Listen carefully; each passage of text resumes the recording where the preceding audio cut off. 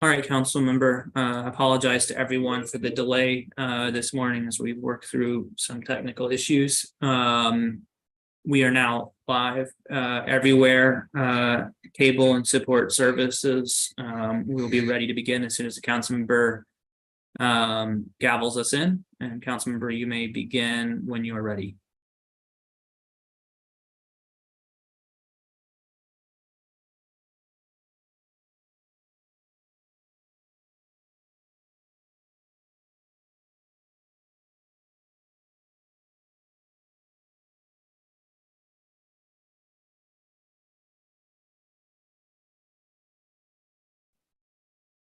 All right, good morning. I'm Robert White, council member at large and chair of the Committee on Housing. Today is Monday, February 13th, 2023. The time is now 9:38 a.m. I'm calling to order this performance oversight hearing on the Department of Housing and Community Development, or DHCD, and the Housing Production Trust Fund, which DHCD administers. When discussing DC's affordable housing programs, we often talk about what policy people call, well, what we call tools in the toolbox. That's what policy folks call it, things that the district can use to preserve and create affordable housing opportunities. The Department of Housing and Community Development is the agency responsible for managing and monitoring the compliance of a majority of these tools. According to DHCD's website, it focuses on three objectives. First, producing and preserving the supply of quality, affordable housing. Second, increasing home ownership opportunities. And third, revitalizing neighborhoods, promoting community development, and providing economic opportunities. Within these objectives, DHCD administers a variety of programs, including the Tenant Opportunity to Purchase Act, or TOPA, the District Opportunity to Purchase Act, or DOPA, condominium formation and registration, inclusionary zoning, and affordable dwelling units, rent control and stabilization, vacant and blighted property acquisition, and home buyer assistance programs. DHCD also is the lead steward and compliance agency over several sources of federal funding and financing incentives from the U.S. Department of Housing and Urban Development, including the Community Development Block Grant, Home Investment Partnerships, National Housing Trust Fund, and low-income housing tax credit programs. As a result of the pandemic and an influx of federal money, and with the support of community-based organizations, DHCD took on the additional task of standing up a new homeowner assistance fund to prevent foreclosure for homeowners. In addition to all of these programs, one of DHCD's most well-known responsibilities is administering the district's Housing Production Trust Fund.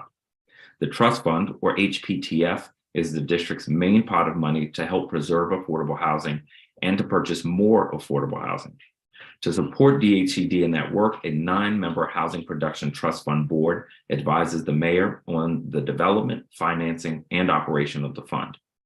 Over the past several years, the Office of the Inspector General and the DC Auditor have raised significant concerns with DHCD's implementation and distribution of trust fund dollars. As a result, this past spring, the council also passed additional reporting requirements for DHCD on its use of HPTF funds. I should note that DHCD does not agree with all of the Inspector General's or Auditor's findings, but that's part of why we're going to continue to work through those issues. Most Washingtonians agree, even without reading official reports, that despite some progress and a lot of funding, we are still not getting the return on investment we need from the incredible amount of funding that we've invested in the trust fund and our other housing programs. Residents are struggling to find or remain in homes. This is reality, and a reality that is unacceptable in a city that's wealthy enough to not leave so many people stranded in their housing needs. As I assume the chair of this committee, I say this with the acknowledgement that the problem is easier to identify than the solution, but we are going to be a solution-oriented committee. I'm grateful for our witnesses who joined us today and those who have come before this committee in the past to share their personal experiences and expertise. I look forward to having a conversation today with the public and with the new acting director, Colleen Green, on what is working, what is not working, and what changes we need to make to improve DHCD's work and to ensure that people are getting safe, dignified housing options that we all deserve. My goal is for us to work together aggressively where we agree and where we disagree, to pinpoint where we disagree and work through it.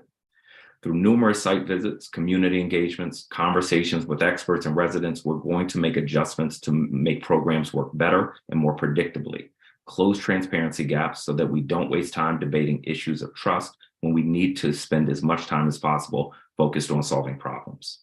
I am glad to be joined by my colleague and member of this committee, Ward 3 Council Member Matt Fruman. Council Member Fruman, do you have an opening statement? Thank you, Chairman White. I will be brief. I think that your reference to using all the tools in the toolbox is absolutely right. This is a critical priority for our city. We need to build and preserve more affordable housing. We have lots of tools. Many of them are under the aegis of the agency that we'll be speaking with today and hearing from the public about. And our job in the coming years is to make sure that the enormous sums that we're funding in this area are used effectively and efficiently, and that we look at creative ways to do other things that may be able to blaze a path to even more affordable housing more quickly than we've been able to deliver it so far. I very much look forward to working with the committee and with the agency and with the public to try to find solutions in this area. I am gratified that Chairman White is taking a get this done, find appropriate solutions, and move the ball forward approach. And I look forward to working with him and with you to get there. Thank you. Thanks so much, Councilmember Fruman. And couple administrative notes before we turn to our first panel of public witnesses. Everyone should have received a copy of the witness list yesterday. I'm going to call witnesses, at least the witnesses who are present, in the order on the list. When I do, the committee staff will promote you to be a witness. You'll be promoted as a panelist. When that happens, you'll drop out of the hearing momentarily and you will be brought back in as a panelist, at which time you'll be able to unmute. Public witnesses will be provided with 4 minutes to testify, advisory neighborhood commissioners with 5 minutes to testify. With that, let's turn to our first panel of public witnesses. We'll start with the first 10. Nehemiah Maslansky, Senior Sum Advisor with Sum Incorporated, Judy Esty, Executive Director of the Platform of Hope, Abel Amin, Public Witness, Kevin Petty, CEO of Amazing Gospel Souls Incorporated and Philemon Mission Transitional Facility, Jennifer Joseph, Supervising Attorney with Legal Aid of the District of Columbia, Ryan Trout, Chief Housing Officer with the Coalition for Nonprofit Housing and Economic Development, or CNHED. Janet Parker, Public Witness. Reginald Black, Owner, Housing Advocacy Director with Serve Your City Ward 6 Mutual Age. And Ross, we're going to work on that pronunciation of that organization so I get it right in the future. Martin Mellett, Vice President of External Affairs with Jubilee Housing, and Alex Baca with the DC Policy Center in Greater Washington. We will start with Nehemiah Maslansky, and let me apologize. As much as you testify, I've never thought about how would I pronounce it if I were chair of the Housing Committee. So please correct me so I get it right in the future. Good morning, Chairperson White, Councilmember Fruman, and congratulations on your new positions. My name is Nehemiah Maslansky. I work at Sum Inc. as Senior Sum Advisor. Thank you for the opportunity for us all to testify on the FY 22-23 performance of DHCD. Sum is a 52-year-old interfaith nonprofit organization that provides direct services to district residents who lack homes or are at risk of homelessness by offering a comprehensive continuum of care, including permanent housing. We help more than 11,000 persons a year move towards stability and self-sufficiency. Some recognized 18 years ago that the city's lack of affordable housing drives people into homelessness, so we started a housing development initiative. The goal of the initiative is to develop 1,000 net new units for 2,000 unhoused and low-income district residents. Now, largely because of our successful partnership with DHCD, we are almost 100% of the way toward our goal. We are proud to partner with the district to produce hundreds of units for residents of 0 to 30% of family median income, and thereby contribute to the mayor's goals for affordable housing as well. We own sites in all 8 wards of the district. We currently house more than 1,000 adults and 400 children, each of whom receives individualized supportive services, and we have 139 more units under construction. Moreover, SUM's current 5-year strategic plan calls for increasing our portfolio by another 1,000 units for a total of 2,000 net new units for the 0 to 30% FMI population. We will continue to apply through the consolidated request for proposals for capital funding through the Housing Production Trust Fund and operating support through the local rent supplement program. We appreciate the past leadership of DHCD and the expertise of DHCD staff. We extend our welcome to the acting director, Colleen Green.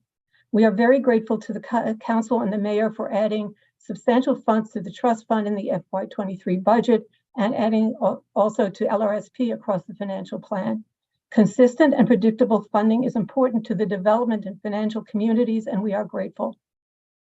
We continue to recommend that DHCD either issue 2 rounds of consolidated RFPs a year or otherwise strengthen the process of having a clearly defined, reliable, and predictable process for receiving and scoring applications and notifying applications and making final awards.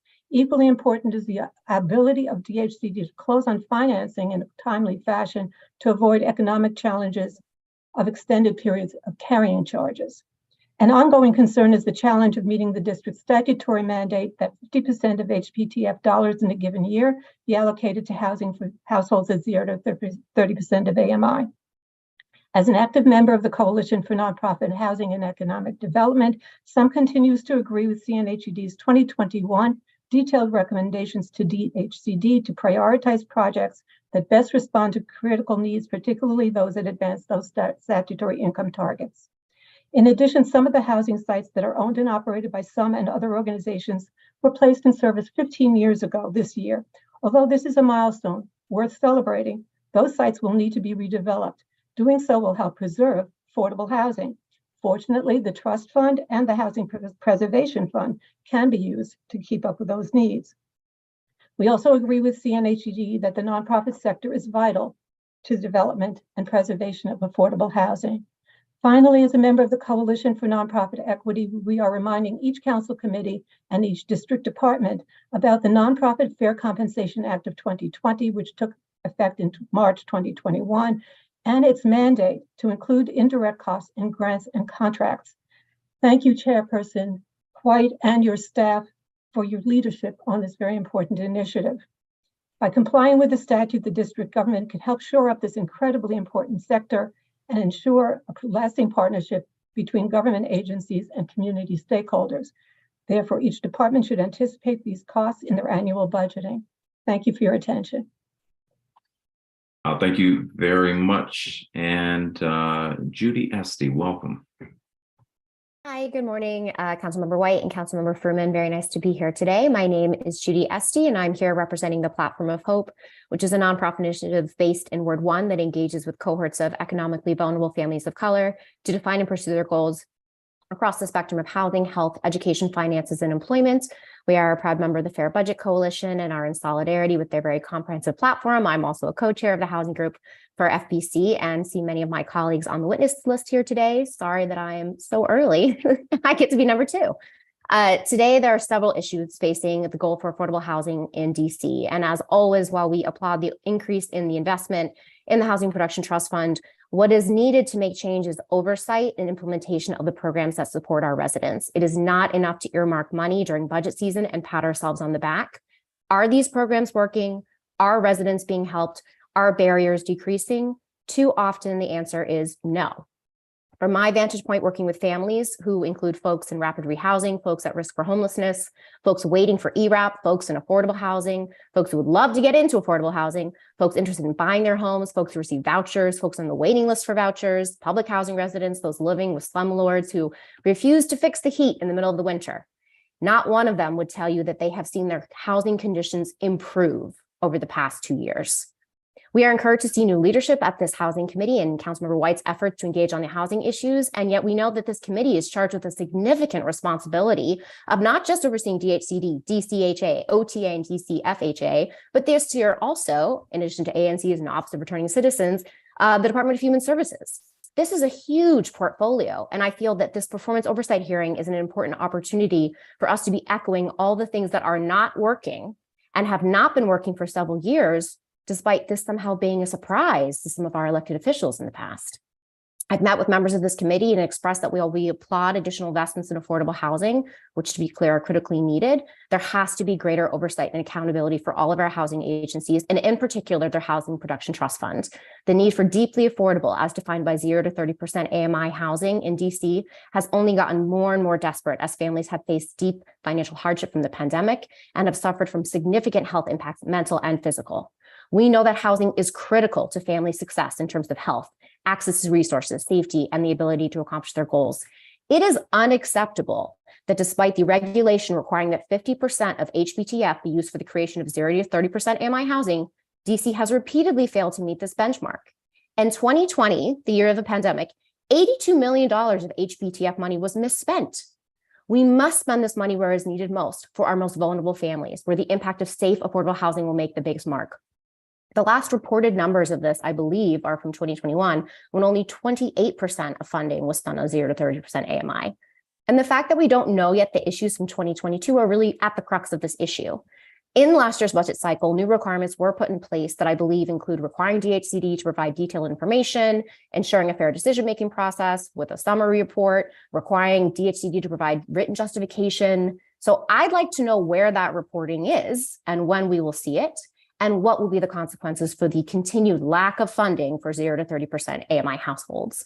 I was asked recently by a staff member of a council member present here why I thought there was such a problem with all the housing agencies. And quite frankly, the response I had came directly from a Platform of Hope family that attended an advocacy workshop 2 weeks ago. She said they don't care because it's not their lives. It doesn't impact them. And it was really chilling to hear someone say that. And yet I absolutely agree. No one administering these programs has any consequences. And yet the people who need these programs live those consequences day to day. So with that being said, I look forward to working more with this committee to seeing the increased transparency and investments. And I'm very happy to answer any other questions. Thank you for your time. Well, thank you very much. Abel Amin. Thank you, Council Member. I believe that this is my first time testifying before you. My name is Abel Amene, and I live at 506 Longfellow Street in Brightwood Park. My apartment building includes 30 affordable units, capped at 60% of AMI. So every unit is occupied by low-income families, almost all of whom are working class immigrants, Latinx, and Ethiopian like myself. In 2008, my building received a loan of $3.8 million from the Housing Production Trust Fund as part of a supposed $9 million rehabilitation project. So I am a downstream customer of the Housing Production Trust Fund. If you do the math, that investment comes out to about $300,000 spent per unit. As I look around my studio apartment, I don't see that. For one, the property owner appears to have cut corners everywhere they could. My kitchen has no exhaust. This is so important, I'm going to repeat it. My kitchen has no exhaust fan to the outside. If I cook anything at all, I risk setting off the smoke alarm. This is because all the cooking smoke that is generated is simply trapped in the apartment. I've reported this issue to the Department of Buildings, and after 2 inspections, I've been told this is technically allowed according to the DC Building Mechanical Code. This is something I'm going to raise with the Department of Building hearing later this month. But my apartment is not the only one having issues. The general fire alarm for the building goes off so often. The fire department was here less than a week ago, and this is a regular occurrence. It has become such an issue, residents have started ignoring the fire alarm when it goes off.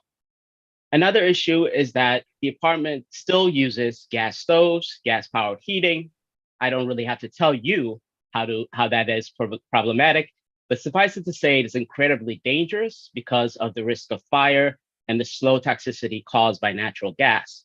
Last year, the council passed several measures to restrict the use of fossil fuels in new and renovated buildings. This includes legislation by former council member Mary Shea, the Clean Energy DC Building Code, and your Greener Government Buildings Amendment Act. One goal of my testimony today is to ensure that the Housing Production Trust Fund never again funds a project that uses fossil fuels. I read the two bills I mentioned earlier to mean that the Housing Production Trust Fund is now prohibited by law from funding any projects that use fossil fuels. And I hope you will confirm that with the director today to ensure that is also their understanding. If that is not so, I encourage you to clarify that fact with legislation if necessary. I note that Councilmember Allen has introduced the bill, Healthy Homes and Residential Electrification Amendment Act, which I believe you co-sponsor, which can serve as a vehicle for furthering this goal and could easily include a provision restricting the Housing Production Trust Fund from funding projects with fossil fuels. A second goal of my testimony today is to advocate for putting the Housing Production Trust Fund to better use. If my apartment is an example of the types of projects receiving funding from this fund, then we need to take a serious look at whether the district is getting its money's worth. Towards that end, I encourage the passage of Councilmember Louis George's Green New Deal for Housing bill, which would put this fund to use for construction of mixed income social housing projects that are financially self-sustaining, built to the highest of standards, with good union jobs, and maintained by a management entity accountable to the residents. This budget season, I also hope a pilot program for the Green New Deal for Housing bill is initiated so we can put this theory to test. And I'll end there, but I hope you'll ask me more questions about the conditions in my building. And thank you so much for this opportunity. Thank you very much, Mr. Amine. Correct. Thank you All right. so much. And my apologies. Thank you for my apologies. Thank you for correcting me. And I will have some follow-up questions for you. Kevin Petty, good to see you. Yes. Good morning, Council. Can you hear me? Yes. Yes. Okay. Good morning, Councilman White, and thank you for allowing me to be a part of this hearing this morning. For Councilman Fruman also, and all others that are sitting on the dais today. Thank you for allowing me to put my 2 cents into this and very important question for our city. I'm deeply honored for this opportunity to address you here today and add my 2 cents on the relative performance of Department of Housing and Community Development and its Housing Production Trust Fund under the leadership of Director Colleen Green and its pivotal performance as it serves my community here in Ward 8. This is so important to me. The Amazing Gospel Souls of Philemon Mission Transitional Facility, a community-based organization organized to provide comprehensive reentry services to citizens returning to the community from incarceration, supplying a plethora of reentry services to men and women returning to the community, promoting human development. 6 years ago, and after realizing the effect of housing insecurity is having on the health and welfare of men and women returning to the community, we established the Philemon Mission Transitional Facility.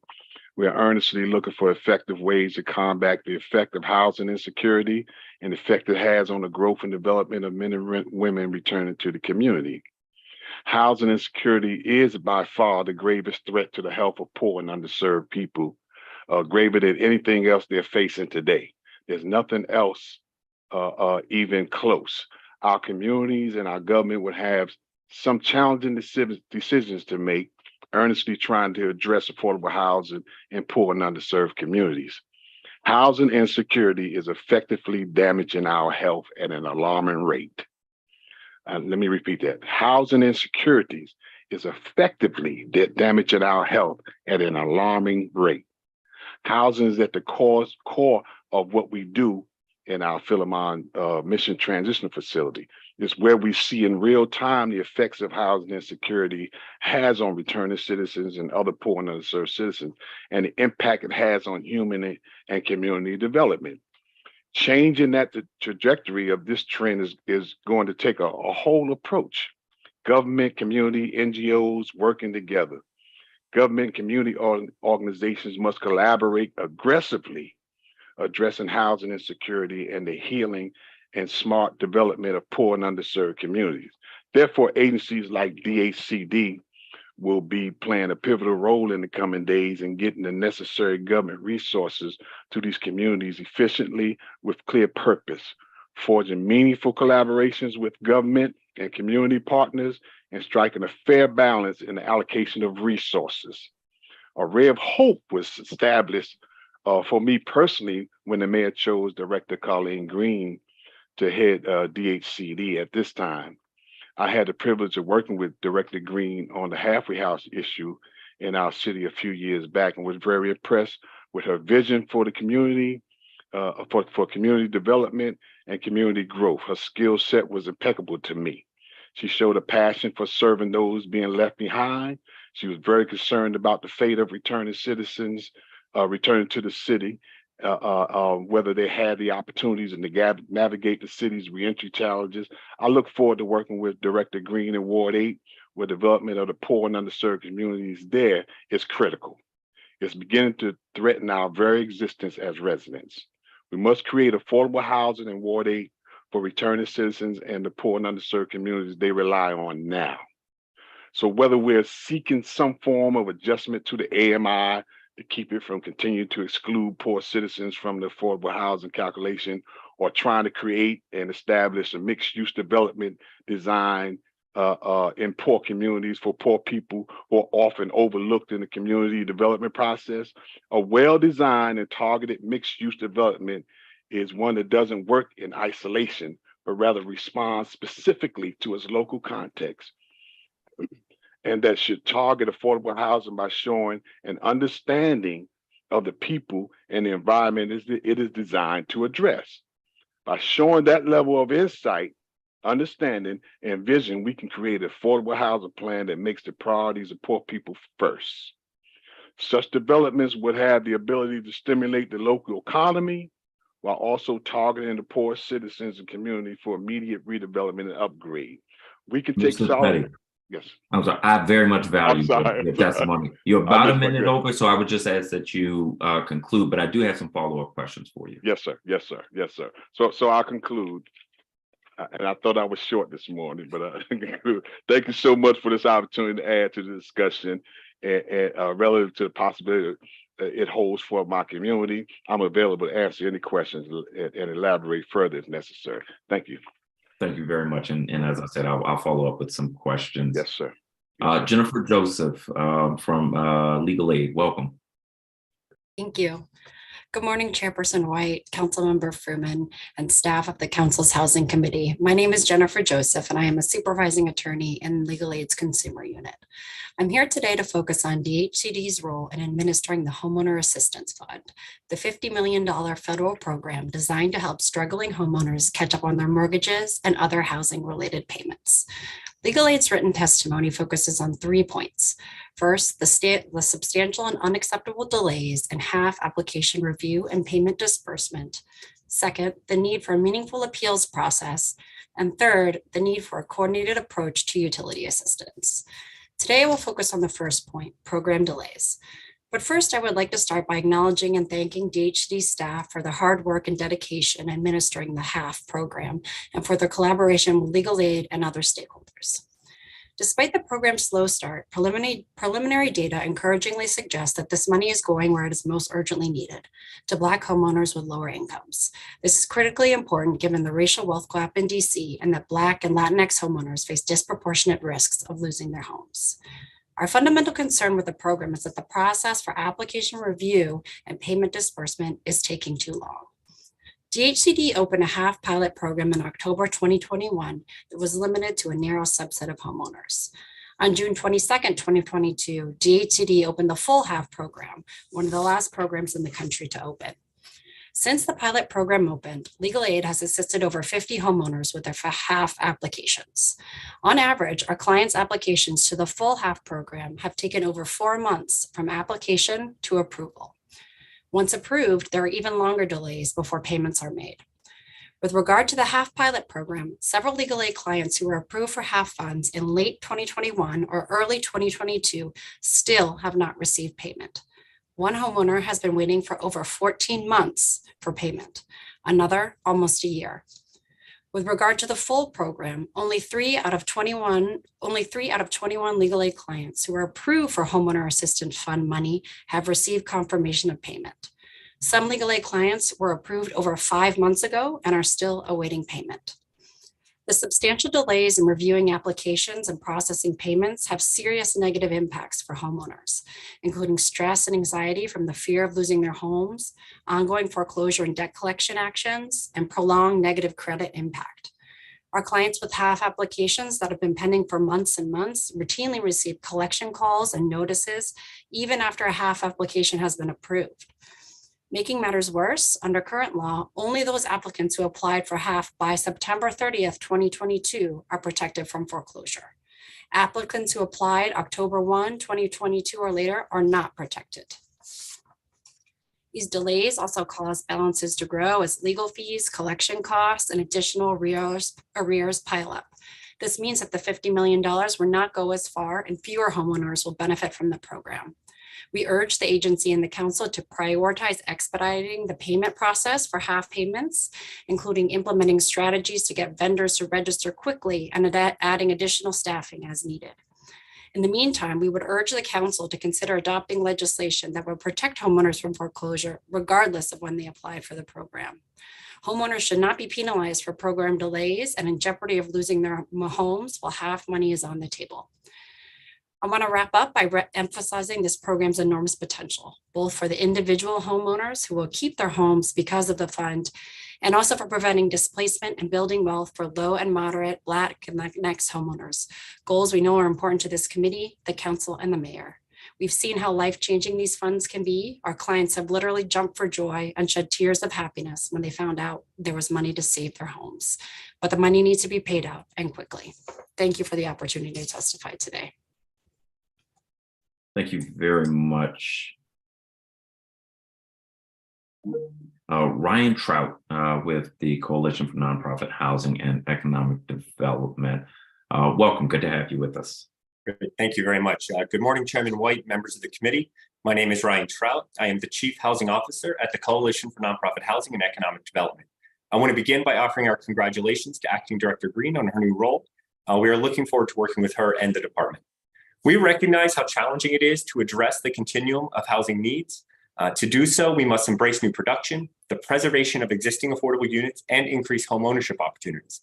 The mayor has demonstrated political will by deepening investment in the Housing Production Trust Fund, increasing LRSP, launching the Housing Preservation Fund, and most recently establishing the Black Home Ownership Fund. The council has been her partner in these commitments, resulting in the district's affordable housing investments being the largest per capita in the United States. As we attempt to comprehensively address all aspects of housing, we encourage the district to advance them simultaneously and try to avoid advancing one at the expense of the others. We are encouraged by the mayor's new economic strategy, which is arguably the most sweeping and interconnected strategy proposed for the district in recent times. We look forward to working with DHCD on their components, other agencies on theirs, and you, the council, in trying to implement it. As you know, few investments offer greater long-term impact for inclusion and equity than affordable housing development. We must continue to rehabilitate existing units and build new with a range of options for rental to limited equity cooperatives to single-family home ownership in order to best serve the district's low-income residents. The Housing Preservation Fund is an essential tool utilized to ensure DC residents are able to remain in place amongst an increasingly unaffordable landscape. CNHED engaged two of our members, LISC and Capital Impact Partners. Between them, HPF has led to the preservation of over 2,500 homes, allowing thousands of low-income district residents to remain in the neighborhoods they call home. The HPF is vital in allowing residents and affordable developers to acquire existing affordable multifamily buildings to be preserved as affordable rentals. However, acquisition is merely the first step. It is imperative that these preservation projects can be financed through their full life cycles. Preservation projects rely heavily on the construction and permanent financing from the Housing Production Trust Fund and the Low-Income Housing Tax Credit to ensure these projects remain affordable long into the future. While the HPF makes acquisition possible, it is not enough to eliminate the need for additional long-term financing.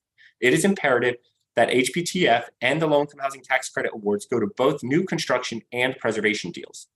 CNHED would like DHCD to revitalize and reconfigure the First Right Purchase Program, a rolling acquisition fund administered by the department. CNHED has raised $4 million in capital from JP Morgan Chase to test capital to small building strategies in hopes of formulating recommendations to strengthen DHCD's small building program or to demonstrate the viability of a new program which will inform any future recommendations. HOPA's public benefits are maximized when combined with affordable housing funding, policy, and coordinated practice.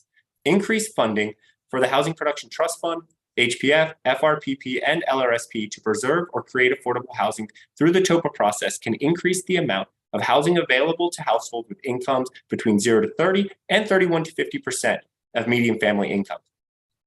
Combining HPAP with tenant purchase opportunities would increase pathways for low-income residents to become homeowners. Down payment assistance is a critical tool to help first-time buyers purchase homes during a time when wealth building is essential for long-term financial stability. CNHED applauds the substantial increase in down payment assistance and encourages the district government to provide HPAP funding levels to better meet the demand from low and moderate income buyers. In regards to the department's qualified allocation plan, we want to applaud the department and DCHFA for recognizing the bond cap issue and working collaboratively to develop a solution. CNHED recognizes that this will be a learning year as the departments implement the new process and funding cycles. However, many of our concerns related to the 21 QAP continue to stand, specifically that preservation is not directly called out in the QAP. Mr. Chairman and members of the committee, thank you for this opportunity to address this body and share our concerns. Our written comments will be submitted in full to the council by the end of the week, and our full comments on the QAP will be submitted to the department by the close of the comment period. We're happy to share those with members that are interested. Thank you again. Thank you very much. I believe Janet Parker is not with us, at least not yet. Let me make sure.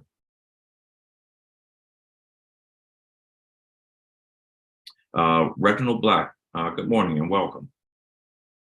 Good morning. Can you hear me, council member? Yes, I can. All right. Good morning, council member White, members of the committee, District of Columbia residents. My name is Reginald Black, and I'm here to present testimony for the committee's consideration. I'm a native Washingtonian, owner of Velocity, Ward 4 resident, and currently I'm serving as the Housing Advocacy Director for Serve Your City Ward 6 Mutual Aid. The Department of Housing and Community Development is one of the main funding entities in the district. The agency is charged with producing new affordable units, as well as preserving existing units. These actions are critical to the community's efforts to combat poverty and are integral as part of Homeward DC 2.0, the 5-year plan to end homelessness. If we are going to make a dent in DC's affordable housing crisis, the agency having the funding to work with has to be more clear about details to projects after the agency turns over the money for projects. To date, the homeless community has had bits and pieces of new housing that is brought online through new production. As you've probably learned, as you've taken over the housing committee, that the Interagency Council on Homelessness looks at the many units that were funded and gives a report based on the timeline of project filings with the agency. I will be referring to questions from documents that I've submitted through the pre-hearing questions process. And just to note that the report that I originally sent as part of the pre-hearing inquiries and the latest report that got issued after our submission for pre-hearing questions, there are several discrepancies, and I'll highlight that one that I sent you. So I was looking at 1100 Eastern Avenue, which has a total loan of about $11 million. And so there's no completion date, but I think the agency is reporting that this project is complete and online. We always think of these projects not as just one permanent supportive housing unit, but I look at them as 4. One that someone can rent just as affordable housing, someone can begin to rent with rapid rehousing, and also a unit that we could use with target affordable housing. Another project that I'm interested in learning more about is the 3300 6th Street Randall Hill Apartments, which has a $13 million loan. and a $1 million low-income housing tax credit. Also, no completion date, but yet the agency is reporting that this project is complete. And in our pre-hearing questions, we did submit a snapshot of a previous report from, I believe, 2020 or 2021, in which Urban Village, which is at 1500 Meridian Place Northwest, is highlighted. In review of the latest report, this project isn't there. So there's 560,000 out of the Department of Behavioral Health. There's a total loan of 11,339,000. And also there's a low income housing tax credit of about $1 million. This project actually is slated to have been completed December 16th, 2022, which those total units will be 115. And out of those, we're to get 14 permanent supportive housing units. These discrepancies and incongruencies in these reports and the projects that are being reported to us are examples of how that $82 million that got misused can be tracked, because we need to know when a project falls through. We need, pre-notification of that. We need to make sure that the agency is reporting when projects have failed through, what has been done with the money, and all of the tax credits that we're putting in there. So we will submit our full written statement before the close of the hearing period. And I would also recommend adding some of the pre-hearing questions we previously submitted to the record. Thank you for the opportunity to testify, and I'm happy to answer any questions you may have. Thank you, Mr. Black. And what I'll do now is ask the agency to get back to you on those three properties. And they're listening, so I'm sure they got them. 1100 Eastern Avenue, 3300 6th Street, 1500 Meridian Place, and that'll help us get a baseline, and then we can go from there. So, Mr. Black, if you don't hear from the agency on those, let us know, and then we'll try to get the same answer just so we all have the same information. Martin Mellett, good morning and welcome. Yeah, good morning, Councilmember White, Councilmember Fruman. My name is Martin Mellett. I'm currently serving as Vice President of External Affairs for Jubilee Housing. Jubilee Housing is also a member of the Coalition for Nonprofit Housing and Economic Development and supports CNHED's comments and recommendations. Jubilee Housing, founded in 1973, works to build diverse, compassionate communities that create opportunities for everyone to thrive. As we celebrate our 50th year, we recognize the critical role we can play in Adamsburg and Columbia Heights neighborhood to combat gentrification and maintain an inclusive, diverse community. To help our residents leverage the resources and opportunities around them, we provide supportive services both internally and through a network of local partners within walking distance. Our internal services include youth services for children K-12, family services, and transitional housing for men and women coming home from incarceration. Over the course of our 50-year history, we've completed the development of 300 units of deeply affordable housing with services at a combined investment of over $100 million. In recent years, Jubilee has acquired 5 additional buildings and a parcel of 5 lots designed to add 280 units of housing and services for both returning citizens and residents in need of affordable housing.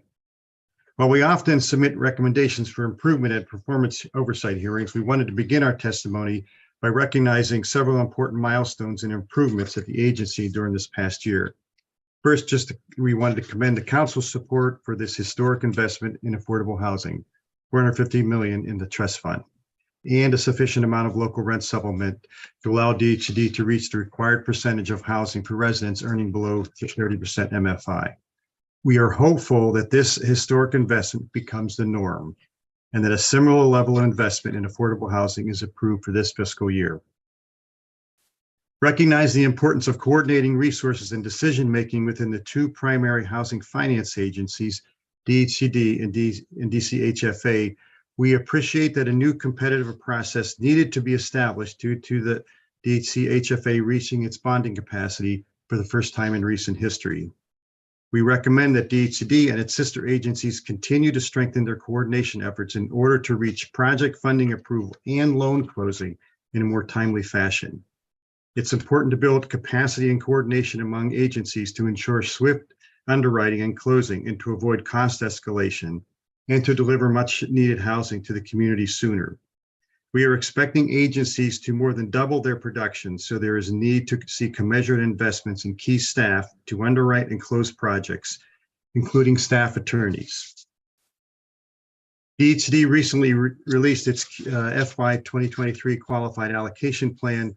We support a number of priorities listed in the draft document, including projects with larger numbers of deeply affordable and family-sized units, parts of the city that have a deficit of affordable housing like Adams Morgan and Columbia Heights, and projects that provide housing for returning citizens with additional barriers, particularly returning citizens. Also projects that include resident services. We continue to recommend increased transparency in decision-making and scoring of NOPA proposals designed to strengthen competition, which will lead to stronger, more efficient proposals. The recently released QAP, when we will comment on this also later, improves on the FY21 QAP by increasing the clarity of scoring of the various priorities identified in the QAP. As noted earlier, few investments on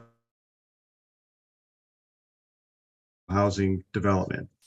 As the city reviews all legislation and budgets through a racial equity lens, we believe that strategies to ensure our lower income and minority residents have access to affordable housing are some of the most important strategies to address racial equity.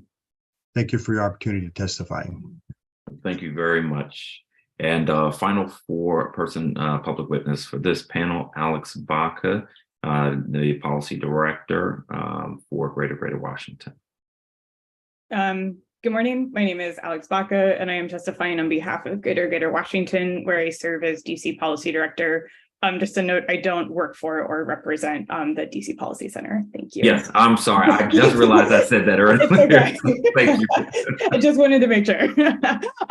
First, Councilmember White, I'd like to congratulate you on your chairship of the Committee on Housing. We've spent the past several years pushing for a change in the committee's leadership, and we expect that you and your staff will do excellent work in your new roles. We're also looking forward to hearing Acting Director Green's remarks today.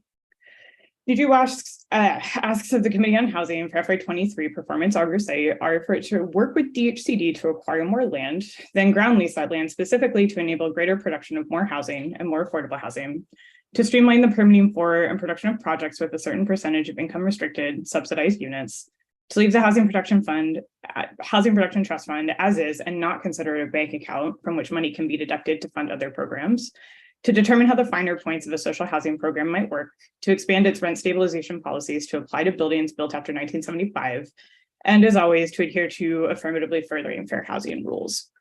While each of the above concepts are worth examining in detail, I'd like to expend my time today on land acquisition, which is not as self-explanatory as expand rent control and do what the federal government says. Juju Wash's vision for how housing works in the district is predicated upon the public ownership of land, which is fiscally smart and critical to making existing affordable housing programs work better. Last October, I was thrilled to support the disposition of 4272 7th Street Southeast, which resulted in a transfer of the land back to the district. The district then leased the land to the developer in exchange for a lower interest housing production trust fund loan, enabling the replacement of 88 blighted units with the production of 169 perpetually affordable homes. My written testimony has some additional details on this. We would like to see some reform of the district opportunity to purchase so that it is not treated as basically a TOPA of last resort. Right now, TOPA deals rely on a subjective assessment or whether or not a TOPA deal has failed. The two policies should work together and mutually assist each other so that a possible outcome of a TOPA deal is a tenant home building on district-owned land. The next step to that would be the district routinely upzoning its own land to the maximum density allowed by the future land use map. This is a better practice and more politically saleable than waiting for a developer to do it. And it's already happening. 1617 U Street was upplumbed from medium to high density by amendments passed in 2021 to the 2006 comprehensive plan. Last month, Office of Planning filed a map amendment to change the site zoning from MU4 to MU10. Because the police and fire stations need to remain at the site, building housing on it would not be possible without legalizing greater density there. Again, my written testimony includes some additional detail, but what I want to emphasize with new leadership for both the committee and the agency is that there should be a focus on specific initiatives. I've stated a few today that I think are worth it. But frankly, I care less about what the district picks to work on as long as it picks something and does whatever it picks well with a plan in a way that the public understands and benefits from. Too often, I think DHCD and the committee have been a little bit scattered. I reviewed my testimony over previous years, and it was alternately asking the committee and the agency to focus on something, to pick something. And so I'm asking for that again, because many people here today are presenting a wide range of issues. And housing is complex, but too often we use that complexity as an excuse to work at the surface level of too wide a spectrum of programs. If we need to build more housing and more affordable housing, we need to pick who it's for, how we're spending money, and do it. Thank you. Thank you very much. I could not have choreographed a better ending to this panel than that. I realized as the testimonies were happening that I should sort of clarify for folks who haven't heard me talk about our thoughts and plans for the committee. I firmly believe if you try to, everything needs to be fixed, but if you try to fix everything at once, you'll fail at all of them. And so we are very deliberately working hard to understand programs better and start to prioritize what we, the committee and the agency and other partners can fix. And, we need to make improvements everywhere, but I am determined that when we finish our first 2-year period at the helm of this committee, that some of these programs are going to be better. So I look forward to working with you all, with the agencies, with other interested partners to make sure we are making improvements, because it is critically important. And as I mentioned in my opening, for a city this wealthy, we just can't have so many people hurting so badly with respect to housing. All the more reason that I'm grateful that you all are sharing your time and thoughts with the committee today. It's not lost on me that it takes a good bit of work and time to participate in these hearings. So thank you all. Ms. Malinsky, in the housing that some has developed, and you mentioned wanting to increase the number of units that you all are developing by 1,000 units, what financing tools are you all using to make this happen? We have been using since 2004 virtually every tool available from the federal government, the local government, the support of private donors who have been very generous, short-term loans and long-term loans. We have partnerships with HUD. We have used CDBG and home dollars. We've used new market tax credits. In the local government, we have used the Housing Production Trust Fund and project and sponsor-based local rent supplement program. We've used the low-income housing tax credit as well. And we're here today to celebrate the partnership between government agencies and organizations such as us who are trying to address crucial needs in the city. But I have to take the opportunity to thank the thousands of donors led by our capital campaign and its chair, Mr. Conway, who have made so many of our sites possible and beautiful. Our sites are not only situated throughout the city and available almost exclusively to people at 0 to 30% of family median income, they are also produced at a high standard of finish, and all let me get to and all have supportive services which we pay for. Thank you. I have a question that I would like to ask both you and Martin Mellett from Jubilee, but I'll start with you. You both mentioned the issue of predictability and transparency with respect to RFPs. Can you say more about that? I think I said two things, and I hope I am answering the correct question. One was the predictability of funding for the trust fund in the first place. About 10 years ago, we were at a point, there were $14 million left in the trust fund because it was all based on a percentage of the real estate and transfer taxes. And we had $300 million of capacity waiting. So we collectively campaigned to have a floor of at least $100 million in the trust fund. Yeah. And Former Mayor Gray put that together as soon as the recession started to end. And the current mayor, Ms. Bowser, has put at least $100 million in the trust fund each year of her administration. That makes it possible for organizations such as us to plan, because it takes time to buy the land, get the architectural plans, develop your team, and so forth. And the financial institutions need to know that the money is going to be there. And that's related to the disposition of the RFP, because it takes so long to get an answer. And we don't, Is the decision people like making us that around the sit in RFP we sit in transparent? committees and we ask each other, Let me ask you this: Is when's the when's decision the RFP going to be decided? We don't know. I'm sorry. is the decision making around the RFP clear and transparent? I don't want to be critical, but we have been saying to each other, we just look at each other and we don't know. We don't know the answer to those questions. So there's probably room for improvement. Okay. And Councilmember, I will just say two things. The predictability is important, and if you look over the past number of years, it's just not, it doesn't come in on a regular time on every year. It's just, it just changes every year. And we looked around at other jurisdictions, and there's a predictability. It's going to be released in February. A decision is going to get made by June, and you have a sense it's going to get closed at a certain time. And while we have a fair amount of resources, and we know that a lot of other jurisdictions, it's mostly low-income housing tax credits that are being released.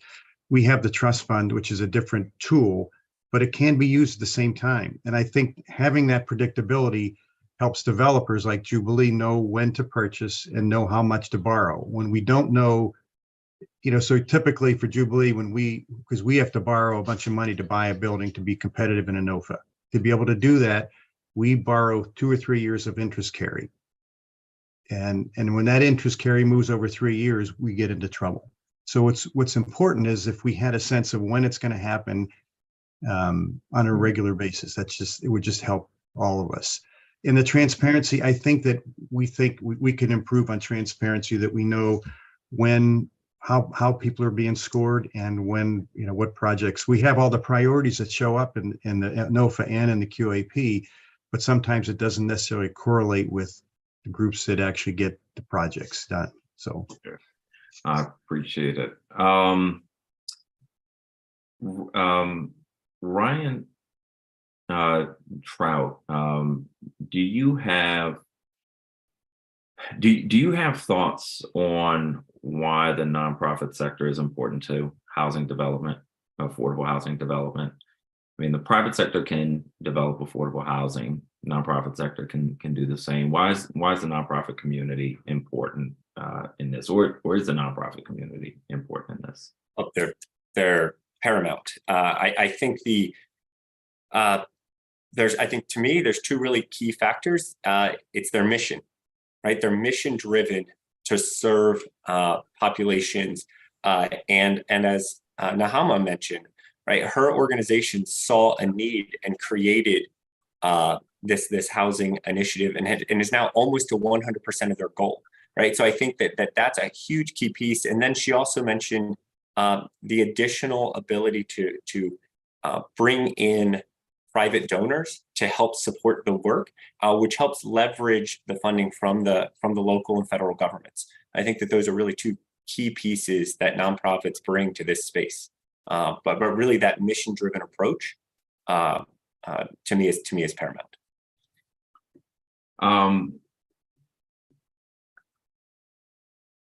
Judy Esty, what would better oversight over the Housing Production Trust Fund look like to you? Well, I think it would be the fulfillment of what has already been passed by the DC Council in terms of, even just last budget season, 3 things were put into place, including a written report, a requirement that DHCD provide writing to why they're making certain decisions on certain projects. But per I'm shocked by Marty's comments that like there's not just a regular timeline for an RFP, because any other government agency that distributes funding, like they have a timeline for their grant funds. I mean, you would need that. So case in point, I would like to know, like, has DHCD said when they're going to provide all of the reporting requirements from fiscal year 22, now that we're going to the budget year for fiscal year 24, and to see what are the actual requirements that they are being held to. What are the regulations and responsibilities that have, again, already been passed and agreed to, but then it doesn't seem like anyone has any expectation there'll be a follow-up. Particularly the there's supposed to be 50% of the Housing Production Trust Fund spent on 0 to 30% AMI units. We've never done that. So where's the accountability there? Like, what happens when you don't do what you're supposed to do? And if that's not happening, why is that not happening? I understand that a lot of these projects need to be mixed income projects in order to get funded. You know, the developers need to have 0 to 30%, but also 50, 60, 70. So if that's the case, then change the statute and then make people actually complete the statute and do what they're supposed to do by law. That's what it would look like for me. I appreciate that. Kevin Petty, you mentioned in your testimony the need for affordable housing in Ward 8 for people generally, but also for returning citizens. Yes. I have a thought that while it generally costs less to build housing in Ward 8, and so often we can produce more units, I'm sensitive to the fact that Ward 8 and Ward 7 tend to be the places that we focus on for affordable housing, for returning citizen needs. Do you have any thoughts on how we balance the fact that we could create more affordable housing in certain parts of the city, but it also over-concentrates poverty? And do you have thoughts on how we strike the right balance? I get the over-concentration argument that some folks will make on that level, but that cat is out the bag now. And so what we're talking about now, we're talking about whether we're going to save some lives and create some opportunities for younger people coming behind and the area that in housing is so critical to that whole structure right there. And so, I mean, I think it is a great opportunity if we can spread mixed use all over the city and we just be this beautiful city, this mixed doing these beautiful things. It's just not our reality. And though it is good to work toward those things, in the meantime, we have people dying. And in the meantime, we have people, poor people are being affected in a drastic way. You know, the mental health being affected, children are not being there. So I'm one of those that say, let's deal with what we're dealing with. Let's deal with this on the ground that we're looking at right now. All right, we can deal with policy issues and how we want the city to look overall. In that sense, in the meantime, we have to take the rope from around the neck of poor people because it's choking them. Our policies are choking them. Okay, and our policies are creating mental health challenges, are creating death inside our community, and it's all starting with having access to affordable housing and jobs. And so we have to go directly at that. I'm not willing to put the argument out front of whether we should concentrate, you know, and I get it. I mean, if you create 1,000 units over in Ward 8 and put them in, and if you don't manage them right, and if they're just as developed the same way units was developed in the past, and you can potentially be creating ghettos, and so, but that we have to do everything different today anyway, right? Our approach. If we create some housing. We don't went so far with this problem that even if we created brand new housing and put the swimming pools on top of the roof and the gyms inside the building, we have to teach poor people how to live in there, right? And so let me do this. I hear you loud and clear now, and I really do appreciate that answer. I'm a couple of minutes over my time. And okay, I'm sorry. Councilmember Fruman is waiting. I have a few more questions for this panel, so I'll get to those in my next round. Thank you, Councilmember Fruman. But actually, thank you very much, Chairman White. I'm here mostly to listen. I think that a day is going to come where folks on panels like this will say, won't he ever stop asking questions? But first, I want to get a feel for the context. I'm new to this, and and want to use this time to learn. So I'm going to hold off on asking questions for a bit and put you back on the spot, Chairman White.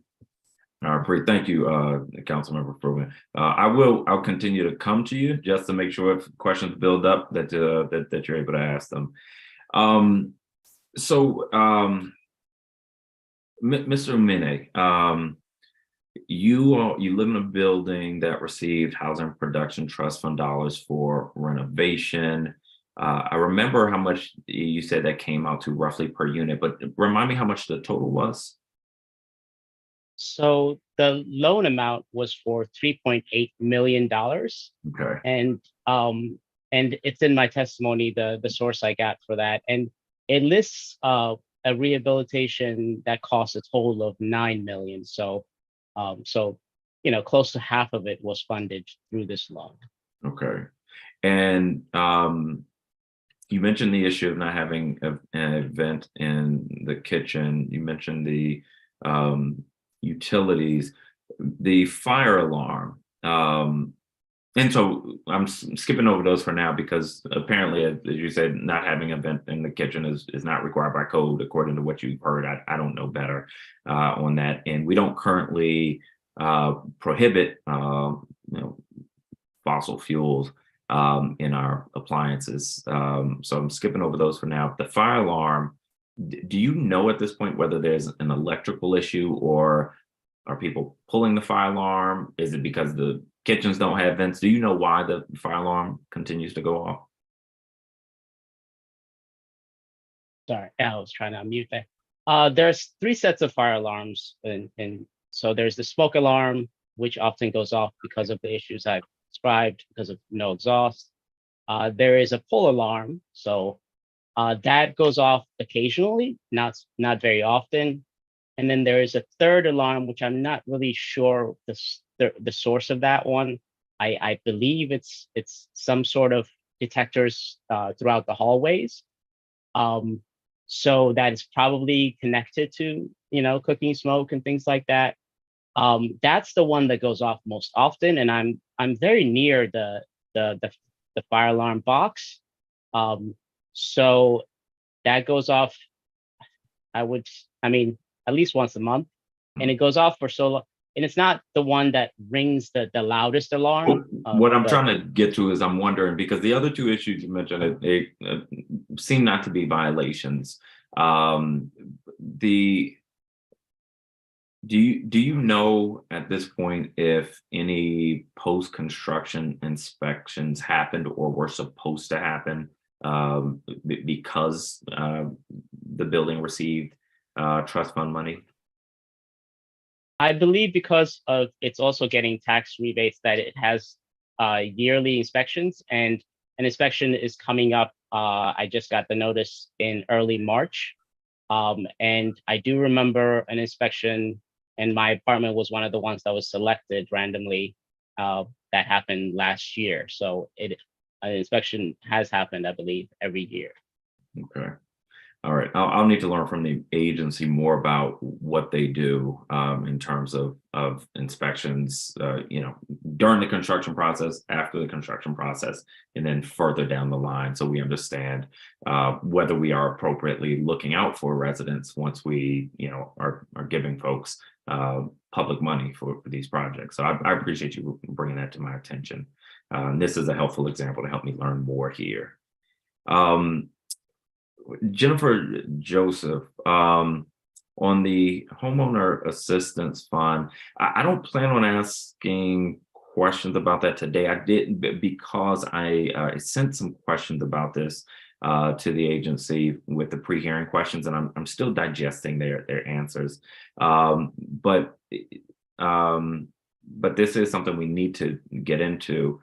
One of the things you mentioned and really focused on in your testimony was expediting payments. The consequences for people because of those delays are very real, and I appreciate you laying some of those out. Do you know where in the process the delays are and what is causing those delays? Is it understaffing, lack of coordination? What's causing those? Yeah, thank you, council member. I think that one of the principal causes of the delay has to do with the fact that DC has a fairly complicated and cumbersome process for payees, so the mortgage companies, the condo associations, to register as vendors of the district. I understand from the agency that DC overhauled that process in July of last year. And prior to that time, I think it was a process involving 7 or more documents, multiple points of contact. So just the actual process for getting a payee set up to receive payment was taking way longer than it should have. And it's my understanding that that process has been streamlined somewhat, but as I said in our testimony, unfortunately, we are not actually yet seeing that translate to significantly shortened payout times. And then another principal concern that I understand from the agency is that I think the district as a whole overhauled its financial system towards the end of last year. And my understanding is that there may be somewhat of a prioritization in terms of which programs are being updated, and that may or may not have happened yet for half. I'm not sure about that, but I think both of those issues are significant causes of delay. Okay. I appreciate that. Yeah, I need to learn more about that as well, and understand, what of these required documents and other parts of the processes, what of these are sort of important good government things, and what's bureaucracy, what can be streamlined and shortened, because the programs, as somebody mentioned in their testimony about something else, not enough to fund them. They got to work well. So we'll continue to hammer on those. Mr. Black, as I mentioned, we're asking the agency, they're watching. So you should be getting more information on those properties that you mentioned. That should help us start to get some clarity on what's happening there and what seems to be a disconnect in information and transparency. Alex Baca, I appreciate your testimony. One of the things I think you will see in our work is we're going to be working in our early months to zero in on what are the most important issues that we believe we can start to fix, and we're going to start there and work out from there. And I appreciate the examples as you were talking about DC upzoning its own land.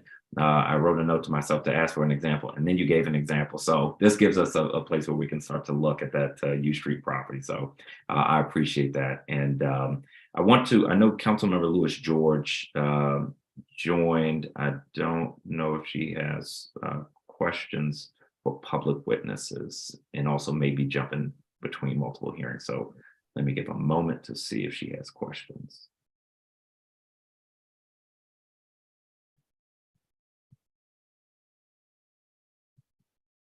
All right. Well, let me again say thank you to this panel of witnesses. I appreciate you all being with us today, and I'm looking forward to working with you all throughout this process. Thank you. All right, we are going to turn to our second panel of public witnesses. That will include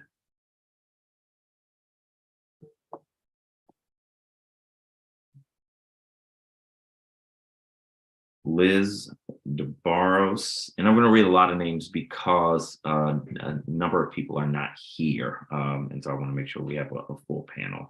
Liz DeBarros, CEO of DCBIA, Victoria Goncalves with Mikasa, David Schwartzman, Chair of the Political Party and Action Committee for the DC Statehood Green Party, Carol Atten with the Northwest Opportunity Partners, CDC, Shannon McQueen, Director of Strategic Partnerships with MANA, Robert Warren, Director of PFFC, Rachel Ellison, Senior Mentor and Advisor Fellow for Miriam's Kitchen, Chauncey Maddox, President of Sales Place Homes Tenants Association, Ann Murphy, Ward 3 Housing Justice, Tawana Jones, Public Witness, Joanna Savage, Managing Attorney with Consumer Advocacy and Home Ownership Preservation at the Legal Counsel for the Elderly,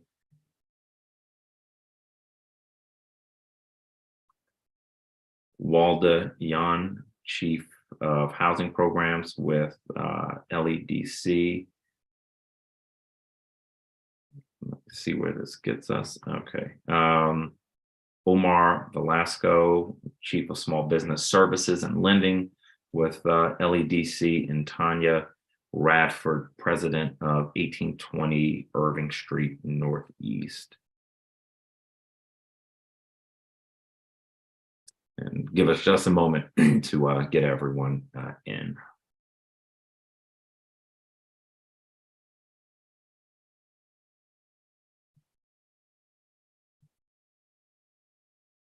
All right.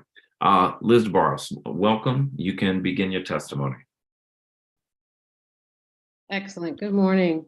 Good morning, Chair White, Councilmember Fruman, members of the committee and staff. Congratulations to you both on your new appointments. And I also see Councilmember Louis George, so I want to say good morning and congratulations as well. My name is Liz DeBarros. I'm the CEO of DCBIA and a proud resident of Ward 7. Thank you for the opportunity to testify at this oversight hearing for DHCD.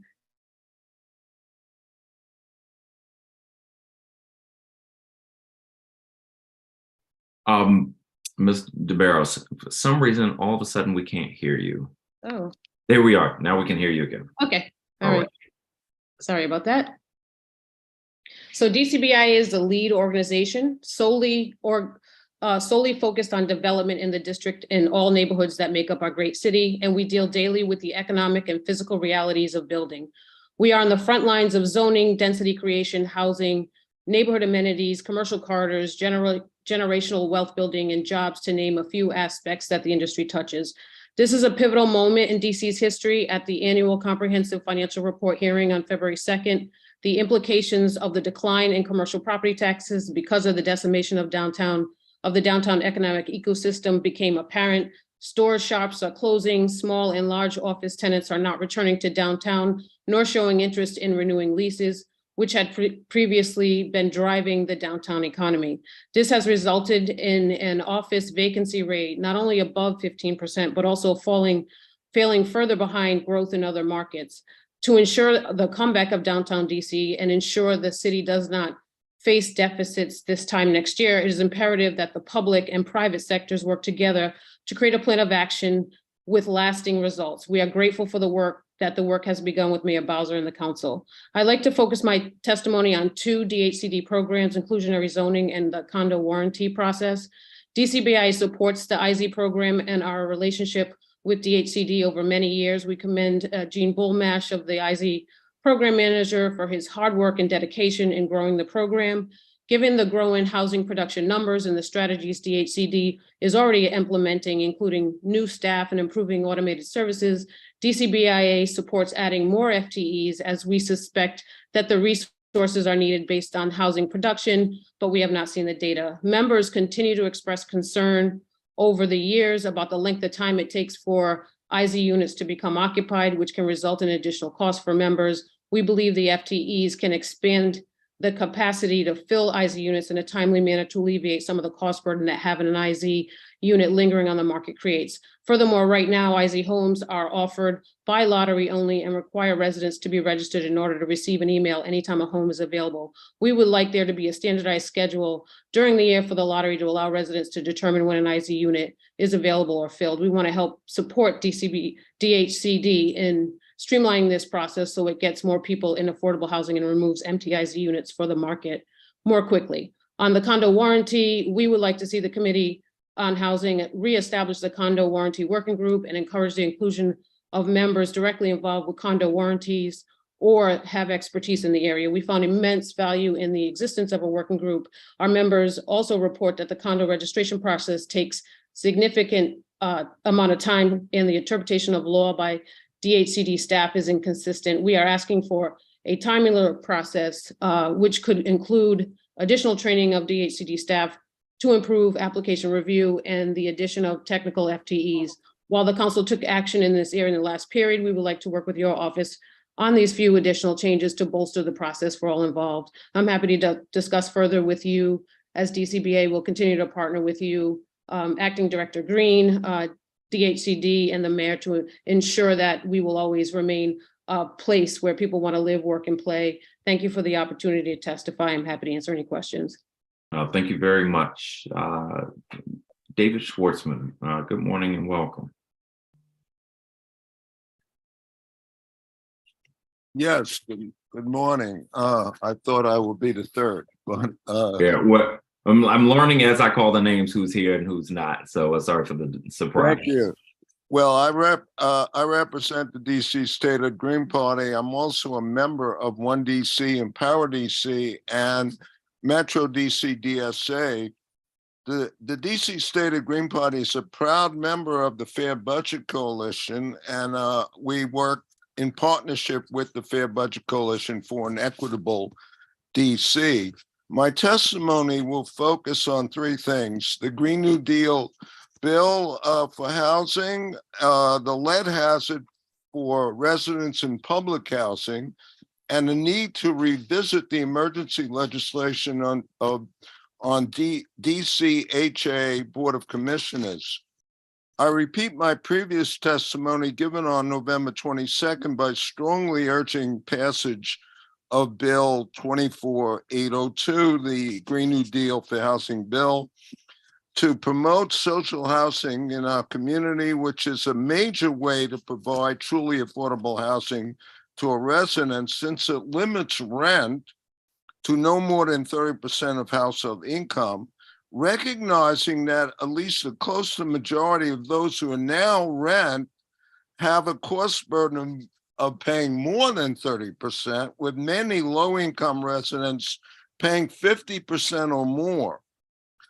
Social housing, along with community land trusts, will bring to realization housing as a human right, the decommodification of housing, and it would also serve to free up savings for renters who desire home ownership.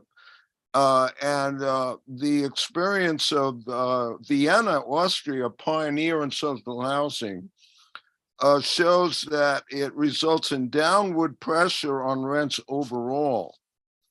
The Housing Production Trust Fund, the main program for creating affordability, has failed to stop the erosion of truly affordable housing. And so passage of this bill will be a step to transform this fund into a strong mechanism for the provision of truly affordable housing for our residents, along with stronger implementation of DOPA and TOPA. The high income and wealth gap in DC is a result of a long-standing trickle-down economic agenda of our local government. So an alternative agenda includes increasing the required allotment of housing in the Housing Production Trust Fund, going to low-income residents, including permanent housing for the homeless, with stronger enforcement. I testified in support of the Green New Deal bill for lead-free DC on December 12th. And in my testimony, I documented the lack of transparency of the DOEE in regards to the potential lead hazard from both paint and water for residents of public housing. So I urge the DC government to take immediate steps to protect these residents from this hazard, pending and during mitigation of lead sources in the environment. And these steps should include consideration of supplying lead-free bottled water and certified lead filters free of charge to the residents. Finally, I strongly urge your chairman, Robert White, to revisit the emergency legislation on DCHA Board of Commissioners by holding a public hearing concerning a bill that makes sure the residents of public housing are returned to the board with the same rights they had before, but their removal by the emergency legislation. Thank you. Thank you very much. I don't know who all is here, so let me try. Oh, there we are. Carol Ayton. And I think I mispronounced your name earlier. Not a lot of sleep preparing for this hearing, so I apologize, but welcome. You are on mute. Yes, okay, and that's quite all right. Thank you. Good morning, Chairman White and members of the Housing Committee. I am Carol Ayton. I am representing the Northwest Opportunity Partners Community Development Corporation.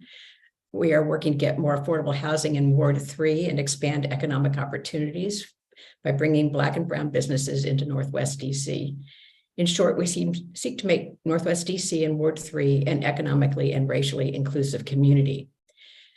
In our previous oversight testimony in previous years, we've talked about some of the specific tools in the toolbox, as you put it, including IZ, the Housing Production Trust Fund, and the low-income housing tax credits. But today I want to be a little bit more big picture. To the end that we want to create more housing in Northwest, we've observed that the high cost of property in Ward 3 makes the economics of developing affordable housing prohibitive, and have suggested the creation of a fund, the Affordable Housing Property Acquisition Fund, to acquire non-residential land for affordable housing. We believe that an Affordable Housing Property Acquisition Fund is an important tool to add to the housing toolbox, particularly in Ward 3. The mayor has set a laudatory goal for each planning area. In Rock Creek West, that goal is 1,990 new units of affordable housing by 2025. The fact is, we are not going to come close to that number in Rock Creek West. Something needs to change, and a couple of land use actions have suggested that a major rethink on collaboration, applying available tools, and doing more strategic and intentional community planning could make a big difference. Two current examples in Ward 3 are the Chevy Chase Civic Core and the Friendship Heights Bus Garage. In a recent letter from Councilmember Fruman to Deputy Mayor Falchicchio regarding the Chevy Chase Civic Core, which is being proposed for surplusing, Councilmember Fruman said, additionally, I will look for the RFP to include an affirmative willingness to entertain proposals that incorporate adjacent properties on Connecticut Avenue, Wells Fargo to the north, and Safeway to the south. One concern the community has conveyed repeatedly is whether the Civic Core on its limited site can reasonably support important civic uses and sufficient housing while still retaining the qualities that have made it an important hub of community life. Engaging adjacent commercial properties could meaningfully contribute toward realizing a project that provides significant affordable housing where none has existed before, modernizes key civic institutions, and does so in a scale and design that enhances the commercial corridor. This is the kind of vision we need to have and to be able to execute. A similar vision could be articulated for the former Lord and Taylor site and the adjacent home plate lot of vacant flat top parking area in Friendship Heights. Instead of letting WMATA take the largest piece of it for a bus garage that will directly abut the neighborhood, a more comprehensive community plan could combine the two sites with planning for affordable housing, community amenities, and a bus garage that would be designed to tie into the existing neighborhoods with high quality design and maybe even some equity housing. Maybe we need more tools, the flexibility to apply tools in concert, a bigger vision, intentional will, different expertise, and/or the ability to partner effectively. Whatever is needed if we're going to meet the goals of affordable housing and community development, we need to do things differently in Northwest DC. The bottom line here is we believe that the people who work in Ward 3, teachers, restaurant workers, grocery clerks, and others should be able to live in Ward 3. And we need the city's help to make that happen. Department of Housing and Community Development is critical to achieving that vision. We need their leadership. It's their name. Thank you for the opportunity to testify. I've submitted a longer statement for this morning, but it's a summary. Thank you very much. I appreciate you being with us. Thank you. Shannon McQueen, welcome. Thank you. Good morning, Chairperson White and council members. Thank you for the opportunity to testify today. My name is Shannon McQueen, and I am a Ward 4 resident and Director of Strategic Partnerships at Mana Inc. Mana Inc. is a nonprofit developer of affordable and rental ownership housing, a condominium and homeowner association manager, and a HUD-approved housing counseling agency. MANA currently has over 500 affordable rental units in the pipeline, and 350 of those units are preservation. We have helped over 2,000 low and moderate income households become homeowners in DC. And in the past, much of this work has been done through support from this committee and in partnership with the Department of Housing and Community Development and the DC Housing Finance Agency. In the last DHCD funding round, DHC did not fund any preservation projects. Projects funded were new construction that added to the net new units produced in the city. The lack of funding for preservation projects has had a negative impact for the residents and has been a monumental financial burden for nonprofit developers. Today, I am here to emphasize the need to fund preservation units and express that funding preservation units is essential to ensure affordable housing goals in the district are met. Not funding existing preservation units will result in a reduction of the number of affordable units in DC overall. Funding the renovation of existing preservation units costs less than new construction on a per unit basis. Many of the preservation projects have DHCD acquisition loans already, but we cannot obtain renovation loans. So the city's investment and count of the existing affordable units will be lost if these buildings cannot be renovated. When preservation units are lost, residents are displaced and risk housing instability. This housing instability increases city costs for homeless prevention and services. If TOPA, specifically TOPA preservation projects, are not given priority for funding, it is difficult for both tenant groups and also nonprofit developers to plan and deliver on the affordable housing they promised. And it leaves tenants overall with fewer choices to exercise their TOPA rights. Our monthly carry costs for these units are high. And if we had to sell these buildings, it would reduce the low income housing stock and displace residents. MANA Inc. strongly emphasizes the importance of funding existing preservation units as an essential route towards affordable homeownership that cannot be cut short. In closing, we appreciate the mayor and the city council's commitment towards affordable housing and building inclusive and healthy communities. We know that funding preservation units is imperative to this work.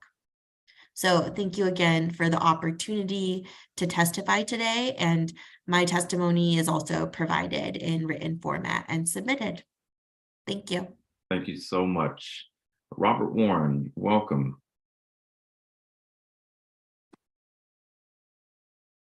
Thank you. Good morning. Good morning, Chairperson White, council members, DC residents. My name is Robert Warren, one of the co-founding members of People Fairness Coalition, with our core mission being to end people's housing instability through our advocacy, outreach, and peer mentoring in the DC metropolitan area, with our core belief being that housing is a universal human right, that every DC resident should have housing that is accessible, affordable, and sustainable. No DC resident should be economically discriminated against when it comes to having a house, a home, or a place to be in a human rights city. Over the last 14 years, alongside many coalition partners, we have seen great strides in helping stabilize housing for our most vulnerable residents. We have also seen divisions in the ranks among coalition partners when it comes to the Housing Production Trust Fund. Those who support more permanent supported housing vouchers and those who support repairs and rebuilding of the infrastructure of public housing properties, and in inequities of Housing Production Trust Fund and its inability to fairly produce that housing that addresses our 0 to 30 production of housing units. Our goal at PFFC is to form a commission based on Goal 12 of Homewood DC 2.0, which we believe will begin an honest conversation about, as the mayor stated, a fair shot to be able to go from homelessness to home ownership or at least a place to live with some dignity. Originally in 2013, during our housing campaign, PFSC attempted to bring a ballot initiative to DC residents based on HUD's definition of affordable housing being 1/3 of an individual's income. Even though the three board judge panel agreed with us in principle, we were denied the chance to bring this ballot initiative to DC residents because DC Council has passed a law that no ballot initiative could be passed that has any fiscal impact on the DC budget. So our hope is to form the commission with all agency represented, Department of Human Services, Department of Housing and Economic Development, the Housing Authority, along with community members and service providers, philanthropists, alongside foundations, also with the federal government also being a big part of this conversation. I think through the testimonies that we've heard, we see that in the District of Columbia, we have a lot of inequity when it comes to housing and the way we produce housing, and specifically how folks in the community are able to attain housing that's affordable, sustainable, and accessible to them. The injustice just needs to stop. I mean, we need to form the commission, which is in Homeward DC 2.0. We're in that 5-year plan. I think Ms. Christy Greenwald, who was the former director of NH Council on Homeless, put a lot of really great work into that plan with a lot of community partnerships, community members coming together to formulate that plan, and the mayor actually signing off on it. So it's time for us to try to look at some of those goals that we can actually reach and attain. I think we're at a real critical juncture in the city, specifically when it comes to public housing and the Housing Reduction Trust Fund, and how we're actually going to fund and rebuild our social housing infrastructure in the District of Columbia. With that said, Mr. White, I just would hope that you would look at Homeward DC 2.0, Goal 12, and not just Goal 12, but all those goals that were mentioned in that document. I think it's really important. Like I said, the mayor, the city council, and other folks did a lot of great work putting that document together. And if we can follow up on some of those things in that document, I believe we can actually start to make DC really fair for everybody and, everybody concerned. With that, thank you for a chance to testify again before you, and thank you for all the great work you've been doing for the city. I really appreciate it. Thank you, and thank you for all the work you're doing. Certainly has moved the needle forward on a number of issues. Chauncey Maddox, I believe you are here, but your camera isn't on. Yes, sir. I am here. Can you hear me? I can hear you. Okay. My apologies. I'm not as savvy as maybe some of you all are, as far as the camera is concerned. No problem. Glad to have you. I want to thank you all for this opportunity to speak before you all. I also want to thank our mayor for her efforts in, raising the middle class. Treon White, which I always say, don't just stand there, just do something. And LEDC for helping supporting my community. If it was not for the three of them, I wouldn't be here today. I want to utilize this time just to share with you all briefly my situation, and I will submit a full transcript, not transcript, but I will testimony in detail with some solutions. Again, my name is Chauncey Maddox. I'm a born, raised Washingtonian. I grew up, born and raised in the Fabulous Five. 2013, I became homeless, and then was placed here in the Great Ward 8 in 2015. I became a tenant at Sales Place Homes, which at that time was under receivership. Once upon a time, it was a co-op. And actually to today, we still have some of the original tenants from 73 renting on the property. William C. Smith came on board and was able to purchase the property when it was in receivership. It used to be a Sanford property. They promised us in the first initial meeting that within 1 year, they will renovate the property, totally renovate the property, which is only 61 townhomes. They also shared with us that they were waiting for funding from DC, and that should take within that 1 year. It's 4 years now, and we're still living in the same conditions. The same conditions. I just recently learned that at some point there was $6.8 million given to William C. Smith for city towns, what's now known as city towns.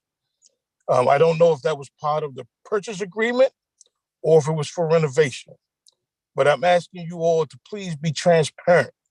I want to be a part of the solution.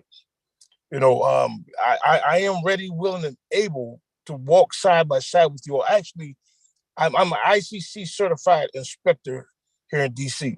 I'm just waiting to get reinstated back with DOB. But most importantly, through this process, my home has mold in it and has been recognized as having mold since 2019. Last tested, my lungs are working at 67%. My blood work showed 3 of the molds that were found in the home in my bloodstream system. I have a 3-year-old grandson that goes to school right here next door at KIPP. He loves his home.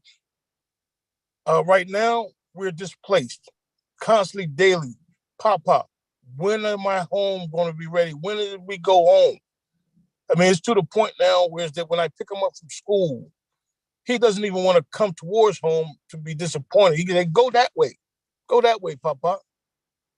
He's been ill since turning the heat back on in October, continuously back and forth to the doctors, unknowingly from mold. We have found mold in the home. There's a high level of mold in my home. Since 2019, my home has never been remediated from mold. My question, well, I'll put it all in questions, in my written testimony, but we need some accountability.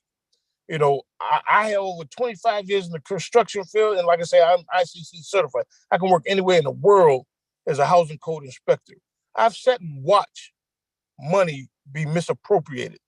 Give you an example. In my home, I had water intrusion through the roof. They repaired the roof 4 or 5 times, never just simply putting on a new roof. Since William C. Smith has owned the property, my home has been painted 3 times. The workmanship of the contractors that they use is poor.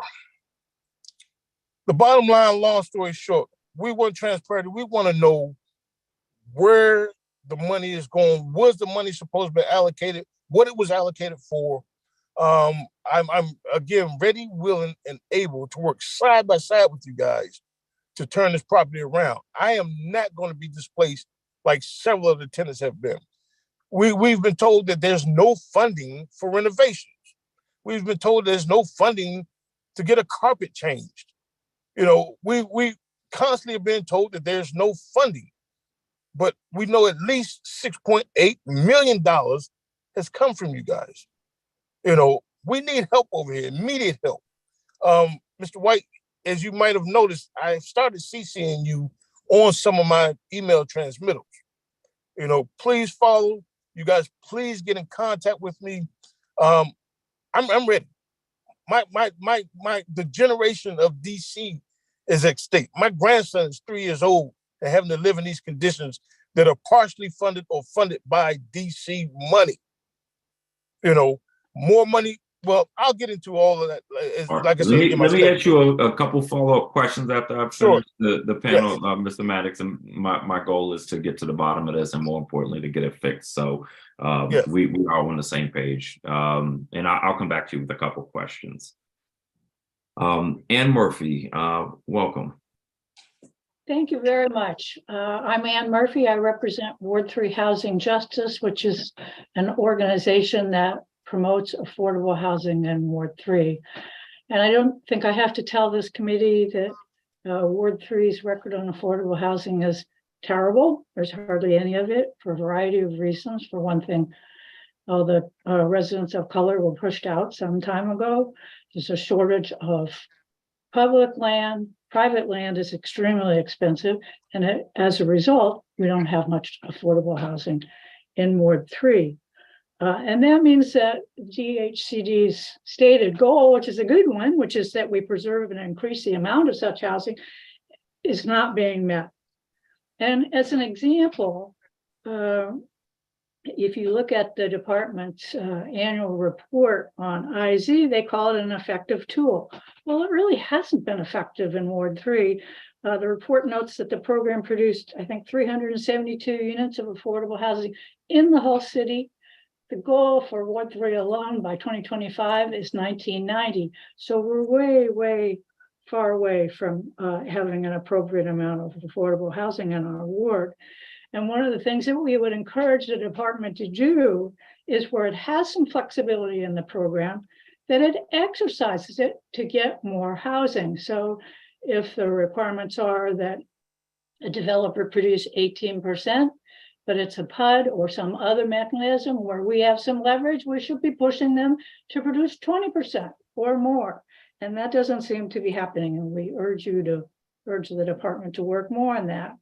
We also would like to see the department work with its fellow agencies to provide more tools and a broader vision for housing, particularly in Ward 3. And Ms. Ayton talked about two examples of that, one being in Friendship Heights, where bit by bit, WMATA wants to have everything become a bus garage, whereas there is need for affordable housing, community amenities, input from the community, and that's not happening. Whereas if you had a group of people with the leadership of the department, then you could develop one plan for multiple sites, which would promote those amenities. Similarly, Councilman Fruman has proposed working with commercial partners to provide more housing in the Connecticut Avenue corridor. And we would again like to see the department participate actively in that and not simply turn it over to the developers. As a general matter, our group, Ward 3 Housing Justice, opposes the surplusing of public land anywhere in Ward 3. First of all, there's not very much public land, but even to the extent there is any, we would like to see that go to housing and housing related amenities rather than being given to developers to produce lovely high cost buildings. We also would like to see the department use planning statistics and planning templates that are appropriate to the area. For example, Ward 3 is never going to be an economically deprived area, so we can't take advantage of the programs that provide assistance, but we could use a tool that promoted inclusion as a measure of whether we're doing well. Are we including the groups that previously been excluded? And finally, we would like to support the CDC's proposal for affordable housing property acquisition fund, which will allow the rapid purchase of land that could be then used for affordable housing. We encourage the department to take an active role in promoting that along with the council. We thank you very much for allowing us to testify, and we're happy to answer questions. Thank you very much. Our next public witness on this panel is present. Joanna Jones. I'm sorry, Joanne Savage. Good morning. Thank you. Good morning, Chair White, council members, Parker, Fruman, and Louis George. I am Joanne Savage, the manager of the Consumer Advocacy and Homeownership Preservation Practice at Legal Counsel for the Elderly, and I thank you for the opportunity to be here today. I'm here to speak about DC's Homeowner Assistance Fund, or HAF. You've heard the testimony of my colleague Jenny Joseph at Legal Aid. I won't repeat her points here, but I do strongly second them. In particular, we're seeing the same delays in approval and payments. And we know from our work with clients that the delays cause very real daily anxiety. So there are issues with this program that warrant oversight, but as part of my testimony today, I want to make sure the committee understands the remarkable impact that we're beginning to see from this program, which meets a critical support need for existing lower income district homeowners, and in my impression has flown somewhat under the radar screen. So first, I want to thank DHCD agency personnel for their genuinely transparent and collaborative approach to this program from the very start. The agency's collaborative approach paid off, resulting in a more streamlined application process with reduced barriers, targeted assistance to communities most in need, and important program elements such as the inclusion of heir owners, which will preserve intergenerational wealth as well as a place in the community for these families. Second, I commend the agency for actively tailoring the program to combat the ongoing displacement of Black and Brown homeowners and to address the disparate impacts of the COVID-19 pandemic. So I want to share that what we're seeing is we have recently begun to receive decisions on pending HAF applications. So recent HAF approvals that my office has seen include an 86-year-old homeowner who initially fell behind in her property taxes after she suffered a fire in her home. And she was impacted again by the loss of family financial support during the pandemic. As with all of the HAF recipients, she will get a fresh start, no longer live under the threat of foreclosure. We've seen assistance approval for a 79-year-old client whose HAF assistance will allow her to preserve the home she has outfitted with a stair lift to assist with her mobility limitations. We recently got approval for a brother and sister living in their family home for over 50 years who will receive HAF assistance to pay past due property taxes and avoid a property tax sale of the family home. A 67-year-old who has owned her home for 35 years. She's immunocompromised and lost her job during COVID. HAF will bring her current with both her mortgage company and the condominium association. And as a final example, a 70-year-old client suffering from chronic obstructive pulmonary disease and kidney health issues who lost her job during COVID and could not pay her property taxes. The HAF funds will save her family home since the 1950s. So I'm happy to say I have more examples, but I also have a 4-minute limit here. So in closing, I want to flag 2 requests for actions from this committee. First, as Legal Aid has testified, we strongly urge the council to extend foreclosure protection to all homeowners whose applications are pending, not just those who were able to meet the initial September 30th, 2022 deadline. We continue to encounter vulnerable lower income homeowners who did not learn of the program before the September 30th deadline, or who were unable to meet the deadline due to exigent circumstances. And lastly, I think we already want to start looking to the future, and I urge the committee to begin planning for a locally funded program to continue to provide foreclosure prevention support after the federal HAF COVID relief money runs out. We know that historically and today, Black and Brown district residents encounter multiple ongoing inequities and continue to face an unconscionable wealth and resource gap. The mayor's Black homeownership strike force, on which I was proud to serve, set forth an ambitious goal of 20,000 net new Black homeowners by 2030, aimed at closing the historical homeownership gap between the Black and white communities in DC as nationally.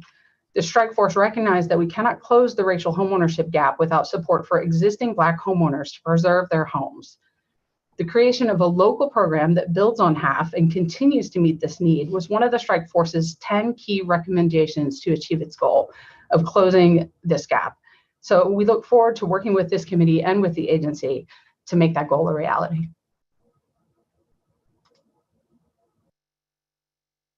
Thank you very much.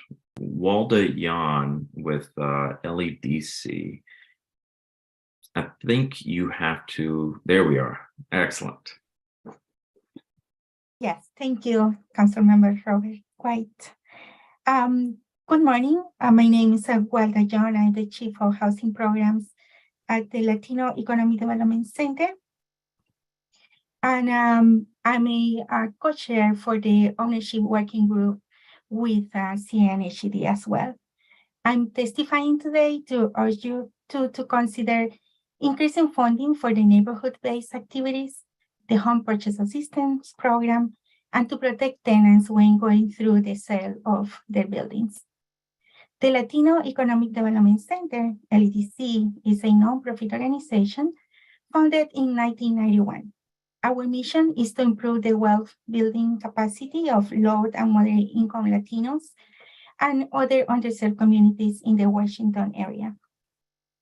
And we do this by increasing the number and strength of small businesses, increasing the financial capability awareness of DC residents, and creating more homeowners. And also preserving affordable housing and preventing tenants from being displaced. LEDC's affordable housing preservation and the housing counseling programs are almost fully funded by a grant from the Department of Housing and Community Development, designed primarily to support DC residents to create and retain wealth through homeownership and tenants at risk of displacement from affordable housing.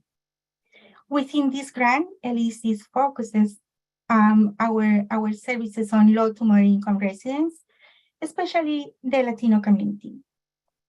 Though, as you will hear, we work with a diversity of people or DC residents who live in areas of the city that are under particular pressure due to rising housing costs. Among other activities, the grant enables LEDC to educate tenants on their rights as renters in the District of Columbia, to organize tenants in tenant associations, to assist tenants in negotiating with the building owners or management to improve conditions and keep the buildings affordable, and to help tenants to purchase their own building, exercising their TOPA rights.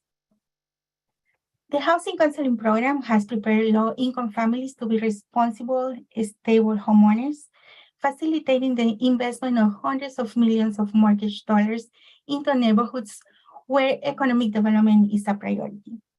One of our most essential vehicles to do this is the Home Purchase Assistance Program, or the HPAP program, and the Employer Assistance Housing Program, the EHAP program. We have consulted in the last year nearly 300 people in the process of becoming homeowners, seeing close to 30 actually close on homes in the past year using the HPAP, the EHAP, and the inclusionary zoning programs. These homeowners alone spurred the investment of at least 12,000 million of private investment in our community.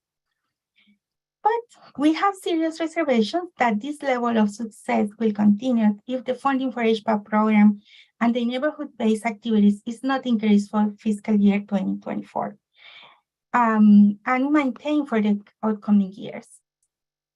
From our experience and my personal experience, immigrants, particularly those with limited English, are often the most at risk of displacement since they are unaware of their rights as tenants in the district.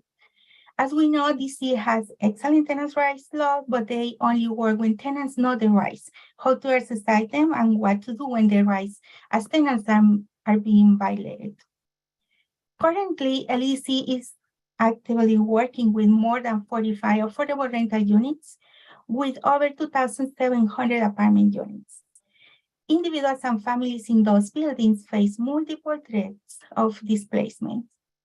These residents are in dire need for the services that LEDC provides with the support of the DHCD's funding.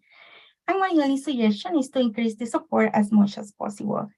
The COVID-19 health emergency has put tenants in a more vulnerable situation to continue to be scared, now maybe more than ever, by building sales, condo conversion, and other form of possible displacement. In particular, I see the need for more tenant organizers and more pro bono legal support. As mentioned before during this hearing, or you are going to hear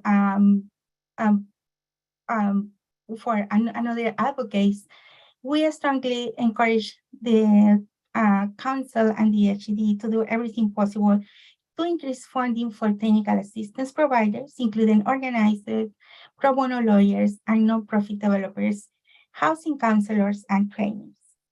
Additionally, I would like to talk about an ask you will hear from other tenant advocates through the day, which is to impose a 40-day cool down period between TOPA filings and when a letter of interest can be filed with the DHCD, and require that tenant associations receive training on their rights from third-party organizations before letters of interest can be filed. Ms. Shawn, we are a little more than a minute and a half over time, so I would ask that you summarize the conclusion. Perfect, thank you. I would say that my ask today is to keep the level of funding for neighborhood-based activities and for the HPAT program for fiscal year 2024, and to make sure that also tenants have enough resources to keep with their rent payments while they are going back on their feet. Thank you for the opportunity. I'm happy to answer questions. Thank you so much. Omar Velasco, welcome. Thank you. Good morning, Chairman Robert White and members of the committee. My name is Omar Velasco. I'm the Chief of Small Business Programs at the Latino Economic Development Center, LEDC. For 32 years, we have worked to drive the economic and advancement of Latinos and other underserved DC residents by helping them start or expand small businesses. I'm grateful for this opportunity to testify in support of the Department of Housing and Community Development, DHCD, and urge the Council to maintain funding for the small business technical assistance programs in 2024. We believe that direct service organizations like LEDC must continue supporting small and minority-owned businesses in their recovery efforts and those who are planning to open a new business in the district. LEDC provides bilingual business services such as one-on-one business coaching, group training, and accessible low-cost financing to entrepreneurs who are looking to start or expand their business in the district. Thanks to the DHCD's support in 2022, our business programs supported 320 DC businesses with over 1,300 hours of one-on-one technical assistance, mainly to adapt business operations to the different challenges, such as increasing cost of doing business and staff recruitment and retention. In 2022, we were able to apply the DHCD funding to support existing businesses on quickly changing and gentrifying corridors, such as Columbia Road, Northwest, Mount Pleasant Street, Georgia Avenue, among others. In 2022, we hosted over 60 workshops with a turnout of 688 DC residents on topics ranging from business planning to technology integration. In 2023, our focus is on financial capability to help entrepreneurs manage their debt and revise their business and household budgets. Also, strengthen our food entrepreneurship programs that includes training and access to capital for those who are seeking to create quality jobs in the district.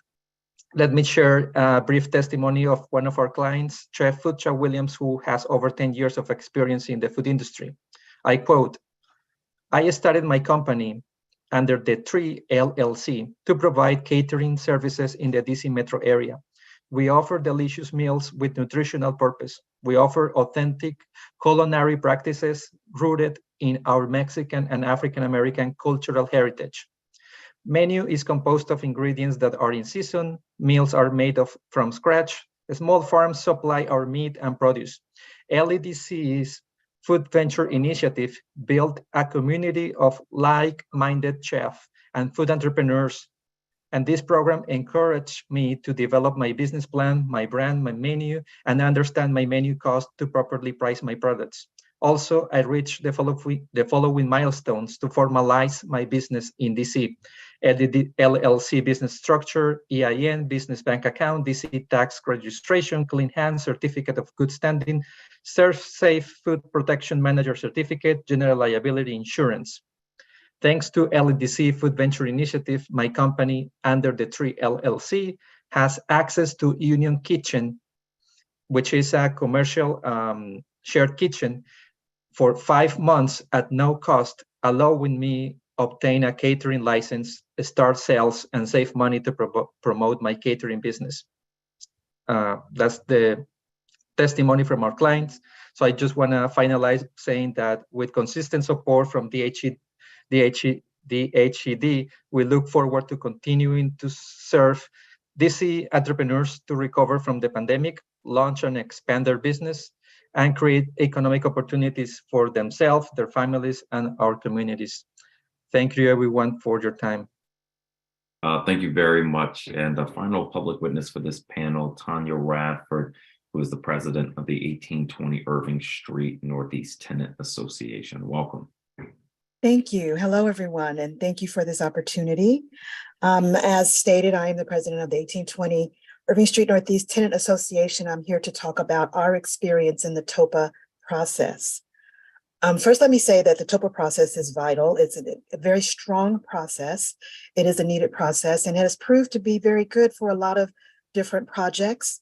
The urban village apartments was mentioned in Columbia Heights, and that was a very strong project, and they had some really good outcomes. But they have a distinction that my little building doesn't have. They're a large property.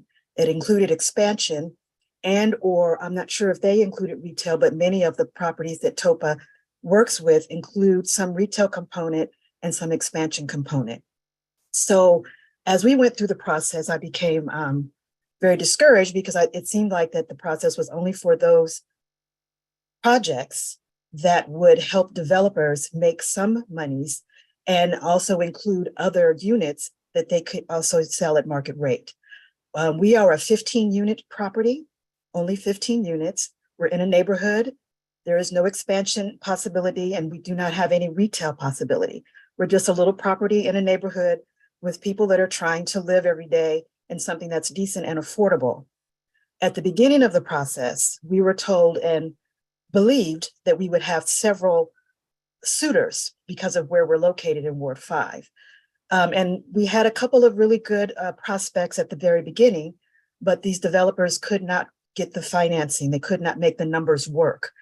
It is a hard sell at 15 units below market rate with low income tenants. We understood that, and we understand that it's not maybe not very attractive to larger developments. However, we also know that smaller units in this space have to have more public-private partnership, and for whatever reason, they weren't able to put it together.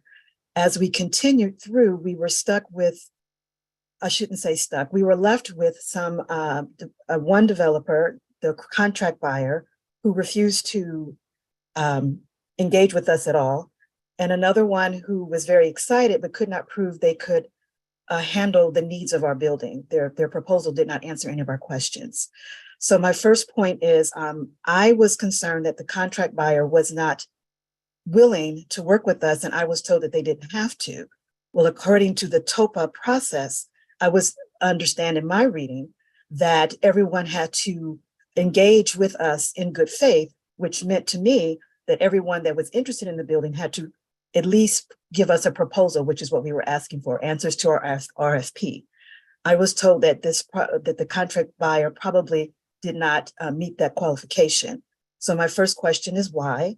If they engage with tenants that organize and want to be a part of the TOPA process, they should be required to also participate. My second question is the housing counseling services, which has been very helpful, have a very limited list, because as we waited for viable, and when I say viable, developers that were willing to work with us to appear, none appeared. And I kept asking, well, where is you said you had a list. Well, their list is very limited. And I think it would be very helpful if they had someone there that could work on keeping their list up to date and expanding the list to developers that work in different spaces, including spaces for small communities like ours. I think my time is about up. I'm here for any questions and will submit my written testimony at the end of this process. Thank you very much. Thank you very much. I appreciate all of you being with us today. I'm going to run through a few questions. Let me start with Liz DeBarros. You recommended a standardized schedule for IZ.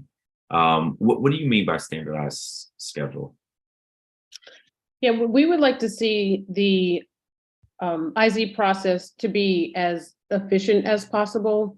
There's been a lot of improvements over the years under, the leadership of Jean Bullmash, and I think we're not seeing a timely scheduled process for IZ that we'd like to see, and we think it's a matter of just FTEs, just getting enough people to process paperwork timely over that in that unit.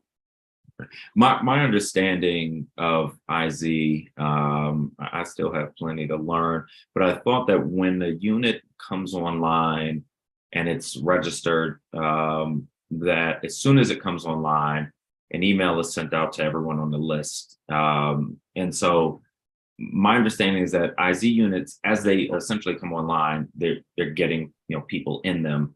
You're suggesting a different process that to me seems like it would result in vacancies or vacant units sitting longer.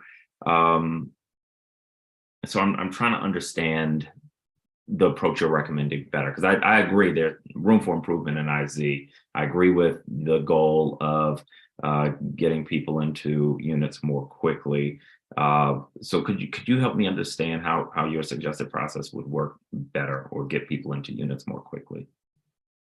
I think it's we like to see it not just an email. If you have to email to be registered to know when an IZ unit is online. We like to see, you know, a schedule that comes out that informs the public when IZ is, you know, when a unit is ready to be filled. I think that's one example. We're working very closely with that with DHCD. We have a working group that can provide very specific recommendations on how that process can be improved. Okay. David Schwartzman, I appreciate your testimony. On the Green New Deal, you mentioned several virtues of this program, possible program. I agree on the virtues. Do you have any thoughts on challenges that we might expect, so that, you know, if the council moved forward on the Green New Deal, I would, you know, hate for it to sort of be a similar fate to, say, DOPA, where got the thing passed into law, but it hasn't produced any housing.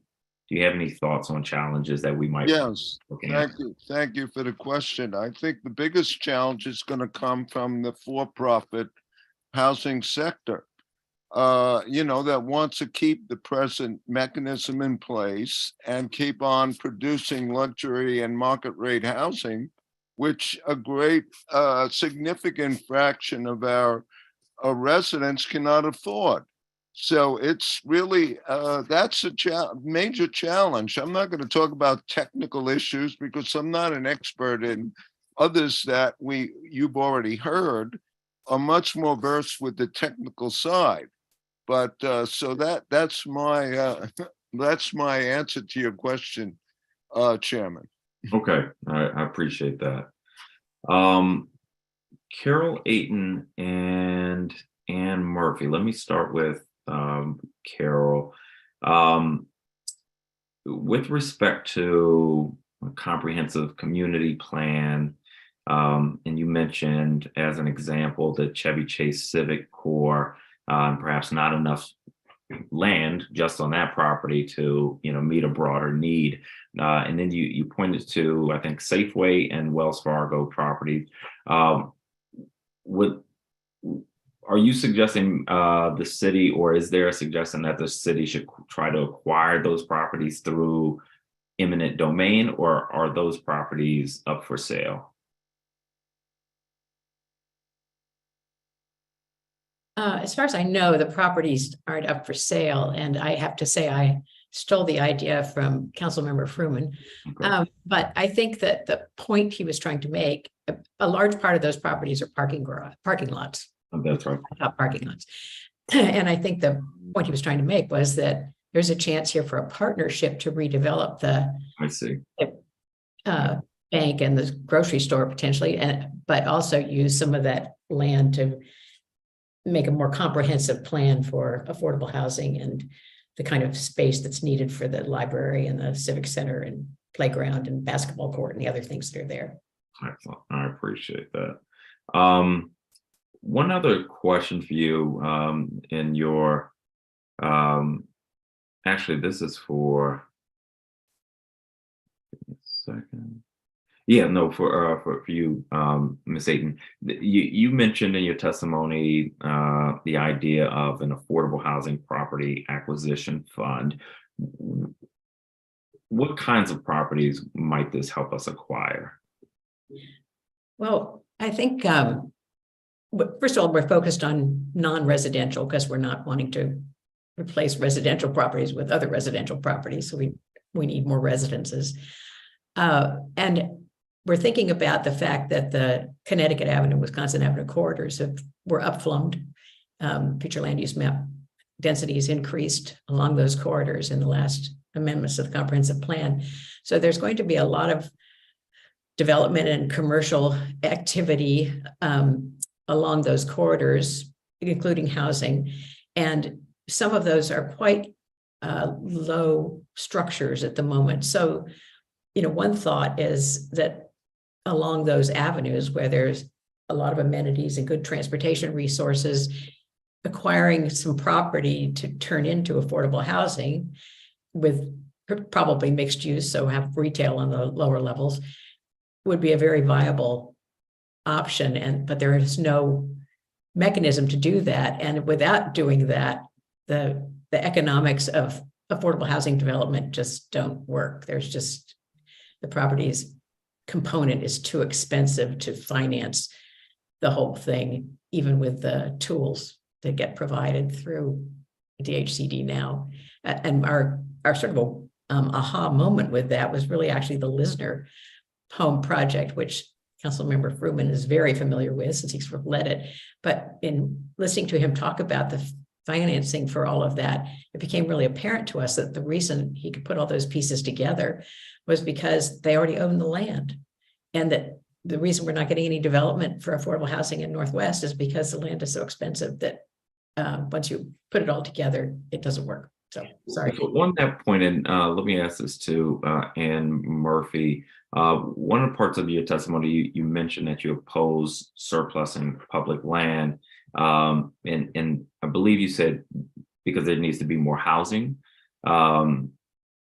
I don't see those two as being opposite sides of the coin. We can surplus land and we could specify that the development shall be housing.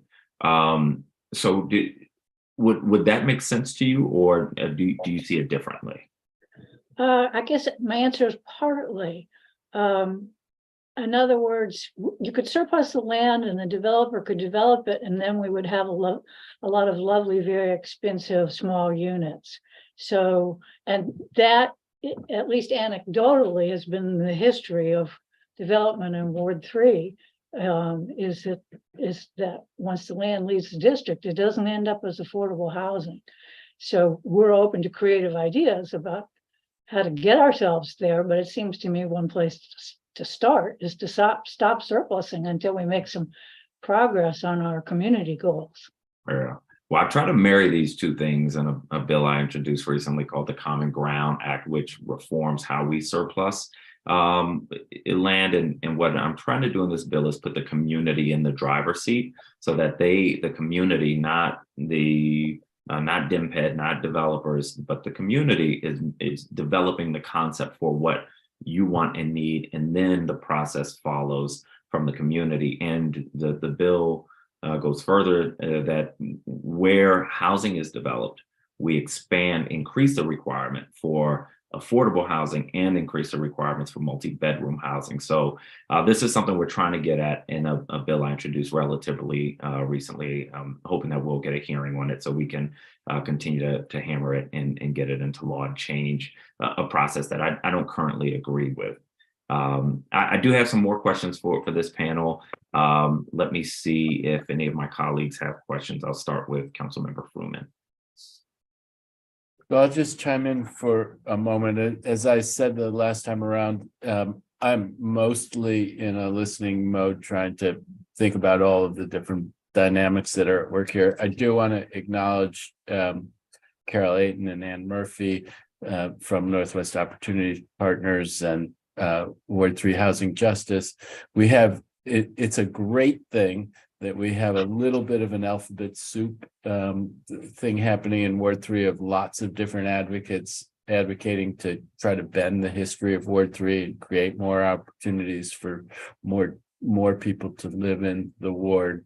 There is also the group that I had been deeply involved in, the Washington Interfaith Network, who is doing a lot of work in this area. I'm going to address a question that you posed to Carol, Chairman White, that maybe it was flattering to have a paragraph from my letter written, my letter read. The idea, I don't know what shape it would take, but I want to get the idea of thinking about the Wells Fargo and Safeway sites, whether it would be the city purchase them or the owners of those properties partnered in a proposal. The bigger the piece of paper that you can draw on, the more you can do, and you could do it, in ways that could be maximally beneficial to the community. The thing that's striking to me is your Common Ground bill, Councilmember Louis George's social housing, Green New Deal bill, the Northwest Opportunity Partners proposal for a fund. They're all getting at something that's similar, which is how do we allow the government to be more nimble in the creation of affordable housing and have as a more significant role in the shaping of it, whether it's the government or the community or the government and the community together, because inclusionary zoning, while a positive thing, is never going to get us there, and private development is not going to get us there. So how do we come up with new tools in order to be more nimble and play a more prominent role in shaping these kinds of projects? That's the question that's out there. I love it that there is so much thinking about it. It's going to be our job to bring it together into something that will work. And I really look forward to working with the members of the committee and with folks in the community on trying to craft those new tools. So with that, no question, but I'll go back to listening mode, and thank you very much. Thank you very much, Councilmember Fruman. Councilmember Parker, do you have questions?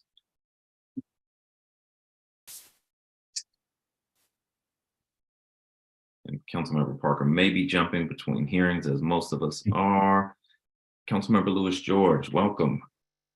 Thank you, Chairman White, and thank you to this panel of witnesses, and thank you, David Schwartzman, for your continued support of social housing as one of the tools. And to Councilmember Fruman's point, I think all of the tools are needed in this moment, in this crisis. I want to follow up with Shannon McQueen from MANA. I want to follow up on your testimony about preservation programs.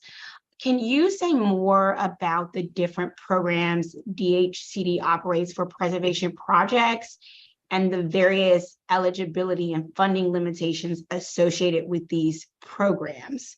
Because what I'm trying to understand is if the amounts we approve for the limited equity co-op and affordable apartment preservation is sufficient to meet their needs, because I hear from a lot of LECs in my ward that are having a real struggle making ends meet. So I would love to hear if you could speak to that. Yes, and I can follow up with you with a detailed explanation of what the pain points are for us and just kind of go through that. But the Housing Production Trust Fund helped fund a lot of the renovation costs. So as I stated in my testimony, some of the preservation projects have the DHCD acquisition loans. Okay. And the piece that's missing is the renovation. So that's really like the pain point for us and also other organizations, is that we're not able to maintain these buildings and to renovate them. And I can also follow up with you with a more like itemized and detailed list, which I'll do. I appreciate that. And what so basically does the small building program not go far enough then? Right. Yeah. There's not So there's funding, there's some limitations. So basically new construction, there's a huge emphasis on having more units available, a focus on new construction. What is being left behind is existing construction or existing buildings, so preservation units, and specifically renovating those. And then that ties into TOPA, that ties into having units that are well maintained and renovated, which is a requirement of that program being successful. Okay, got it. And then also, what is your the user experience like with sort of what's your experience with DHCD promotion of their preservation programs? And do you find the community is well informed about the programs and funding opportunities in the city? And are the funds user friendly to apply for? What is that experience like? So it's a process, and our like project manager can speak to this in more detail, but the process is it does take a lot to apply, and then there is not a lot of explanation when we are not like picked. When there's like a response, you know, like it's like you didn't make it, but it's the explanation of like why we didn't get there is not clear. So in order to kind of do better next time, or areas that we need to target, like that's unclear. So it's like we're just kind of going for it, not getting it. And the experience is that like people are waiting. So residents are waiting for their units to be updated. And it's the experience is really frustrating because there isn't a clear timeline, and there is no, the accountability isn't there. Okay, I appreciate that. And Tanya, I saw you nodding. I wanted to see, did you want to add anything to that? I was just thinking of what you were saying, that we had a lot of initial response to the RFP when we put it out, and none of the ones that were viable developers could put together the financing for many of those same reasons. We're in an old building. It does need a lot of work, and the monies that it would take to do the work and keep the units affordable didn't come together. And my question to our handlers was, why? Why is there no financing for small projects, 15 units or less? All of the larger projects are getting funded, but our little project can't find any funders. And I had to go out and find some people to come in at the 12th hour, and we're still in a holding period to see what will happen. So if they do exist, and I know that there are funders that exist, and I know that there are developers that exist that work in the space, but they don't seem to know each other, and the agency doesn't seem to know where they are. And I was also told by several developers that to get the funding put together is a mammoth effort. And by the time they do all of that, is it really worth it? Because then they can't make it work for them. And we understand this is a business, but there should be a way for small projects like ours in the TOPA process to also maintain our rights and to get developers that can actually do the work that needs to be done and work with us as tenants. Okay, thank you. I appreciate that. And this is helpful, but frustrating, it sounds like, but it's important to get on the record for DHCD to hear you. And I'll be asking some questions in this area when we get to the government witnesses, but also would love to follow up with you all to improve the user experience and identify those pain points. Ms. Walda Yan, I wanted to come to you from LEDC. I know you all were the primary community partner on the DCHAF program. And can you sort of just tell me about the public promotion efforts of LEDC to make homeowners aware of the program and help people apply for HAF funds? And then, what has the experience been like? What has been the user experience as well as your experience with the DCHAF program? Thank you for your question, Councilmember Lewis. Yes, LEDC has been a recipient from a grant from the DHCD for long time to educate and support the community to apply for the down payment assistance programs, as you mentioned, the HPTF program, the EHAB, and more recently, the First Responders program as well. Yes, DCHFA and Greater Washington Urban League are the two underwriters.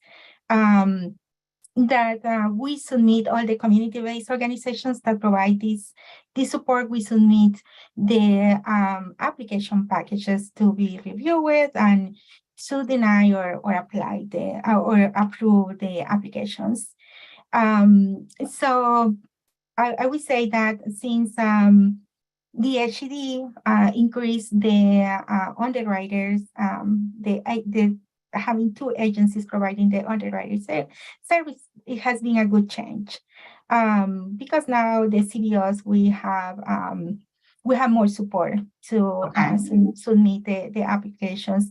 I just will recommend that both underwriting agencies use the same guidelines to review the packages, and that both of them also use a portal so we can submit the applications. In terms of the marketing and outreach efforts that we use at LEDC, we use all of our social media platforms. We also have partners in the community to disseminate the information. We work with community-based organizations like Centers, like Clinical Pueblo, the DCPS system, to inform these residents about these programs. Yeah, I heard it's been a very intensive process, and you've needed a lot of hands on deck to be able to do it for you all and others.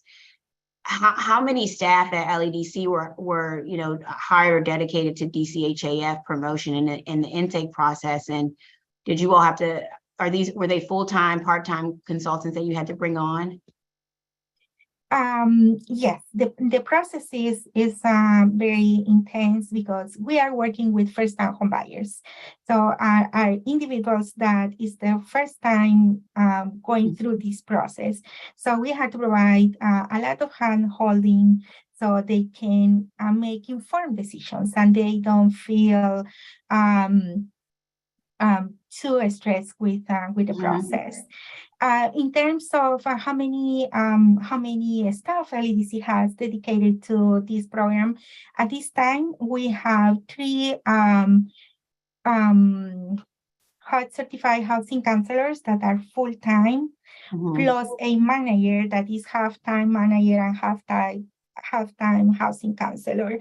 So with that a small team, we provide services for all the programs that are available in the District of Columbia for DC residents, the HPTF, the EHAB, inclusionary zoning, and the HAF program now for homeowners try to avoid foreclosure. So definitely there is always a need to have more staff. That's why I asked today to support us in increasing the neighborhood-based activities line for CBOs receiving more funding next year for these activities, especially to support the mayor's goals of increasing the homeownership rates in the District of Columbia. Got it. Thank you so much. I appreciate that. Thank you, Chairman White. Thank you very much, Councilmember Louis George. There we are. Glad you're still with us, Mr. Maddox. I didn't catch if you said in your testimony what property this was. You're speaking to me, Maddox? Yes. Right. It's currently called City Towns. It was previously Sales Place Homes. Okay. And do you know what source of funding was used? You mentioned that I think there was $6.8 million. Do you know where that was from? I actually made a mistake. The number was $2.8 million. I apologize. Okay. And that was from the Department of Housing Community Development Housing Production Trust Fund. Okay. And the work, your understanding was that the work was supposed to take a year, or the getting the funding was supposed to take a year? It was shared with us that it would take up to a year for the funding to be approved or for them to obtain funding. Okay. And you you know or believe that they have gotten the funding at this point? Well, this 2.8 million is public information, and it was said that I believe that was July of 2019. Okay. But I do not know what purpose. I don't know if that was to partner in the purchase of the property, or if that was actually for rehabilitation. Okay. You know, or what the purpose of the funding was, but it came from, you guys. Okay. Well, I appreciate your testimony, and as I'm sure a lot of people are, sensitive not only to the situation for you, but for your grandson. What I'm going to do is have my team make sure we have a number to reach you, and I'm going to ask that DHCD give you a call so that you have an understanding, and let us know as well, so that we have an understanding of why these issues persist and what's happening here, because mold issues have to get addressed, and if we need to bring in other agencies, then we'll figure that out. But let's go ahead. Were you going to say something? DOEE has been involved, DOB has been involved, and as I stated, not to take too much time here, you'll see in my written testimony, DOEE needs support and help. There needs to be funding all around the board, in my opinion. Like I said again, I'm ICC certified. DOB has ICC certified inspectors, unlike some of the other agencies. Mm-hmm. You'll see I'll make a recommendation, that money is doubled, tripled, or whatever the DOB. And also in the program that the mayor has set up, the residential inspection training program, because that's by way that I came on board through the residential inspection training program. I mean, that's an awesome program, man. More funding need to go there as well. In my opinion, DOB needs to oversee DOEE as well as housing, since we are ICC certified. Let me do this. I got a few questions I need to get through for other witnesses. Sure. I'm going to make sure DHCD gets in contact with you so we can start working through this more. I appreciate you all. Thank you. Thank you. Robert Warren, I appreciate your recommendation. This is, I have a note to myself. I need to look into the Homeward DC Goal 12. I have reviewed that, but it's been some time, so I'm going to look back into that. One of your recommendations was that we bring federal agencies into this commission, and we'll have to see what that looks like. Some agencies are better partners than others, so we'll have to look into that. Yeah, thank you, Councilmember. Just real quick, I think you might want to just reference also. I know our last director of the NH Council on Homeless, Ms. Christy Greenwald, like I said, she put a lot of amazing work into that document, Homeward DC 2.0. And the mayor did sign off on it. And like I stated in my last testimony, the mayor did acknowledge that, we need to look at actually giving folks who are 55 years or older in the District of Columbia, who are long-term residents, some form of housing security through a universal right to housing voucher. I don't know if it should come through the LSRP vouchers or permanent supported housing vouchers, or what we advocated for, which was a targeted affordable housing voucher. But, when we talk about, having access and, just like in Ward 3, and they want to talk about, building more affordable housing for very low income residents. I think our initial goal was to make sure that rental housing in the District of Columbia in all 8 wards is accessible, not just what's going to be built, but what has been built. Mm-hmm. And giving residents more access in Ward 3 and then those high rent districts where folks can, live and then we have those wraparound services where community members are feeling safe. And I think that kind of plays its way out also just when we're looking at McPherson Park and that whole closing and how some residents in that park have been demonized as drug dealers and drug users. And talking to the mayor at her budget forum and her telling us that her foot is on the gas and she's not going to stop because, you know, of those complaints by community members. And me being, you know, a lifelong DC resident, I don't like the eyesore just like businesses and other folks. You know, I get it.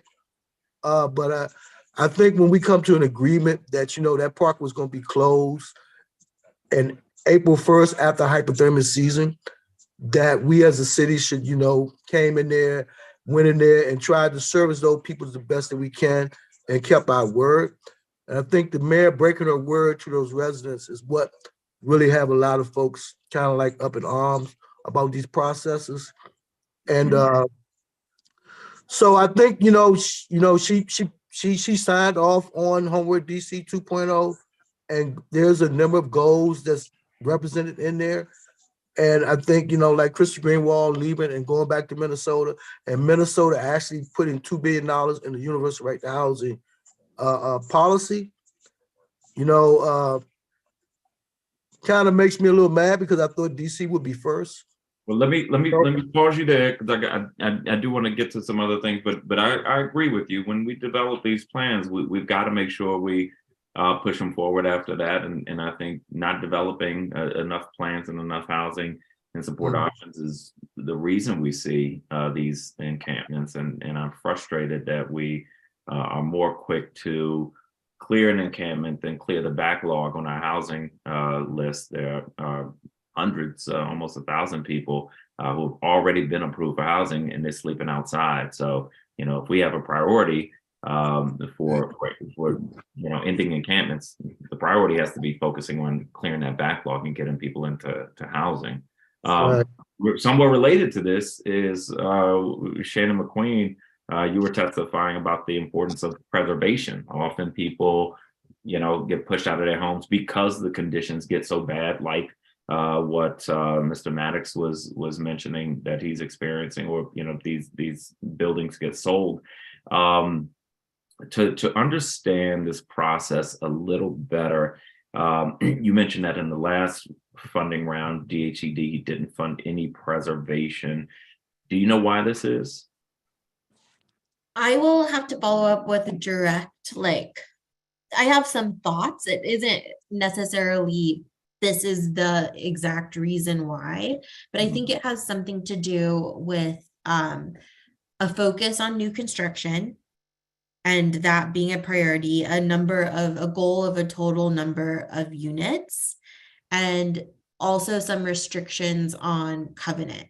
So new construction, in order to like a focus on funding preservation units that do not have an existing covenant. So buildings that already are in existence do have limitations or restrictions. New construction does not. So I think that is part of the focus. Do you know if projects to preserve housing are they competing directly for funding with projects that are proposing to produce housing? With new construction? Yes. Yes. Okay. All right. That's concerning. I need to understand it better, but I'm glad you raised this because it highlights something I really need to understand. Preserving housing is not as sexy as producing housing, and we need to be really careful about that. So I really appreciate you highlighting this issue in particular.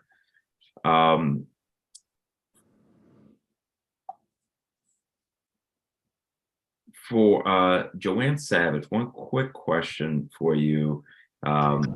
You recommended that we plan for a local foreclosure prevention fund, you know, post these federal dollars. Did you have any idea at this point what eligibility might look like, and even what the cost of such a program might look like?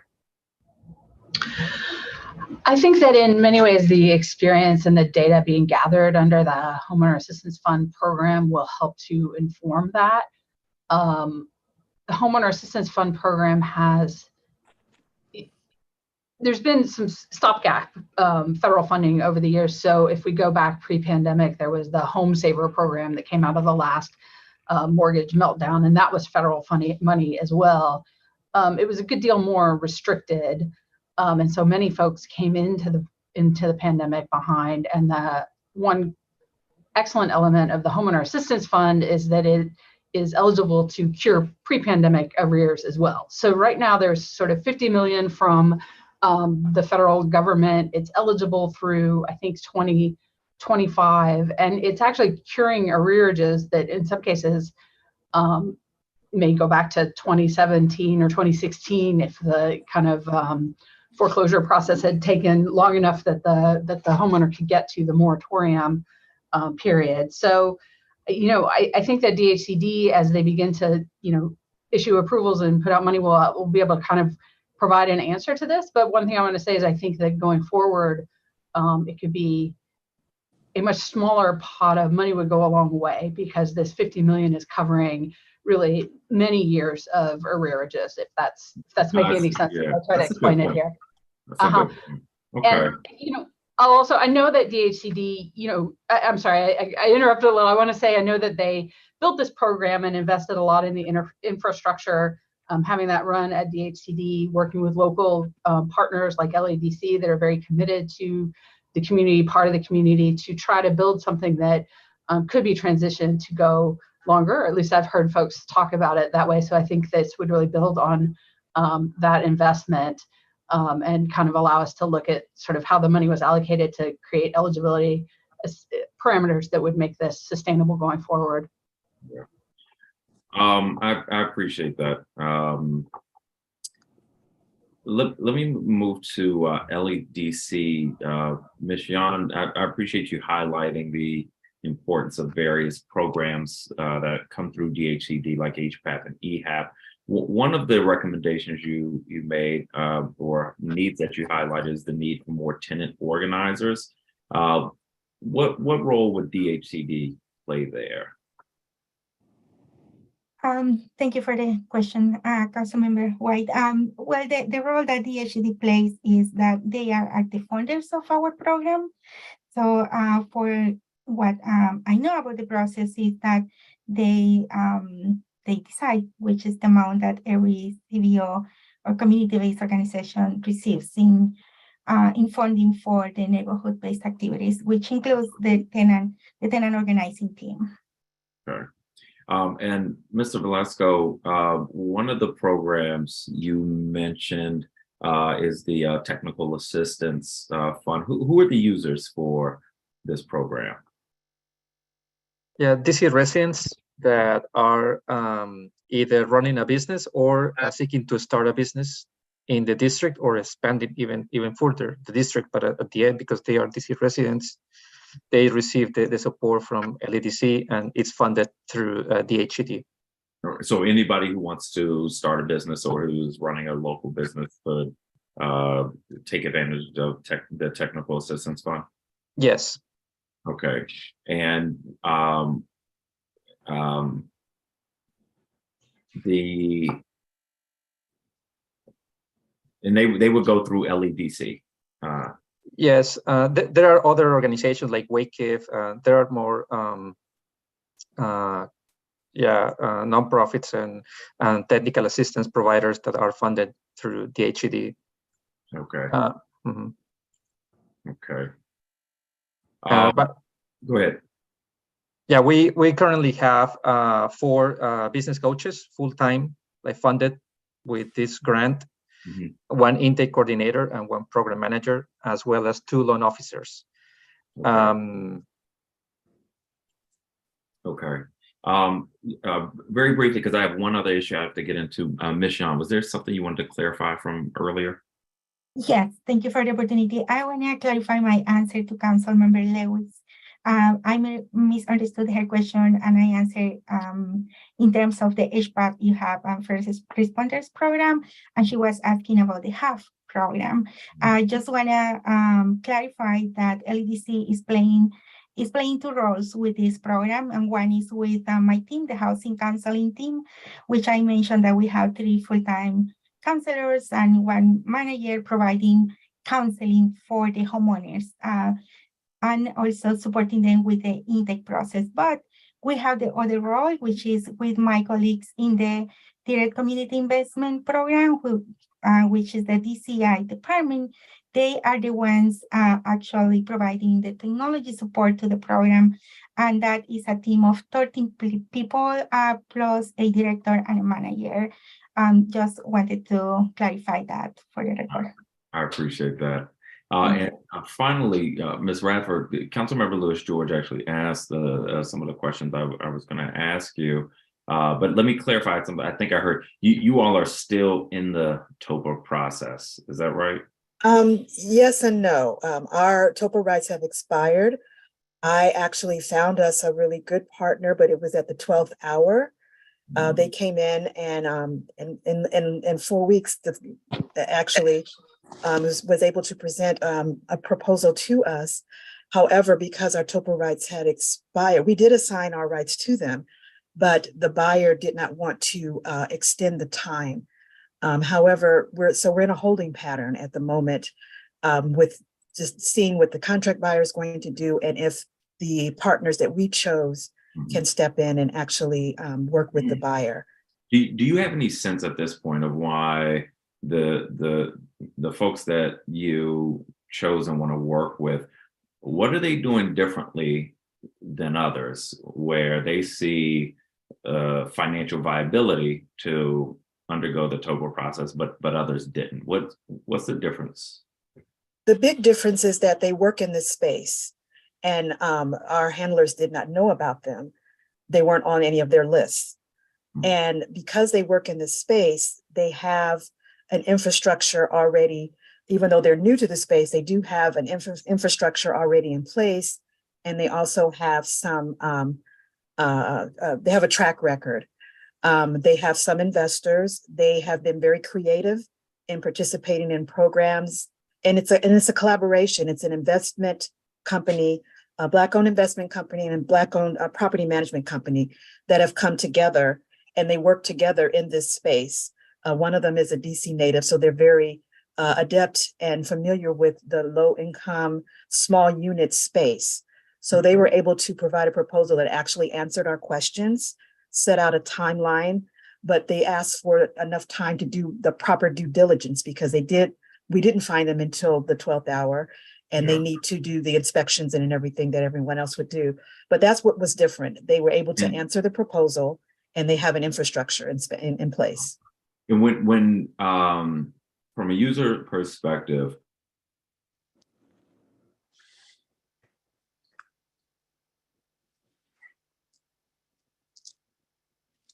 rights.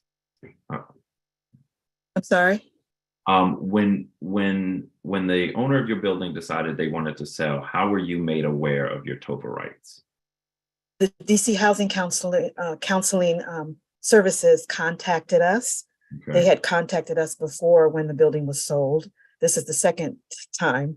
Okay. And they always come in and they tell us about our rights and help us organize if we choose to do so. The second time we chose to organize. Okay, I see. Okay.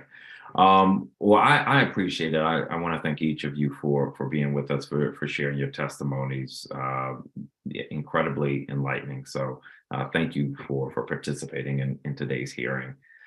We are going to move to our final panel of public witnesses. I think we have 10 folks left, so I'm going to read the remaining names. Sharice Stone, President of Hampton Tenants Association. Larry Chapman, President of the Division Flats Tenant Association. Major Artemis, who's a member of the Division Flats Tenant Association. Emily Neer, who's a Tenant Services Specialist with Housing Counseling Services. Britt Ruffin, Director of Policy and Advocacy with the Washington Legal Clinic for the Homeless. Jenna Israel, DC Community Organizer with Jews United for Justice. Shirley Thompson Wright, President of the Association at Meadow Green Court. Melody Moore, Public Witness. Daryl Matthews, public witness, Lauren Taylor with LEDC, Kat Peter, vice president at AOBA, Gina Bullet, correspondent secretary with the Northeast Boundary Civic Association, Kristen Williams, public witness, Michael Syndrome, Justice for All DC, Jesse Pertuz, lead academy school leader at KIP DC, and Brandy Burke, associate director of student policy.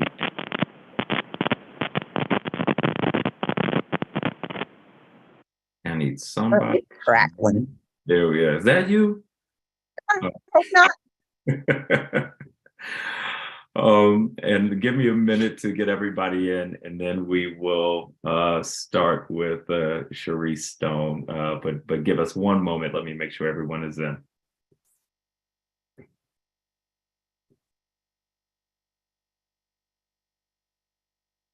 Oh, I'm sorry. Let me do this, and let me apologize. Mr. Syndrome, do you have to leave early? Let me just clarify something on the order here. Can you hear me, Mr.? Yes. Do you have to leave shortly? I do. Yes, sir. Okay. Then I'll begin with your testimony, and Ms. Stone, if you will forgive my apology. And so, Mr. Syndrome, you can begin your testimony. Thank you. Good afternoon, Mr. Chair, all those with the sound of my voice. Michael Syndrome, disabled veteran, served our country more than most. It's cold outside, and being homeless ain't no joke. And I'm grateful for the Homeowners Assistance Fund administered by DHCD.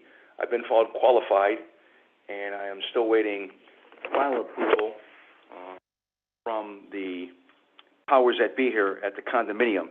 There was a settlement agreement reached for $100,000, and the attorney switched, and they have been dragging their feet right past the loan servicer here, and Mr. Cooper has not been, from what I gather, it's with the investor approval with Freddie Mac. Ben Arnold with the Department of Insurance, Securities and Banking, who's the Prevention Foreclosure Administrator for the district, has been invaluable. He's gone above and beyond the call of duty, assisting, being made eligible, and staying on top of it. It's really been tough going. And so he deserves a raise. I'd like to also say along those lines, on your staff, Ms. Nia has been very helpful to accommodate me to be able to speak here and now. Certainly DHCD needs more funding. The foreclosure aspect is costly, and if we're talking about affordable housing, it seems best to in place what we have to fill the vacancies and make sure they're filled. Additional housing is great, but it seems to be more economically feasible, and that's where the Homeowners Assistance Fund comes in to save those of us on the precipice of homelessness, foreclosure. Whatever on your end that can be done to increase the funding would be definitely a godsend. And with the Homeowners Assistance Fund and DHCD, there is to be a lawyer when you're facing foreclosure for 5 hours out the gate, which is helpful. I understand that Ben Arnold is, as we speak, letting the ink dry on a contract with a law firm. Previously, the attorneys that were paid DHCD were really not helpful, not useful, not effective. The developers, the housing folks, and so on, they have sharks, a litany of lawyers, at their disposal. We, on the other hand, that are facing foreclosure, have little, if anything, basically nothing. So with this intact, Ben Arnold assisting with that attorney oversight is most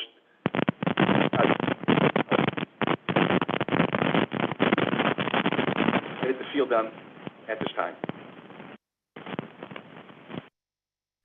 Thank you very much, Mr. Syndrome.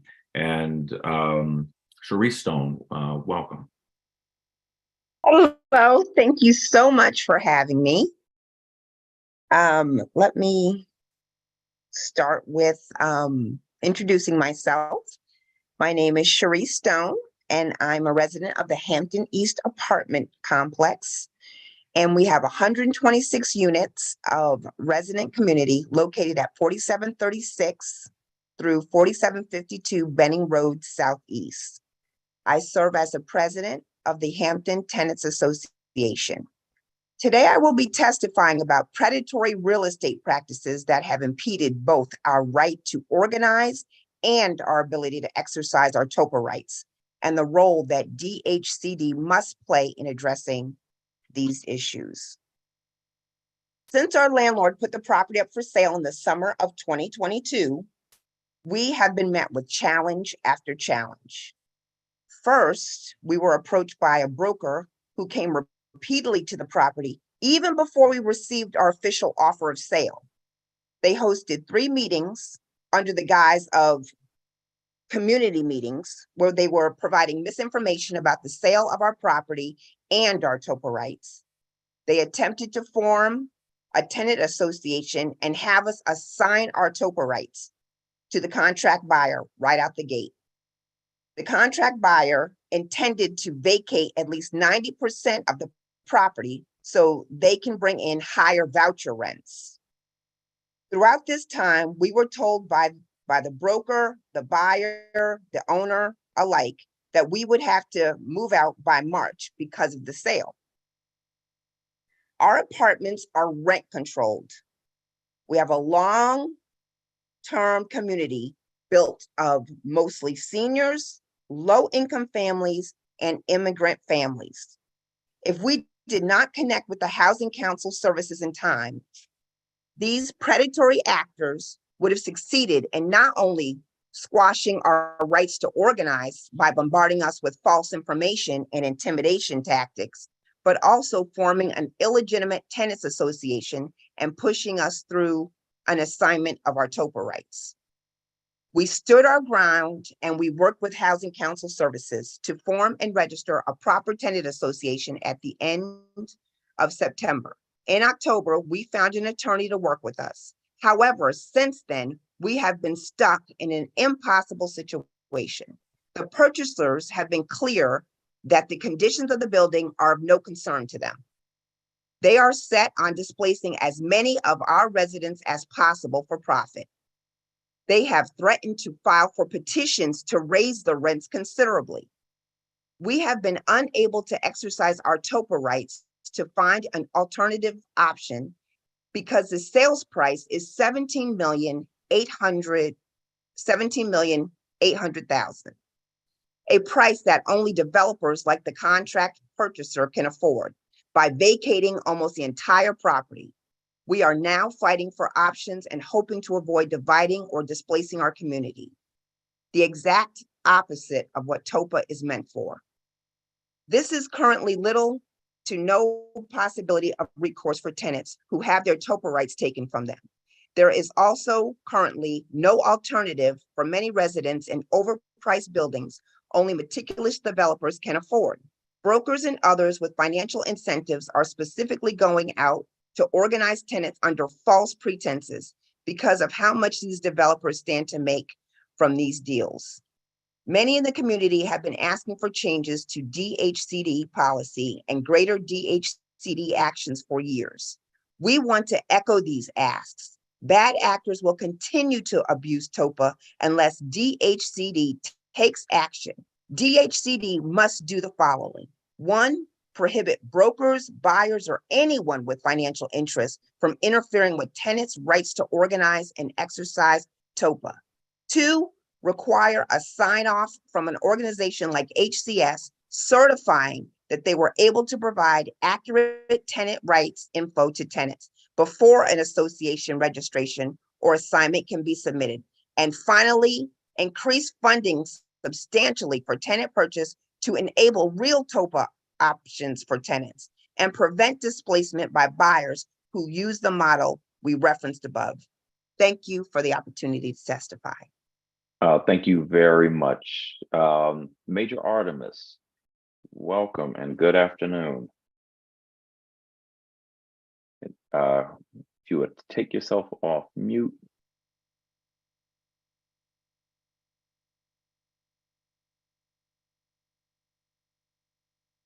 All right.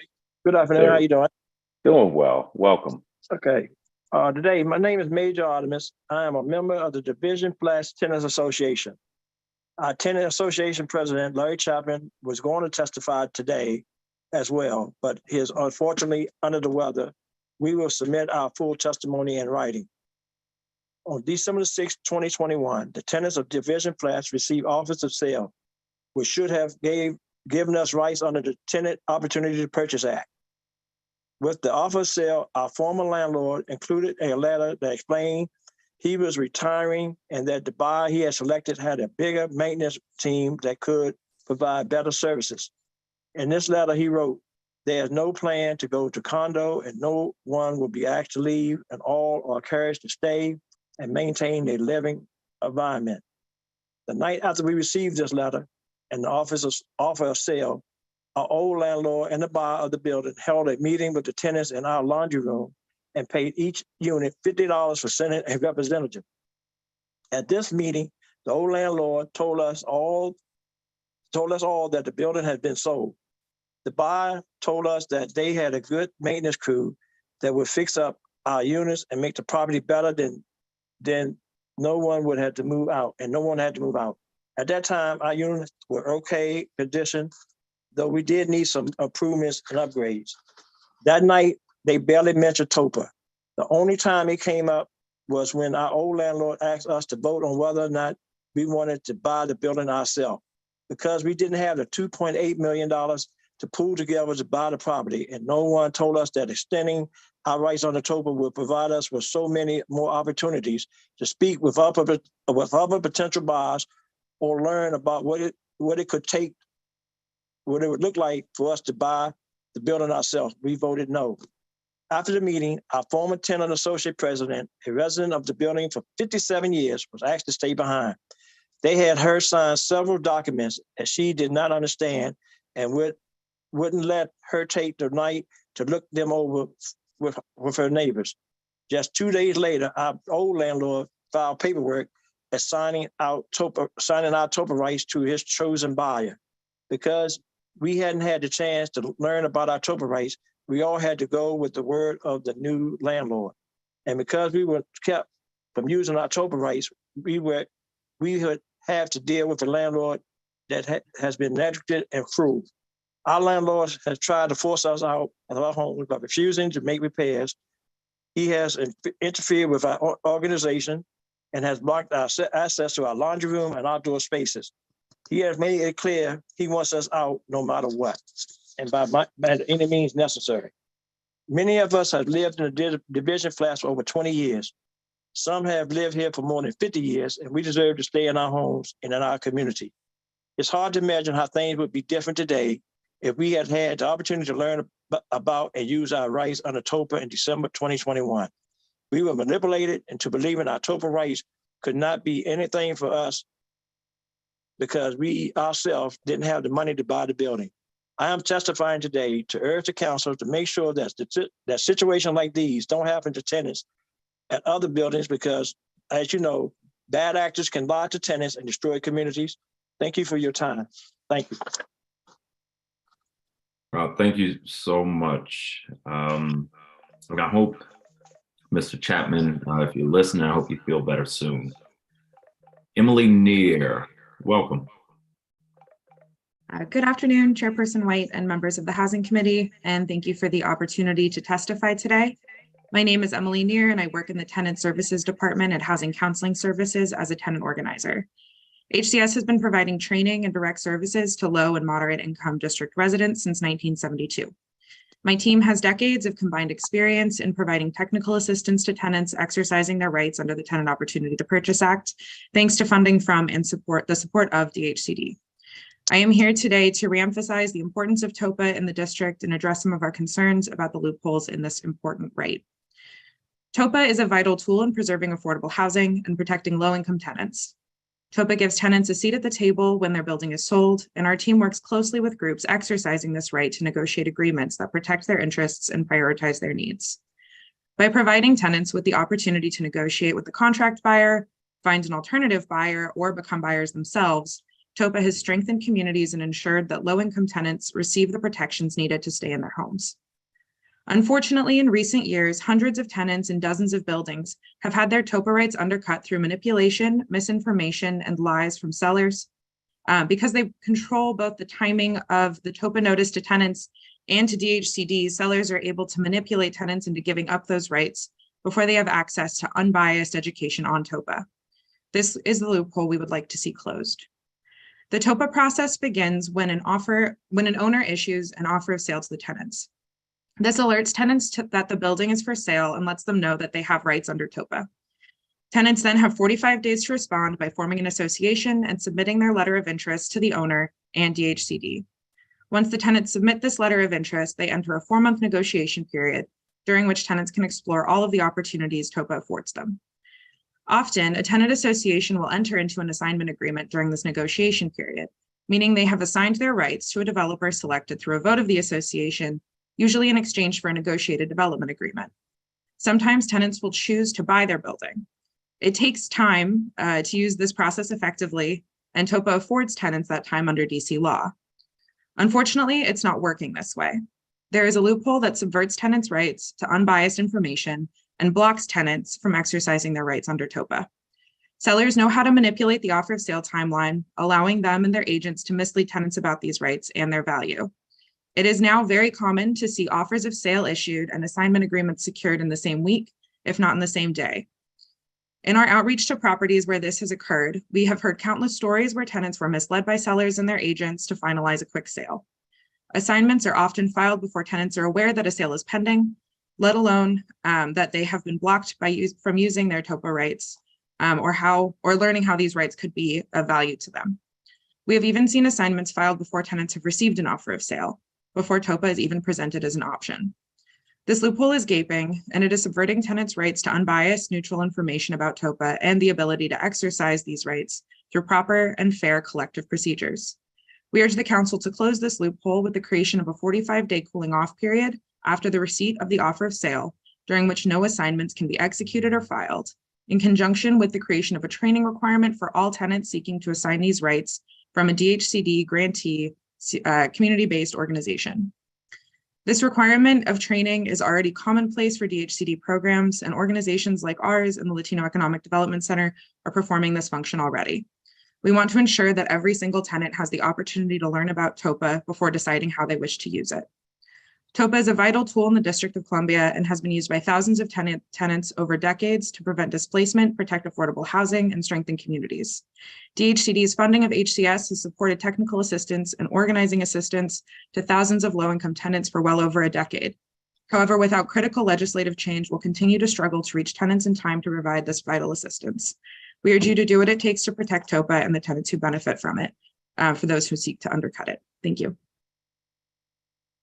Thank you so much. Our next public witness is Britt Ruffin. Good afternoon and welcome. Good afternoon. Thank you so much. Good afternoon. I'm Britt Ruffin, Director of Policy and Advocacy at the Washington Legal Clinic for the Homeless. Since 1987, the Washington Legal Clinic has envisioned and worked towards a just and inclusive community for all residents of DC, where housing is a human right and where every individual and family has equal access to the resources that they need to thrive. DC continues to have an affordable housing crisis that threatens thousands of its residents. In particular, there's a dearth of deeply affordable housing in DC, the category that's most needed. Despite this fact, deeply affordable housing for those at 0 to 30% AMI continues to be the most underproduced in DC. The pandemic and its resulting state of economic instability for so many has only exacerbated the need for more deeply affordable housing creation. The trust fund is the fundamental source for creating and preserving affordable housing in DC. And the intention of the trust fund is quite deliberately expressed within the guidelines that specify how the funds are to be used. While the trust fund is used to preserve and create affordable housing for all DC residents that qualify for affordable housing relief, the majority of the assistance must be used for the housing needs of the lowest income residents. In acknowledgement of this inequitable distribution of the fund over the years and the need for deeply affordable housing, the council increased the 0 to 30% AMI percentage level to 50% a few years ago of the total trust fund. Disappointingly, however, year after year, that legislative increase has continued to fail to result in any substantive increase in deeply affordable housing creation. The agency has also consistently overestimated its 0 to 30% production forecast each year. But while the trust fund guidelines are strong in intention, they mean nothing if combined with the lack of oversight and proper administration. The Office of the DC Auditor has extensively documented the failures of DHCD to meet the Housing Production Trust Fund statutory requirements over the life of the fund. Most recently, the Inspector General detailed the $82 million of the trust fund money that was meant for 0 to 30% AMI in 2020 that was misspent. So DHCD and the council, through its lack of oversight, have repeatedly failed to meet its responsibility to the lowest income DC residents. It's abundantly clear that simply raising the statutory levels on paper isn't enough, and intentional agency oversight and agency accountability for project selections is necessary to ensure that the prioritization of 0 to 30% AMI housing creation actually occurs. Last year, the council passed important legislation that requires comprehensive reporting that's related to the project selection process, including details about selected projects and their number of affordable units, and justification for projects that weren't selected despite meeting minimum requirements. The increased transparency that's created by that legislation is critical to any meaningful agency oversight and lawful trust fund utilization. Valuable DC housing resources are at stake, and this committee and council must ensure that DHCD is compliant with all reporting requirements and in a timely manner. Council should also consider taking more explicit measures to uphold funding allocations by perhaps thinking about separating the 0 to 30% AMI allocation money from the total amount to increase transparency around that, how that allocation is spent. Accurate reporting and decision-making transparency are the only ways to ensure, to truly ensure that the trust fund is an effective tool for deeply affordable housing creation. Unfortunately, residents are always the ones who suffer the consequences of a lack of agency accountability. The data is clear that not prioritizing deeply affordable housing creation will mean further displacement, particularly for Black DC residents. And when a significant pot of money that's meant for housing creation for those lowest income residents is constantly misused or improperly allocated, ineffectively monitored, despite statutory prioritization and without consequence, DC has to reevaluate its commitment to deeply affordable housing and its residents who struggle to live here. Council must actively exercise a level of oversight that ensures agency transparency and statutory compliance. Creating and preserving deeply affordable housing, ending homelessness, and achieving racial equity can't be consistently touted as DC priorities if the existing mechanisms set up to assist in those goals are consistently underutilized and neglected. Thank you. Thank you very much. Jenna Israel, good afternoon. Hi, good afternoon, council member. My name is Jenna Israel, and I'm a tenant in Ward 1. I'm also a DC community organizer at Jews United for Justice, a community of thousands of Jews and allies committed to advancing social, racial, and economic justice in DC, which is also a member of the Fair Budget Coalition. My testimony today will touch on 3 different ways DHCD and the district government are failing DC residents. JUFJ believes that our Jewish traditions and texts teach us that stable housing is a human right, and that it's the responsibility of the community to meet basic needs of its poor members, including housing. It's incumbent upon us communally, and therefore on our collective representation in government, to ensure that every DC resident has access to stable housing should they want it. First, on the Housing Production Trust Fund, which Britt just talked about, which should be helping to meet that need for stable housing, DHCD is responsible for using HPTF funds, but has not met the legal requirement of using half of the fund toward creating housing for households earning between 0 and 30% of the DC area median family income. Moreover, DHCD can't adequately explain why they continue to fail on this front. Without DHCD being truly transparent, community partners, advocates, and the public have a hard time participating in decision-making processes, holding DHCD accountable for their actions and decisions, and collaborating and problem solving with DHCD. This means that DHCD continues to misspend HPTF funds that should be going to deeply affordable units on market rate units, and poor residents continue to be pushed out of the district or onto the streets as they watch homes they can't afford be built around them. Another area where DHCD is failing to work with the public in a way that would benefit tenants is in the TOPA process. There are a variety of issues with the TOPA process that tenants and JUFJ's partners will lift up today. But one really difficult problem is that DHCD does not treat community-based organizations, CBOs, even those receiving funding from the district, as partners. Crucially, DHCD no longer gives CBOs advance notice of TOPA filings, which means that investors and developers, many of whom are working directly with sellers, reach tenants before CBOs do and cut off the opportunity for tenants to receive accurate or adequate information about their rights, stifling their right to organize. TOPA should be an empowering process for tenants that allows them to maintain housing stability, but so many are not even getting the chance to try to stay in their homes. DHCD should give CBOs who receive district grants access to the list of TOPA filings before they're available to the public. Lastly, I wanted to use this platform to lift up the urgency and necessity of strengthening and expanding rent control, which DHCD helps to administer. Two of the key reforms I'd like to point the committee to are capping annual rent increases at the level of inflation and eliminating the extra 2% allowed under current law, and linking eligibility for rent control to a dynamic date so that new buildings are subject to rent control after 15 years. The district is losing rent controlled units every year when we should be gaining them, and rents in rent controlled units might increase by as much as 8.9% this year. The highest that increase has been since rent control legislation was passed in DC in 1985. And many residents who would benefit from rent control could be burdened with even higher increases. We think this demonstrates the clear and pressing need to both strengthen and expand rent control. We urge the committee to take action quickly and in partnership with the Reclaim Rent Control Coalition. JUFJ encourages you to listen to the testimony of our partners today as they speak to issues at DHCD and policy solutions, but more importantly, we urge you to listen to the testimony of tenants. They are the experts. They are going to lead us to the DC we all want, a city grounded in community care where everyone has a safe, stable place to live. JUFJ looks forward to the committee's plans to conduct rigorous oversight over DHCD and to strengthen and expand rent control. Thank you for the opportunity to testify. I can't stay, so I would direct you to our partners, or if you have any questions for us at JUFJ specifically, send me an email. But thank you so much. Will do. Well, thank you for being with us and very much appreciate your testimony. Lauren Taylor, welcome and good afternoon. Afternoon. Can you hear me okay? Yes. Wonderful. Good afternoon, Chairperson White and committee members. My name is Lauren Taylor, and I'm an organizer and manager of the Affordable Housing Preservation Program at the Latino Economic Development Center, or LADC.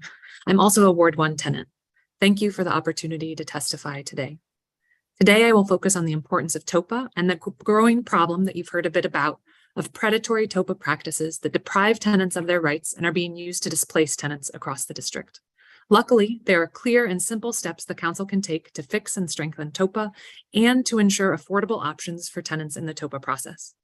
TOPA, or the Tenant Opportunity to Purchase Act, is a critical tool to preserve affordable housing and prevent displacement.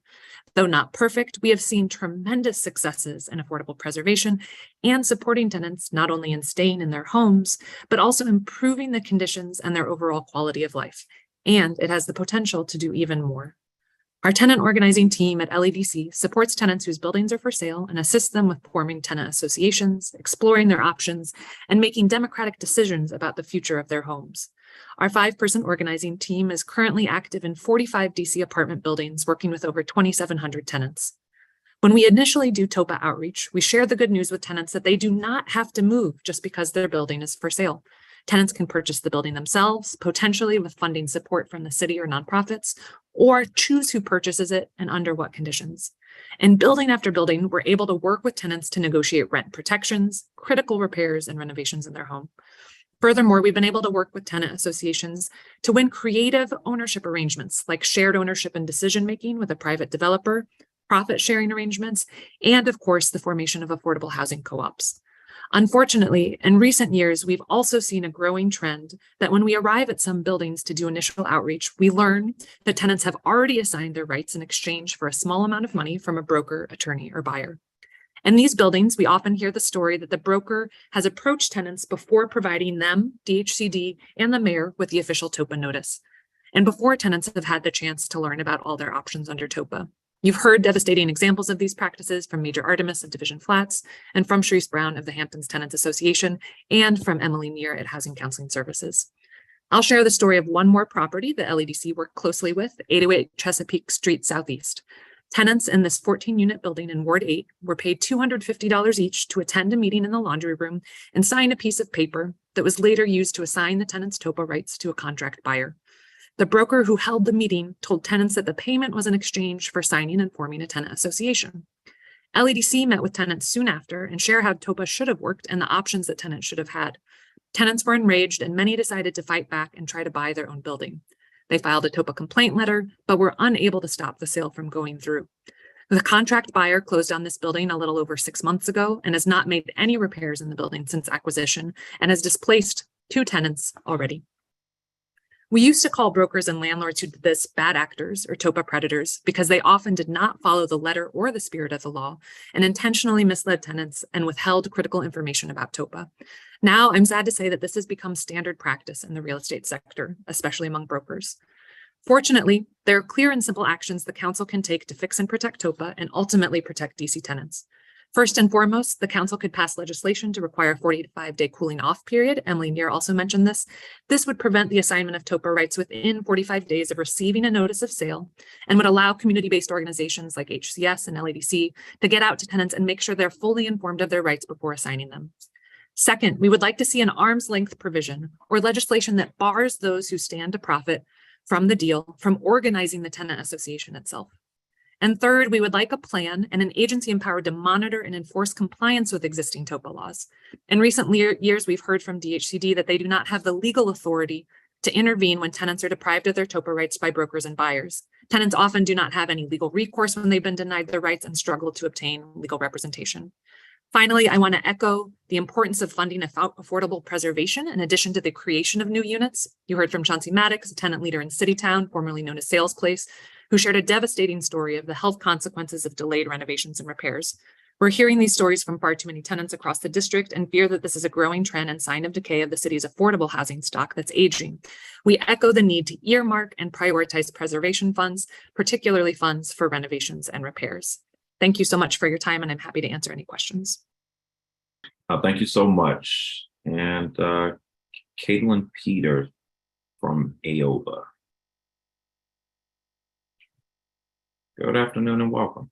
Good afternoon. Thank you. My name is Catalin Peter, and I am the Vice President of Government Affairs for the Apartment and Office Building Association. I'd like to take something that Councilmember White said and apply it to my testimony today. It's better to do a few things very well than try to put your hand in too many things and to not do any of them quite well. So I want to focus this testimony on one issue, one area at DHCD that we at AOBA are deeply committed to improving overall on behalf of the residents of the District of Columbia, and it's the inclusionary zoning program. We have worked for many years, multiple rounds of regulations on the inclusionary zoning program to work with the government on making that program as streamlined and efficient as possible. Since my time at AOBA, I've focused on working with our members who are housing providers and getting an understanding of how, in fact, they work to administer the inclusionary zoning program. What we found, and I'm speaking actually entirely from the rental side of the inclusionary zoning program. We know that we have colleagues who work on the sales side, so I won't address anything related to that. However, with regards to the rental side, we have found that Gene Volnash he does pretty much everything and anything that you can think of with regards to making that program work well. We think that he is beyond deserving and more. He needs additional full-time employees. The program is such that the district relies on it very heavily. And we think that the amount of paperwork currently that's necessary to get from start to finish on a rental alone needs more resources. We also think that the regulations with regards to the inclusionary zoning program could really benefit from a deep combing through of places where we can maybe close some loopholes and make some things work a little bit faster. With regards to marketing the properties, for example, in the private sector, we think that we would be able to work with the government and maybe take over some things that we might be able to do in a faster way to get people into our units quicker. We also think that with regards to certifications or with regards to vacant units, we may have ways that we can, overall just try to make things a little bit speedier to make sure that people are getting into units. We'd really like to work with the department and understand what types of vacancies we're looking at right now. Everything we hear from our members is that there is a significant gap in how long it takes to get someone into an IZ unit versus someone into a market rate unit, which is understandable to a degree. However, some of the folks that we're working with and who are doing the administration of the IZ program are putting in everything they have, and they're still running into some hiccups. And it's not due to Gene or his office. I think it's that the way that certain regs are written right now, they slow the process down a bit. So our main ask is we are committed to working with the agency and with your office on making the IZ program the best it can be and making it the most efficient it can be. We would say that you all have plenty on your plates, and we would say that until we get the current programs up and running, to hold off on any new programs, because we think that the ones that are already in place really deserve to be made as good as possible. Thank you. Thank you so much. Gina Billette.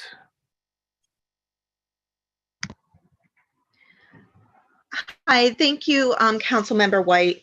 In the last several weeks, our Civic Association has been in touch with you and your staff regarding our community struggle in dealing with DHCD and their lack of communication and making decisions for our community versus with our community.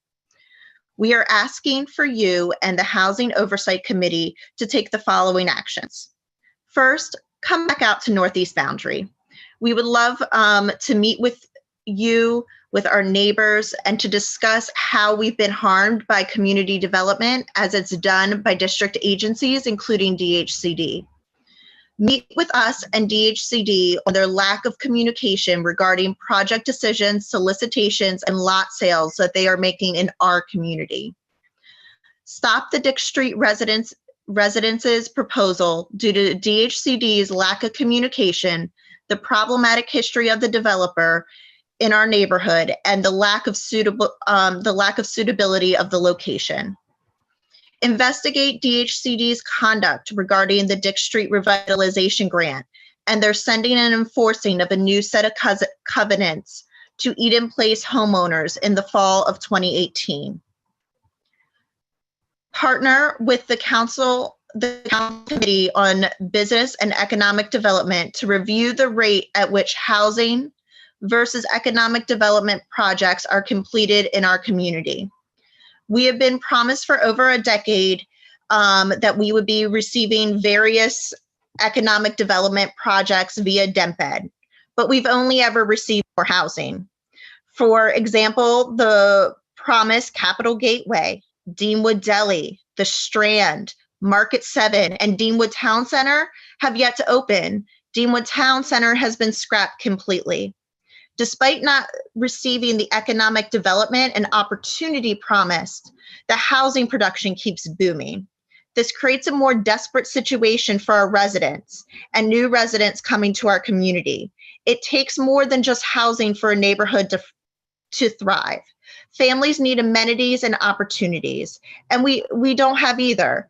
Councilmember White, you know this well, as you and your daughter Maddie came out to see our park and our tiny recreation center. We'd also like for you to ensure that the audit of the Dick Street Revitalization Grant is completed and provided to the community.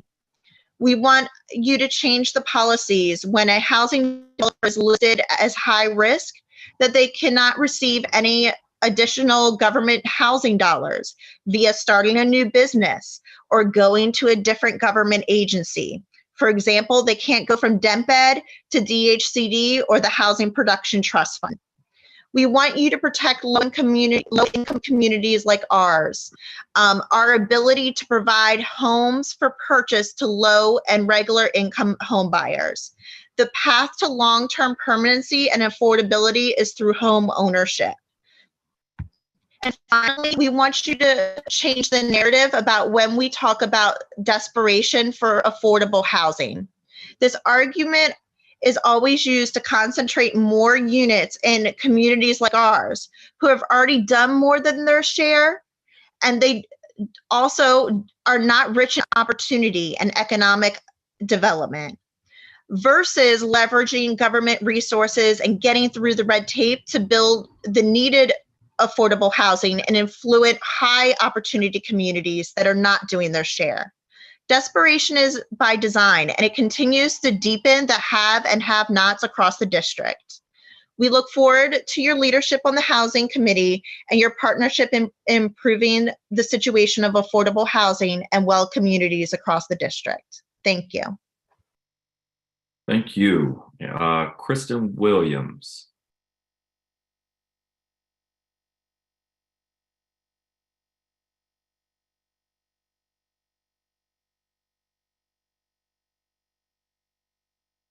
Kristen Williams, are you with us? You have to unmute and hopefully turn on your camera if you're able.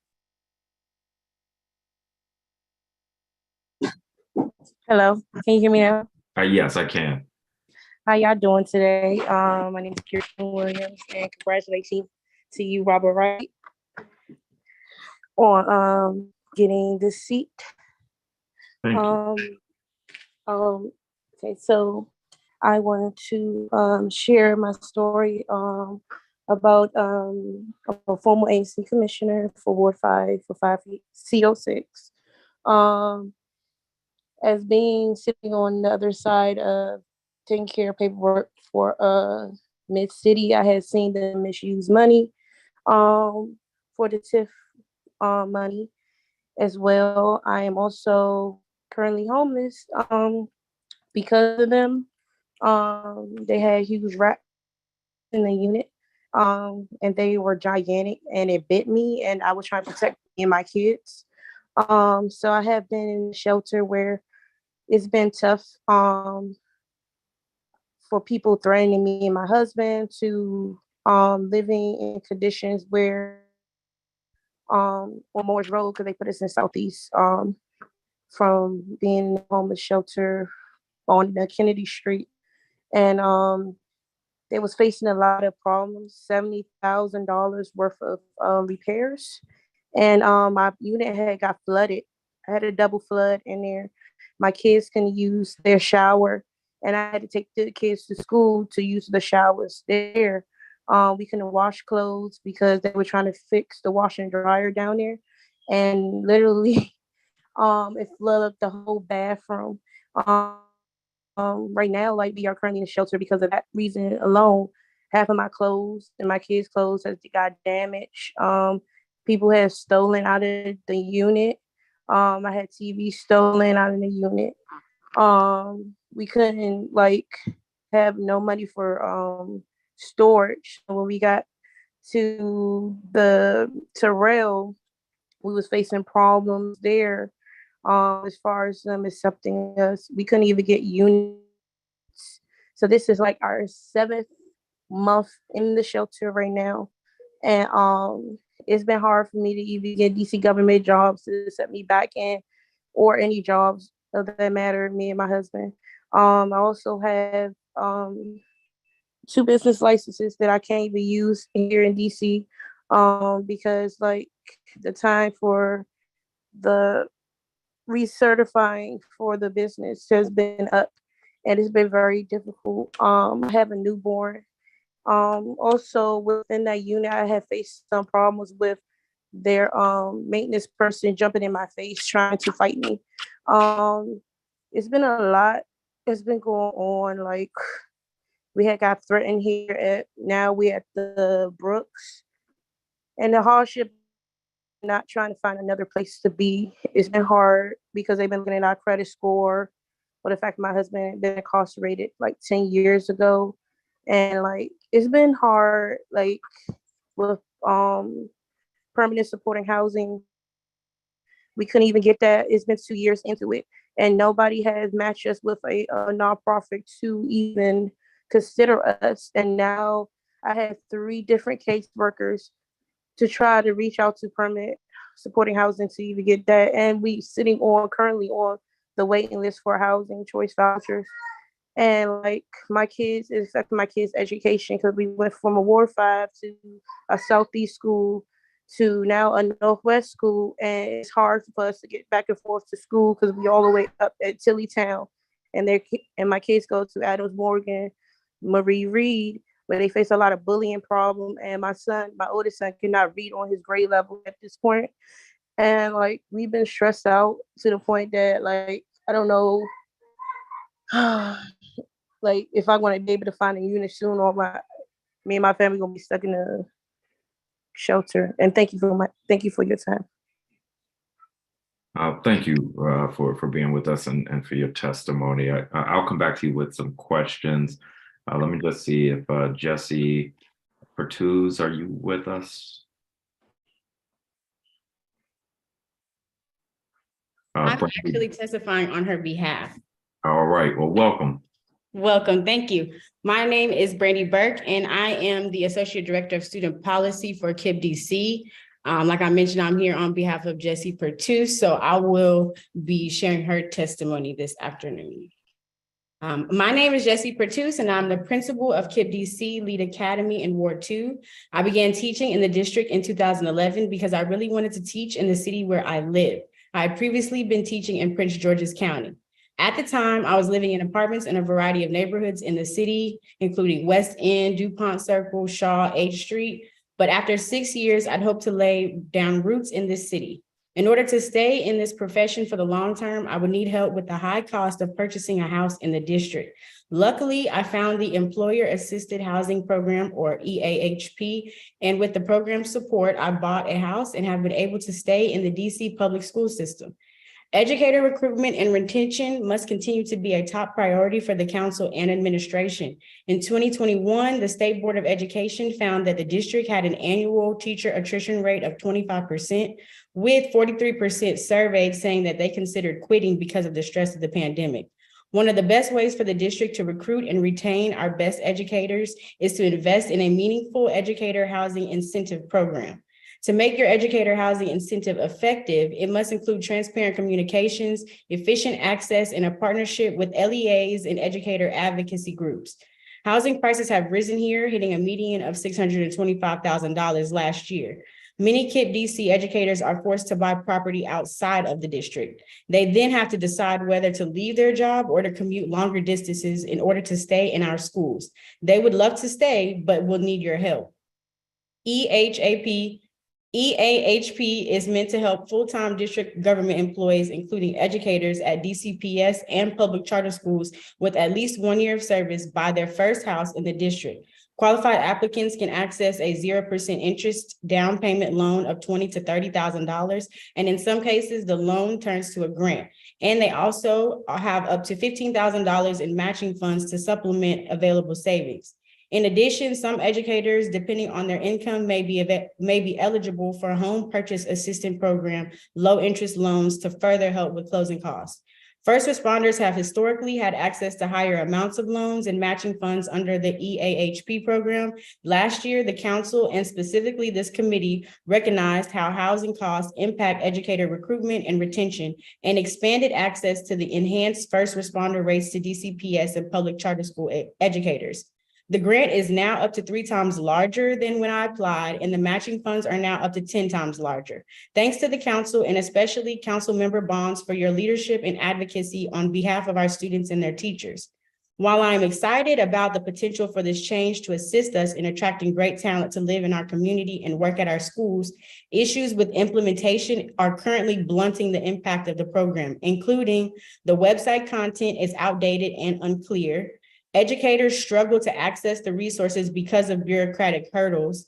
Educators simply don't know about the benefit. KIPP-DC is the second largest LEA in the district, and to my knowledge, no KIPP-DC educator has taken advantage of the EAHP program this year. None are currently going through the process, and no teachers have been enticed to join our schools or remain in our schools because of this program. However, with the following changes, the EAHP Educator Housing Incentive Program can serve as an effective teacher recruitment and retention tool just when we need it most. Update the program information on the website and clarify how the benefit applies to educators. Make it easy for educators to access the resources, and partner with LEAs and educator advocacy groups to reach teachers and increase participation. The EAHP is a key tool towards our housing, education, and community development goals. It helped me to stay in the district's public school system for 12 years, but the program doesn't work if educators don't use it. Thanks so much for the opportunity to share my testimony. Thank you. Thank you so much. One additional public witness who was not here when I got her name, Shirley Thompson Wright. And we may need to promote you, so let me give a moment.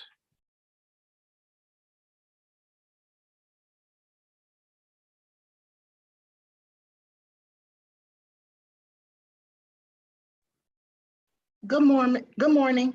Good. Well, it's afternoon now. Afternoon now. Yeah. I'm sorry. Welcome. How are you? Thank you, Good. Councilmember White, for this topic that's so passionate for myself. I am again Shirley Thompson Wright, the president of the Tenant Association of Meadow Green Courts. The DHCD city financing, when they don't approve, it means that residents are going to suffer. This deeply impacts my community, as in 2016, we signed into an agreement with ownership to give up our total rights, and we will have a new community. We signed a redevelopment agreement. We went through BZAs, all the support necessary for us to move forward, because the apartments that we currently had, they're crumbling. They needed to be redeveloped, and we were all excited for it. The funding was denied. We received one parcel. That was a senior complex. On the senior complex, it was construction funds, but they would not give us preservation funds. The remaining three, parcel 2, 3, 4, and 5, were all coming under preservation funds. We never received. The applications were denied, and not once were they applied for, but twice. And it was saying that from ownership stated to the president, to me, the president of the Tenant Association, that they needed to be much more deeply affordable in order for us to receive funding. Residents in my complex have long-standing ties in the community. Some of them lived there 30, 40 years. We do know the economics change, but we were all in agreement that we would sign over our total rights to our owner. There will be funding. We signed into this redevelopment agreement, and now we are sitting looking for buyers. The complex is not being redeveloped. We're told now they need to find a buyer, as their partners are now backing out because of city funding not being available to us. The buildings are crumbling. They're in much worse shape than they were in 2016 when we initially went into this agreement with our complex, and we were told that there were going to be preservation dollars put forth for our project. We even had a lease up and took in new residents with the presence of the ownership saying that if they took in more 2 and 3 bedrooms, we were going to be good. Now we have major issues in the neighborhood, and we still are in the same position looking for preservation fund dollars. And from what we're told as of now, if we don't get a buyer, the property is just going to be what it's going to be. I would just like to let you know that this is a property of over 400 units. And we shouldn't be forced to want to move out of DC because we didn't receive preservation fund dollars for this project so that we can live in newly renovated, secure buildings with maybe laundry facilities or all the other amenities that we actually asked for in this project. We live in our neighborhood, and as I've been living here for 27 years, some, like I say, past 40. We live in the neighborhood because we love the neighborhood. I love it so much now, I'm actually the A&C commissioner for 7F07. I would just like to see that the preservation fund dollars be granted to communities that are maybe 80% or maybe a bit higher if they need be, but not to take us down and be denied because they need to be under 50% AMI in order for us to receive funding. I appreciate that, and thank you for joining us. One of the difficulties in the district is we have a number of programs that are targeted to people with more limited incomes, but as all of us know, you can make what is a healthy amount of money on paper in the District of Columbia and still be broke. And so I take your point, Commissioner Thompson, right? So I just want to make sure I understand your testimony in the situation at Meadow Green Courts. The reason that you all were denied was because of income? From what we're told by the owners, we were denied because of income. Okay. All right. And they actually applied not once, but twice and were denied twice. Got it. Interesting. Okay. With All them right. revamping the income levels to maybe do a blended or something else, but still no preservation fund dollars. I see. Okay. All right. That's helpful for me to understand so that I can try to understand this issue better. Let me go to Sharice Stone, who testified at the top of this panel. One of the things that you recommended from a user that had experience with this process point of view is needed changes in DHCD, TOPA policy.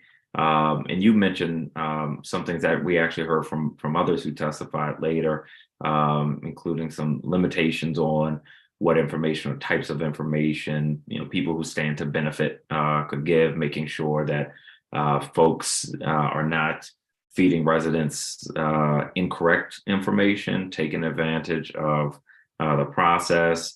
I can't remember if you suggested this as well. I know several people did, a cooling off period, perhaps sign off from an outside entity. For our factual understanding, you mentioned predatory practices and false information. Can you give an example or two of false information that you experienced getting? Yes, I'd be happy to. The first person that came to organize us put a flyer on the door, hey, pizza for everybody. We had no idea that the building was being sold or TOPA rights or anything. We think, okay, they're going to announce the improvements to the building or something. So that was the first thing. He was the first one to tell us that the building was being sold. He led us to believe that, I've been through this before. I don't want to see the same thing happen to you guys that happened to me where I got nothing. So he encouraged us to hurry up. I mean, everything was gotta hurry, hurry, hurry. You're running out of time. And mind you, this is even before the sales and purchase agreement had even been posted to the door. Okay. So he led us to believe that he was going to help us set up our association. He also encouraged us to take the buyout. By the third meeting, he was already talking buyout because he had already set us up to assign our TOPA rights. And another piece of very important information that was false was he told us basically that we all had to go, that we could not stay in our homes, which now we know, thank goodness.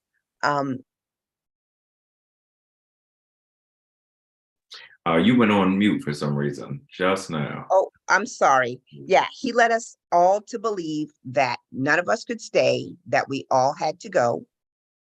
And thank God for the housing council services that came in to help us organize properly. But as well as more false information that he gave us.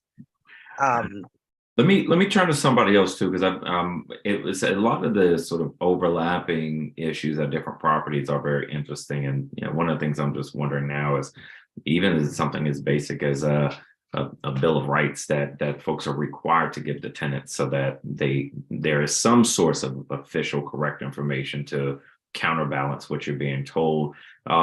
Major Artemis, if you are still with us, you did mention some things I think you characterize as bad faith or owners taking advantage of residents. And are you still with us? You may have had to go. Well, let me go to Emily Neer then. You mentioned in your testimony that sellers can manipulate tenants. Why is it in their interest to manipulate tenants? They're selling the building, like it's going to sell to the tenants or to a private person.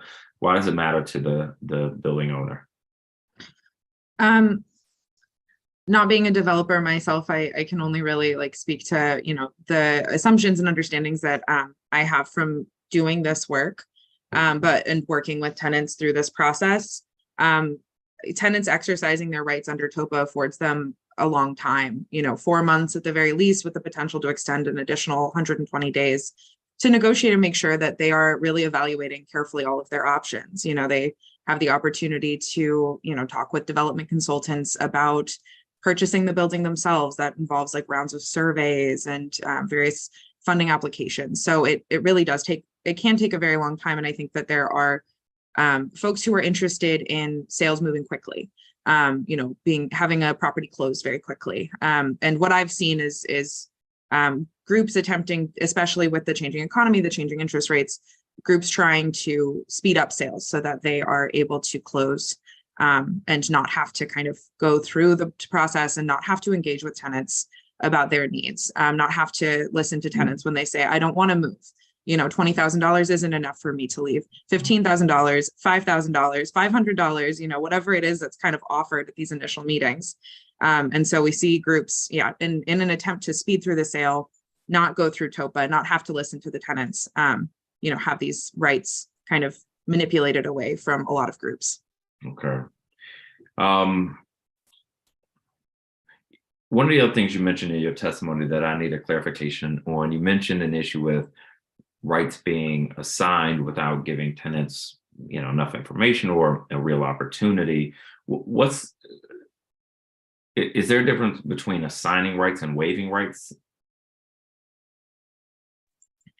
So the waiver process, because TOPA is a collective process, looks a little different. I think what we see is assignments that are a little bit more surefire, where it's, like a group has quote unquote voted, whatever that vote might end up looking like, to, say, yes, we want this developer, versus a waiver of rights, I think is a little bit, I think probably simpler to challenge. I'm just mostly speaking from experience, and what we've seen though, we've seen assignments.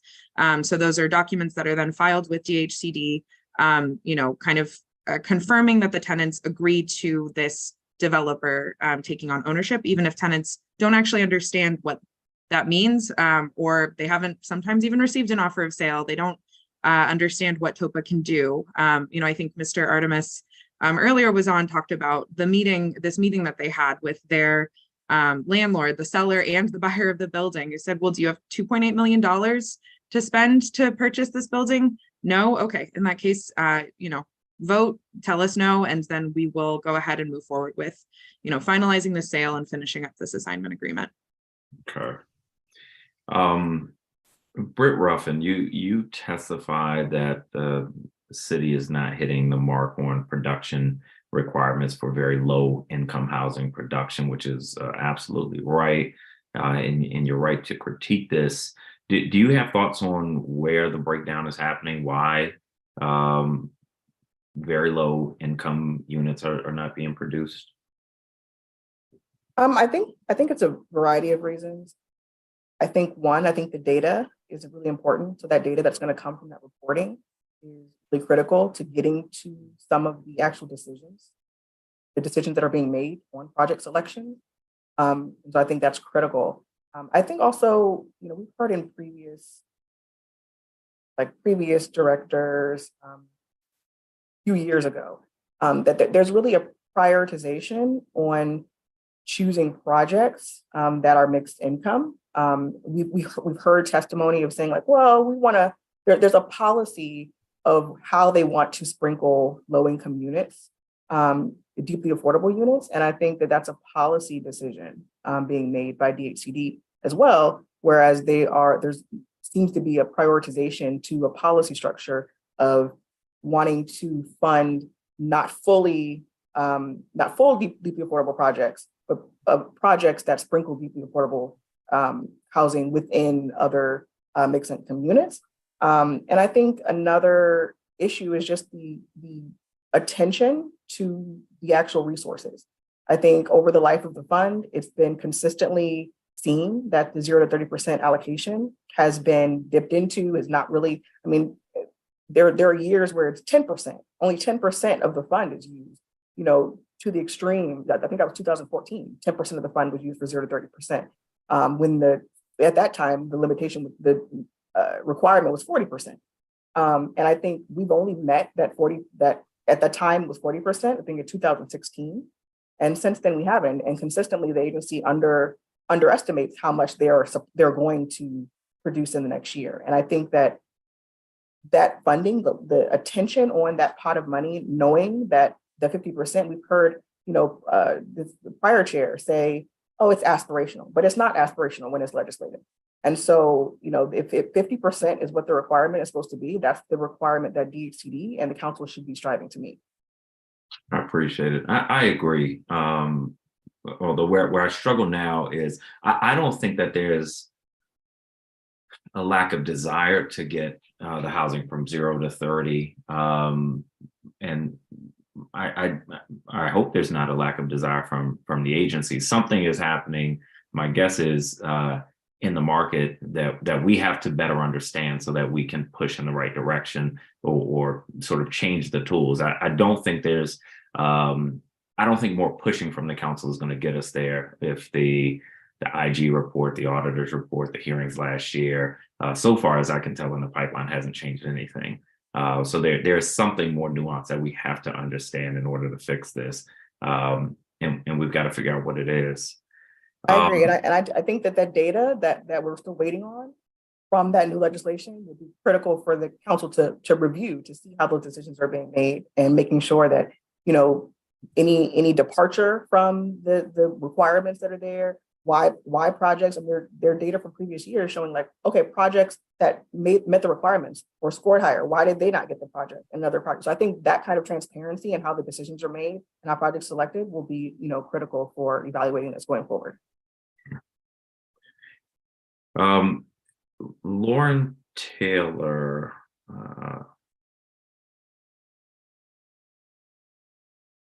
quick question. You mentioned a specific TOPA instance, which is always helpful because then we can move from sort of theoretical conversations. For the Chesapeake Street TOPA example that you raised, you said they filed a complaint. Do you know why the complaint was not successful? So I am happy to follow up with the tenant organizer that was the lead in the property, but my understanding is that DHCD does not feel that it has the authority to take definitive action and like kind of adjudicate claims.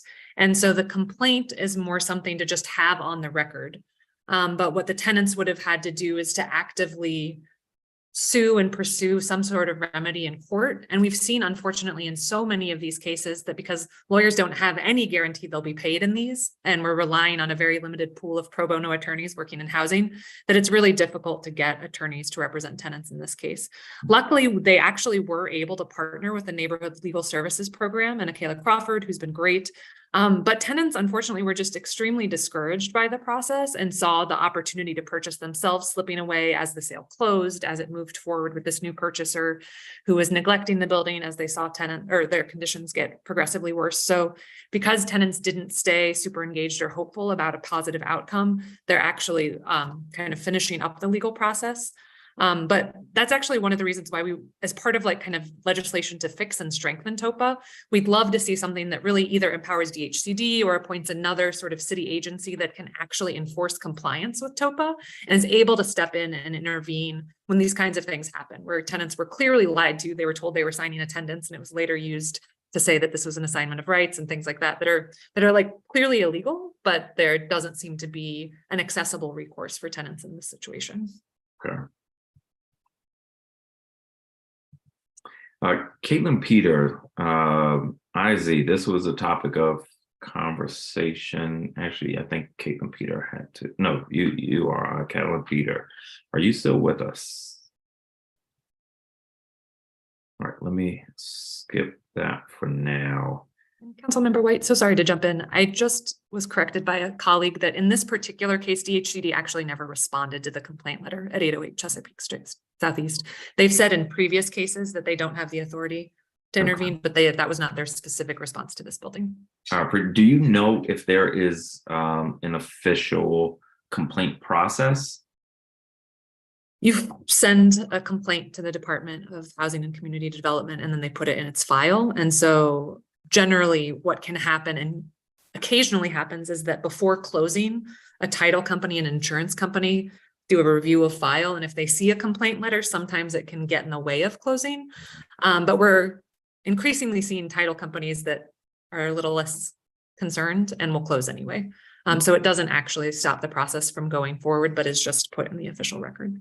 Okay.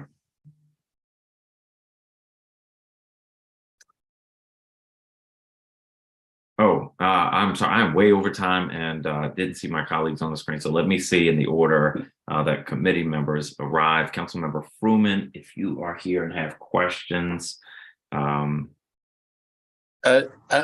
here again, sort of in the spirit of listening and taking it all in. An enormous amount of really valuable information put on the table, but and soon witnesses will be wondering if you'll ever stop asking questions, but for now I'm going to hold off. Thank you. I appreciate it. Thank you, Councilmember Fruman. Councilmember Parker, do you have questions this round?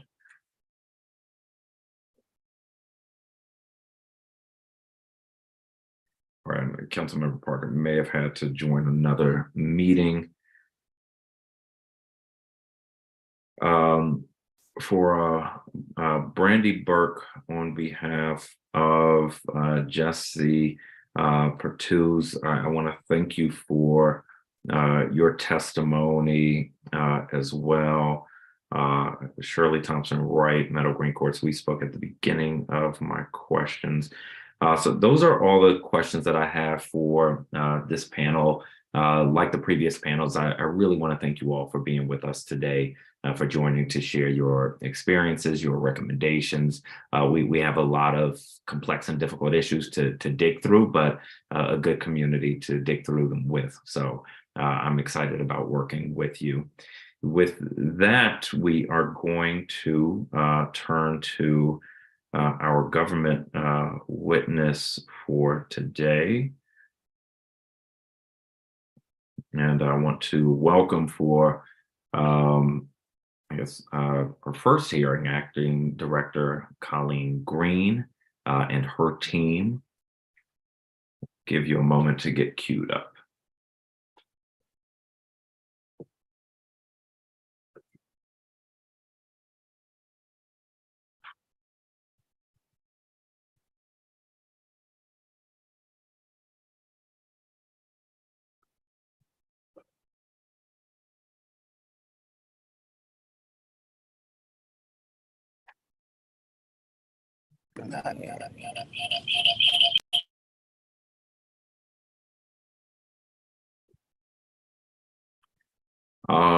Director Green, thank you very much.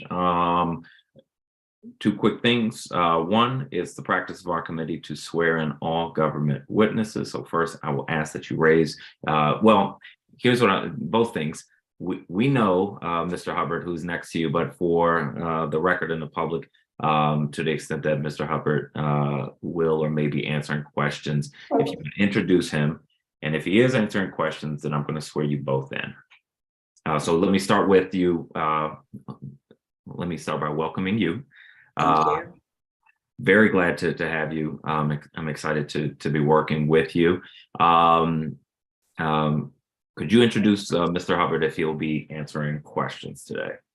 Yes, Mr. Hubbard is joining me and may be answering questions as needed, as this is, I think, my 10th day on the job. And in order to provide as comprehensive information as possible at this point in juncture, it makes sense for Mr. Hubbard to join me today, if you don't mind.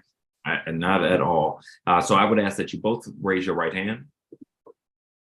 Do you swear or affirm under penalty of perjury that the testimony you are about to provide to the Housing Committee is the truth, the whole truth, and nothing but the truth? Yes, sir. You can begin your testimony. Good afternoon, Chairperson White and members of the staff of the Committee on Housing. My name is Colleen Green, and I'm the Acting Director of the Department of Housing and Community Development. I'm joined today by Drew E. Hubbard, the agency's Deputy Director. Today, I appear before you on Mayor Bowser's behalf to testify and provide an overview of the agency's performance for fiscal years 22 and 23 to date. I would like to take a moment before we get started to express my sincere appreciation for the residents and our partners who testified today about their experiences with DHCD, especially those we are just hearing from today. Your valuable insights into what works and what does not will be incredibly useful to me and DHCD's work going forward. I assure you that the staff and I are committed to continuing to serve you, including as we challenge ourselves to bring passion and personal experience to the workplace. Some of our staff are low-income renters themselves, others prospective homeowners, and more still district residents, navigating many of the same issues those who testified today discuss. So again, I thank you for your testimony. As you are aware, on January 30th, I rejoined DHCD, having previously served the agency. Over the past 2 weeks, it has been my pleasure to learn of the great work the agency has done under Deputy Director Hubbard's exemplary interim leadership. I'm delighted to have Mr. Hubbard here today to add his valuable insights to my testimony. Let me begin by outlining how DHCD works to achieve its goals. DHCD's mission is to produce and preserve affordable housing for low and moderate income residents and to revitalize underserved neighborhoods in the District of Columbia. And DHCD employs a variety of tools to achieve this mission. In its role as a government financial institution, DHCD provides loans to nonprofit and for-profit developers to help build new affordable housing and to preserve existing housing across the city. The agency skillfully combines and leverages local housing funds, such as the Housing Production Trust Fund, to deliver affordable housing.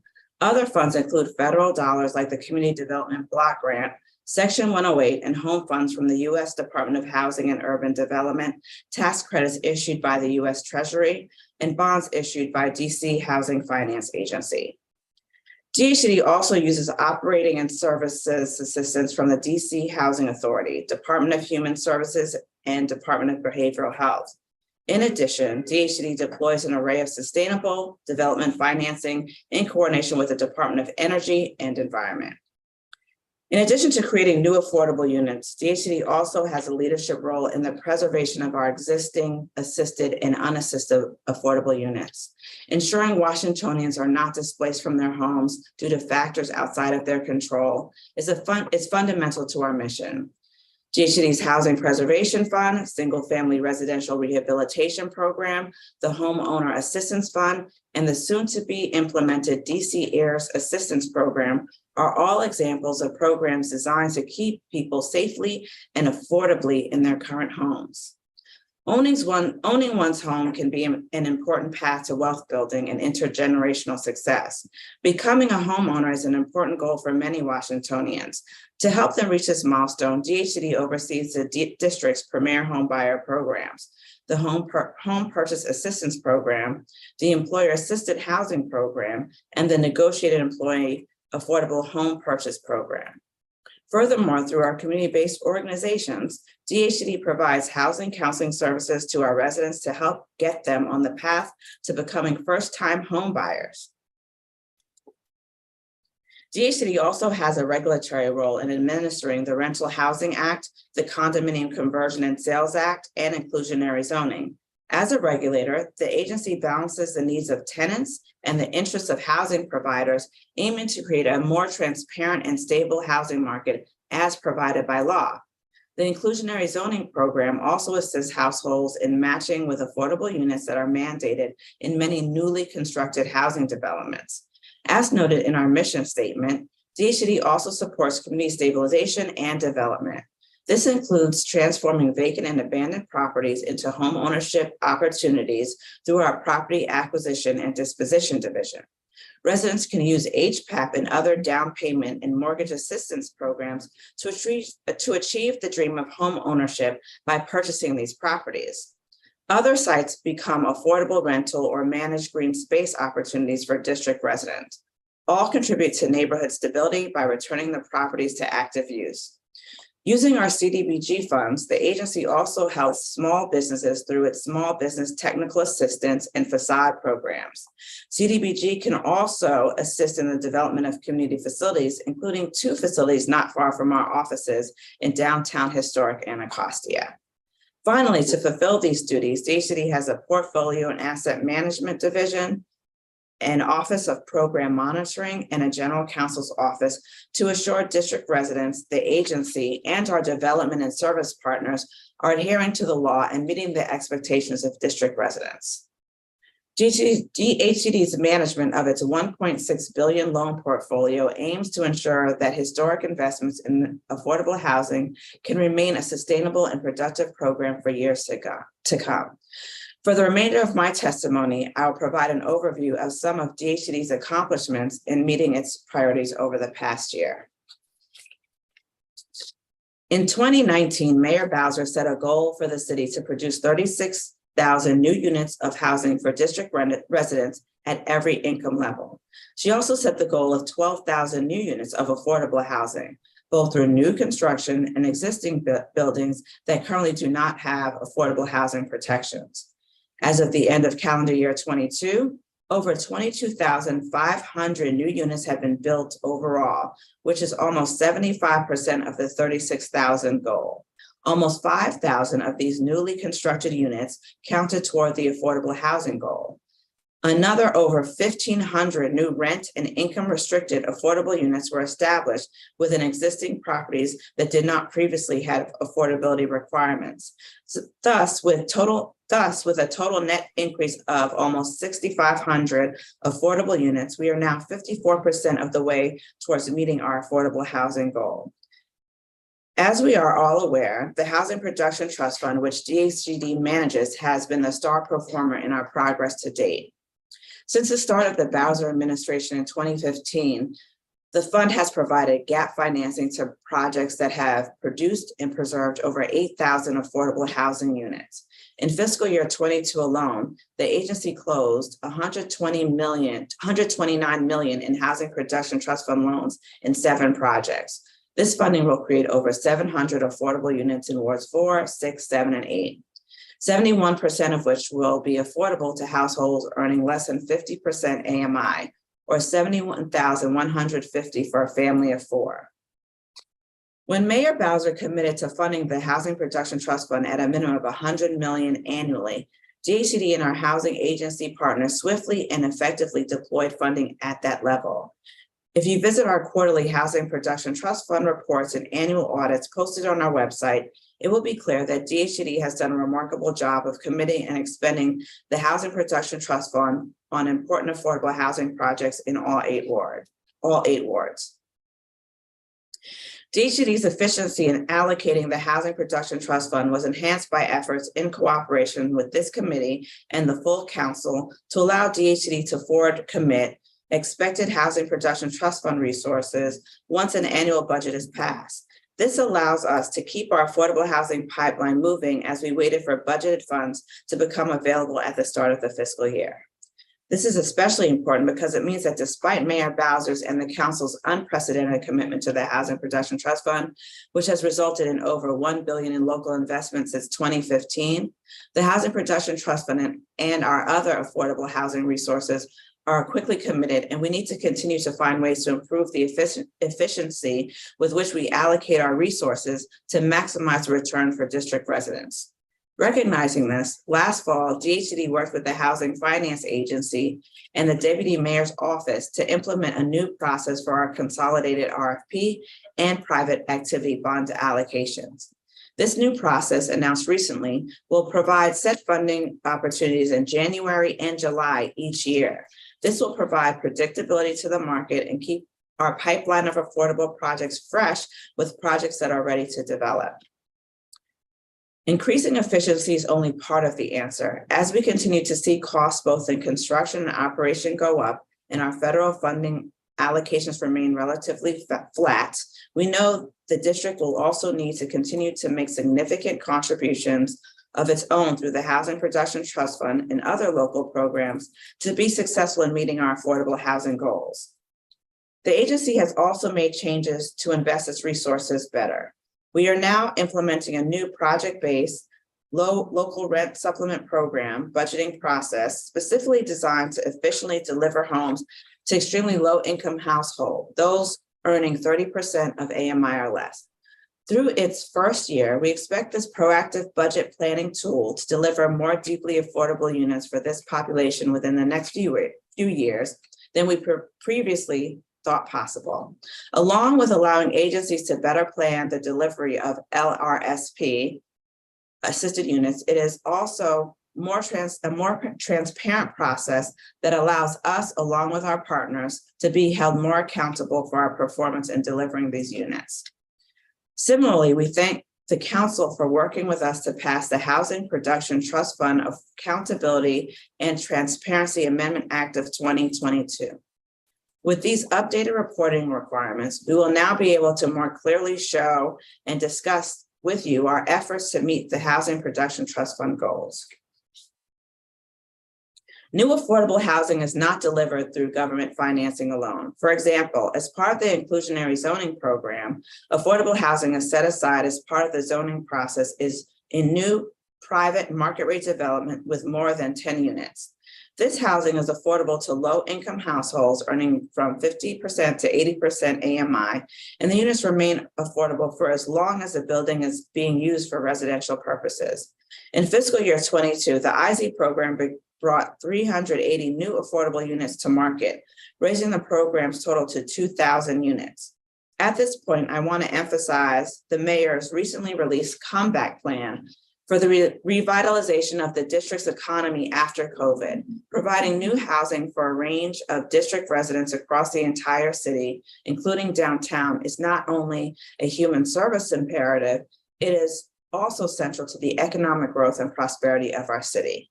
To gain ground on our affordable housing challenges, however, it is not enough to build new affordable housing. We must preserve it as well. DHCD meets the challenge in many ways, from the good oversight of our portfolio to establishing a preservation unit within DHCD to administer preservation programs and solve problems in a rapidly changing real estate market. One of the key tools we utilize to preserve affordable housing is a DC Housing Preservation Fund, where district funds are leveraged with private dollars. Our partners in this fund are 3 community development finance institutions, LISC, LIF, and Momentous Capital. They work to quickly acquire and stabilize at-risk properties. In fiscal year 22 and 23, to date, this fund has preserved 840 affordable units in 10 properties. Since that fund began operations in 2019, over 2,350 affordable units have been preserved. In 3/4 of these properties, tenants have been empowered to shape their future through the Tenant Opportunity to Purchase Act. In the last few months, for example, tenant associations in the 8th Street, Columbia Heights, and Manor Park neighborhoods brought their buildings and formed limited equity cooperatives using the fund. DHCD has also enhanced its affordable housing preservation resources through its revival of its HUD Section 108 program. This was only possible after DHCD reestablished its record for stable program management with HUD over the past few years. As a result, a portion of these funds are now being used to establish an innovative revolving loan fund to facilitate the acquisition and substantial rehabilitation of existing affordable rental properties and limited equity cooperatives. We also work to preserve home ownership through programs such as the Single Family Residential Rehabilitation Program and the Homeowner Assistance Fund. This year, the Single Family Program implemented its minor repairs contract, allowing smaller projects as well as temporary repairs to be completed quickly. Using this program to patch roofs, for example, can provide immediately relief for the homeowners, remove safety concerns, and save time and money on larger projects by halting further deterioration of the home while the project completes its full scope of work. Along with other improvements to the application and contracting process, the program is now able to assist more homeowners and start assisting them sooner. The progress from these reforms is already being felt, and with 3 times as many projects completed in fiscal year 22 than in any year in recent past. DHCD plans to keep this upward trajectory in fiscal year 23. We have made recent progress with the Homeowner Assistance Fund, a new program launched last year funded with $50 million in federal pandemic relief funds. As of January 27, 2023, over 2,000 applications have been submitted through the HAF application portal. In this time, almost 14 million of HAF funds have been either paid or in progress to be paid to over 600 approved households. The majority of these approved payments are to mitigate direct threats of foreclosure and housing displacement, with almost 11 million going toward mortgage payments and nearly 2 million payments to condominium and cooperative associations. The pace of this program will accelerate rapidly in the coming months as mortgage servicers, condominium associations, and others due to receive the assistance are increasingly engaging with the program. Thus far, I've discussed at length how we produce and preserve affordable housing and meet the needs of lower income district residents. The district's housing production and distribution goals, however, are not only to produce more affordable housing, but to make our housing policy equitable. To that end, our agency partners have been directed to make certain that the affordable housing we create is more equitably distributed across the city and provide an opportunity for every neighborhood in the city to contribute. Committing to the Housing Framework of Equity and Growth in 2019, Mayor Bowser set specific goals for increases in affordable housing by neighborhood so that the opportunities for district residents looking for affordable housing are not limited to just a few neighborhoods. DHCD has reflected these targets in existing programs and have developed new programs to leverage existing developments in high cost and high opportunity areas. As a result, we have seen a measurable increase in proposals from parts of the districts with little affordable housing. In June, Mayor Bowser convened the Black Home Ownership Strike Force to address the widening gap in Black home ownership. In October, it issued a report that included recommendations to see 20,000 Black families become homeowners in the district by 2030. Already, the agency has implemented new levels of assistance in the HPTF program, raising the maximum assistance a homebuyer can receive from $80,000 to $202,000. And in the next few weeks, the agency will begin implementing a new program to help district residents maintain ownership of a family home when a family member dies. Both of these measures were proposed in the fiscal 23 budget as a down payment as we work on addressing the recommendations of the strike force. In fiscal year 22 alone, HPTF helped 232 families with loans worth $13.5 million. Nearly 75% of the loans were to Black families. Before concluding my testimony, I want to recognize that as a result of its commitment to produce affordable housing, the district is now recognized regionally and even nationally as an affordable housing leader that has made tough decisions and implemented innovative policies to achieve its goals. And the district has used this example to push the region to take its affordable and fair housing responsibilities seriously. Through the Metropolitan Council of Governments, the district has been the leader in the establishment of regional housing goals and most recently, the drafting of the Metropolitan Washington Regional Fair Housing Plan.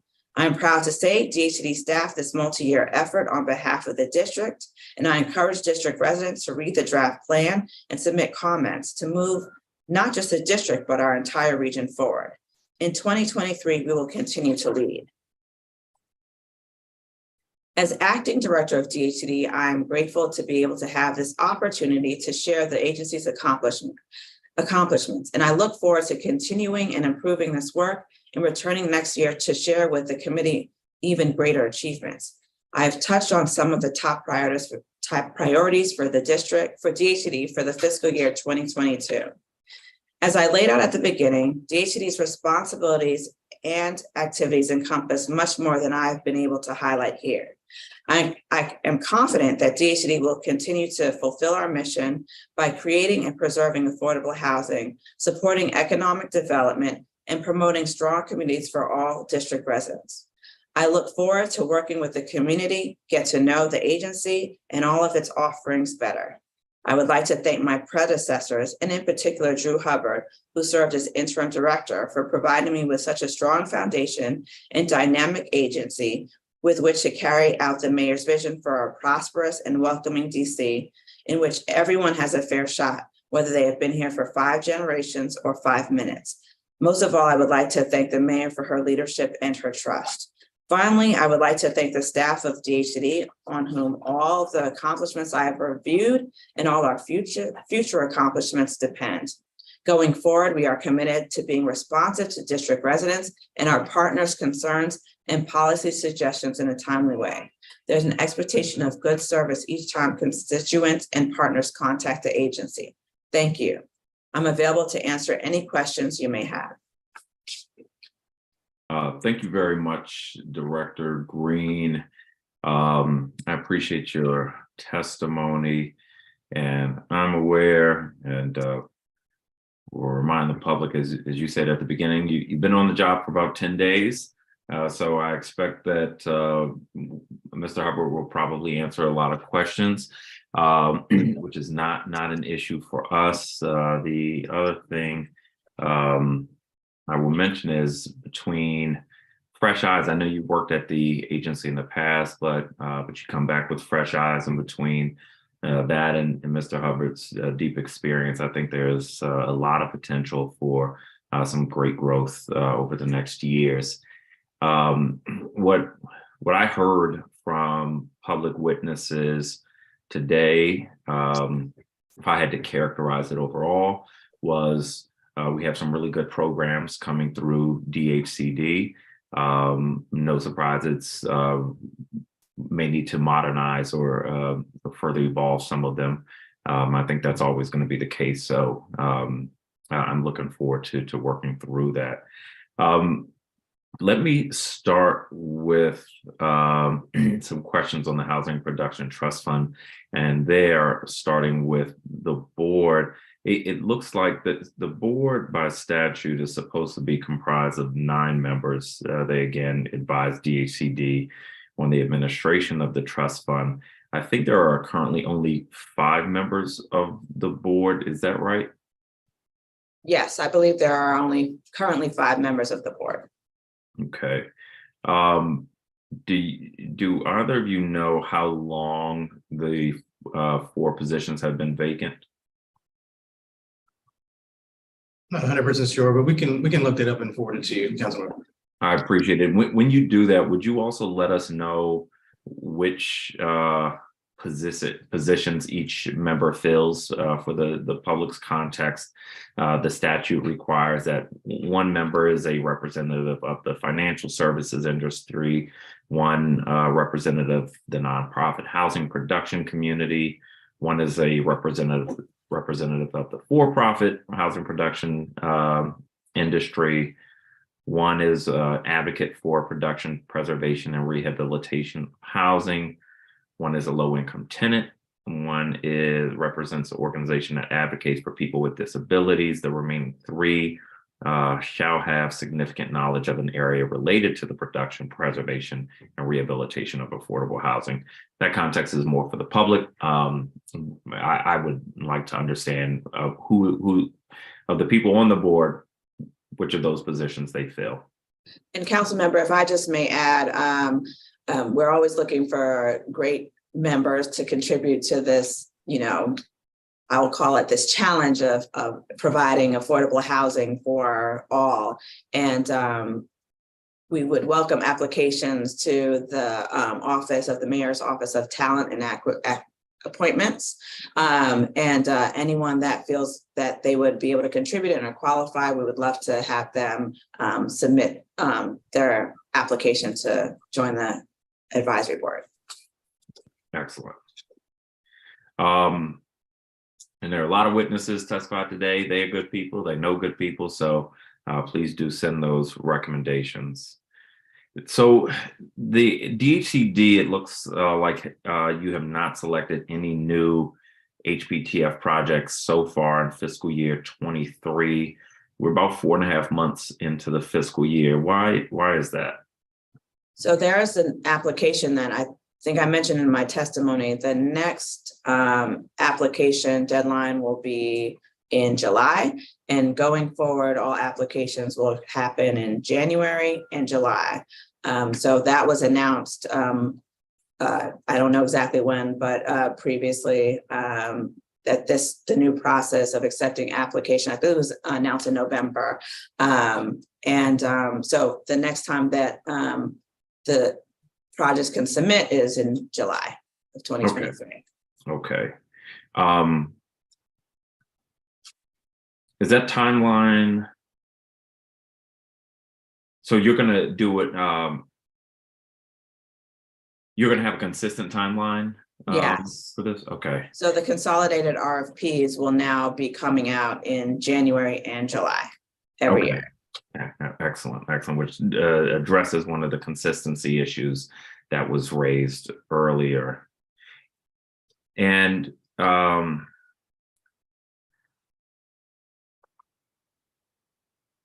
so for FY22, this is an issue that came up a bit, not a surprise.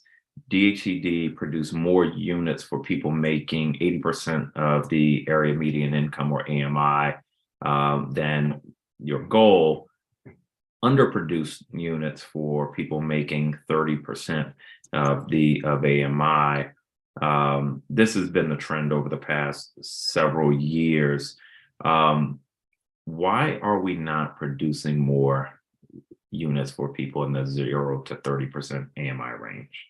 So that is something that comes up all the time. And, I would say that resources are something that is limited. There's a negotiation process about how to distribute the dollars, create as deep affordable housing as possible with the applicants, and that conversation happens on an ongoing basis. But I did happen to review the 2021 RFP, and it appears that 40% of the units of all of the units that applied will actually be 30% and below. So that is sort of different from kind of what I was being told coming in. But what is unique is that a lot of the sources that are being put towards that 0 to 30% bucket are not just Housing Production Trust Fund. So Housing Production Trust Fund is in that,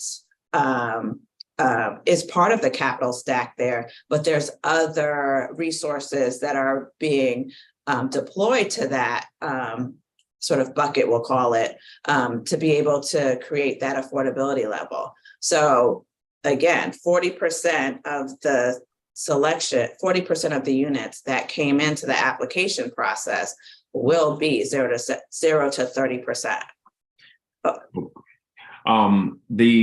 That is good if 40% of the applications that come in are for the 0 to 30%, but application and production are not application. So what I'm saying is 40% of the units. So 1,595 units of all the projects will be created. Of that, 40% of those units that are going to be funded will be 30% and below. Okay. So that is production. Okay. I appreciate that clarification. So that is much better than where we have been recently, still not at the 50% statutory requirement. Correct. A lot of folks are watching this hearing and saying, well, why is the agency testifying to say they're not going to meet the statutory requirement? Why do you believe it is difficult or not possible to reach the 50%? I don't think it's impossible. I think the statutory requirement says that Housing Production Trust Fund is the funding source that needs to meet that requirement. So 50% of it's an expenditure requirement. Am I correct? Okay. Right. So 50% of the dollars need to go to 0% or 30% and below. Okay. The challenge that you have there is that you also need to fund 80% and below, 50% and below. There are more diverse amount of resources available for 30% and below that allows us to achieve that bucket, and then allows us to also stretch those Housing Production Trust Fund dollars to meet the other area median income requirements. So that kind of ends up being the challenge. So, but we do understand that the need for the 0 to 30% and below is there and a priority, but we're able to deploy various other resources to get there, and the Housing Production Trust Fund can be stretched to other area or other income levels, if that makes sense.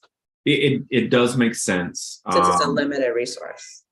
My guess is that if we were producing more, well, let me clarify one thing first. I don't love sort of the battle between 80%, 60%, 30%. All these folks are struggling in DC. Right. What's different is, and you touched on this, how we fund those things. You're not going to fund generally a project for people making 30% of AMI the same way you're going to fund for 80%. So to a large extent, you got to have different tools. Some of those tools may overlap, but you've got to have different tools. We will focus in the coming months on the production of housing, particularly in the 0 to 30% AMI, to understand it, to ensure that we are building the amount of 0 to 30 that we need. And so I take your point that the tools will be different. I think what people are articulating, including myself, is a concern that we're not funding the 0 to 30 from the Housing Production Trust Fund.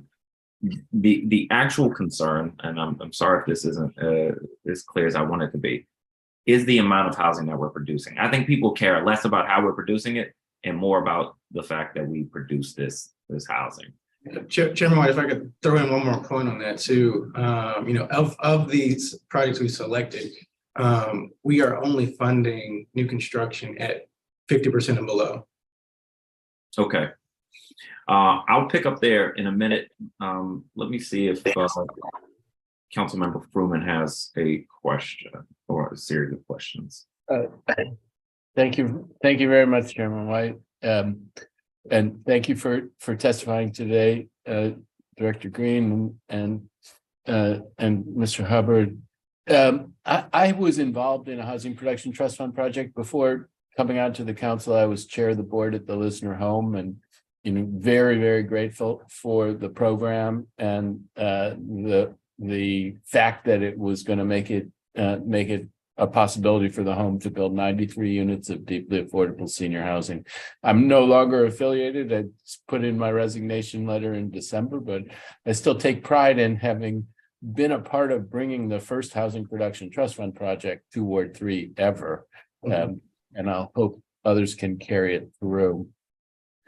There's like timeline and numbers things that that may be simple and they may be written down somewhere else, but if the next RFP is going to go out in July of 2023, when did the last one go out? So I think 2021 was the last RFP. The pandemic may have caused some delays in doing something in 2022. I can clarify and send you the exact timeline, but all the projects that were submitted in 2021 were selected.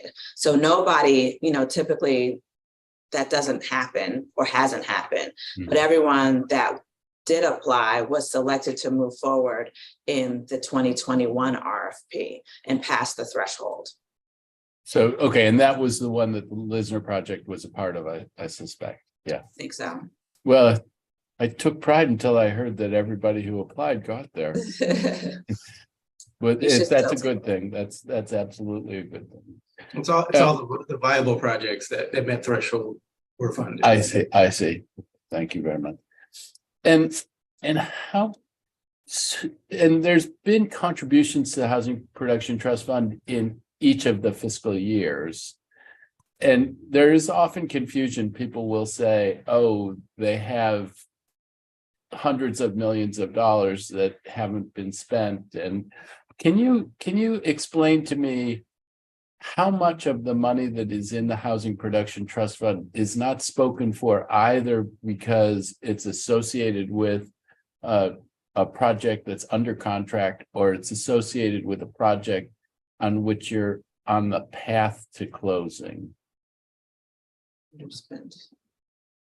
So let me do my best at this, being 10 days in. So we have a budget. There's a budget that we know how much that we can award based on that budget. But as time goes on, as details of the project are negotiated, that amount may go up or down.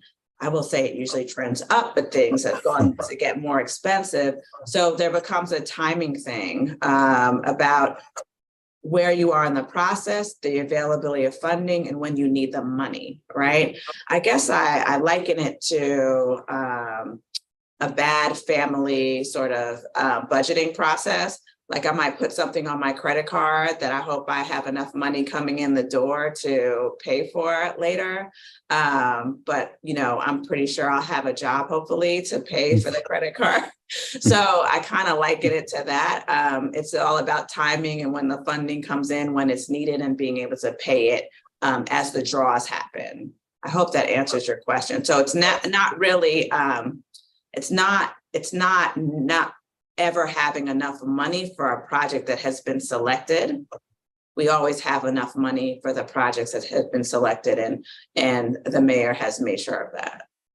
Well, I guess my question was, do you have any extra money over what would be needed for the projects that have been selected? I guess I would expect you to have some cushion so that you can deal with, where costs go up, that you can add dollars to a project. But do you have enough for everything that's been selected today?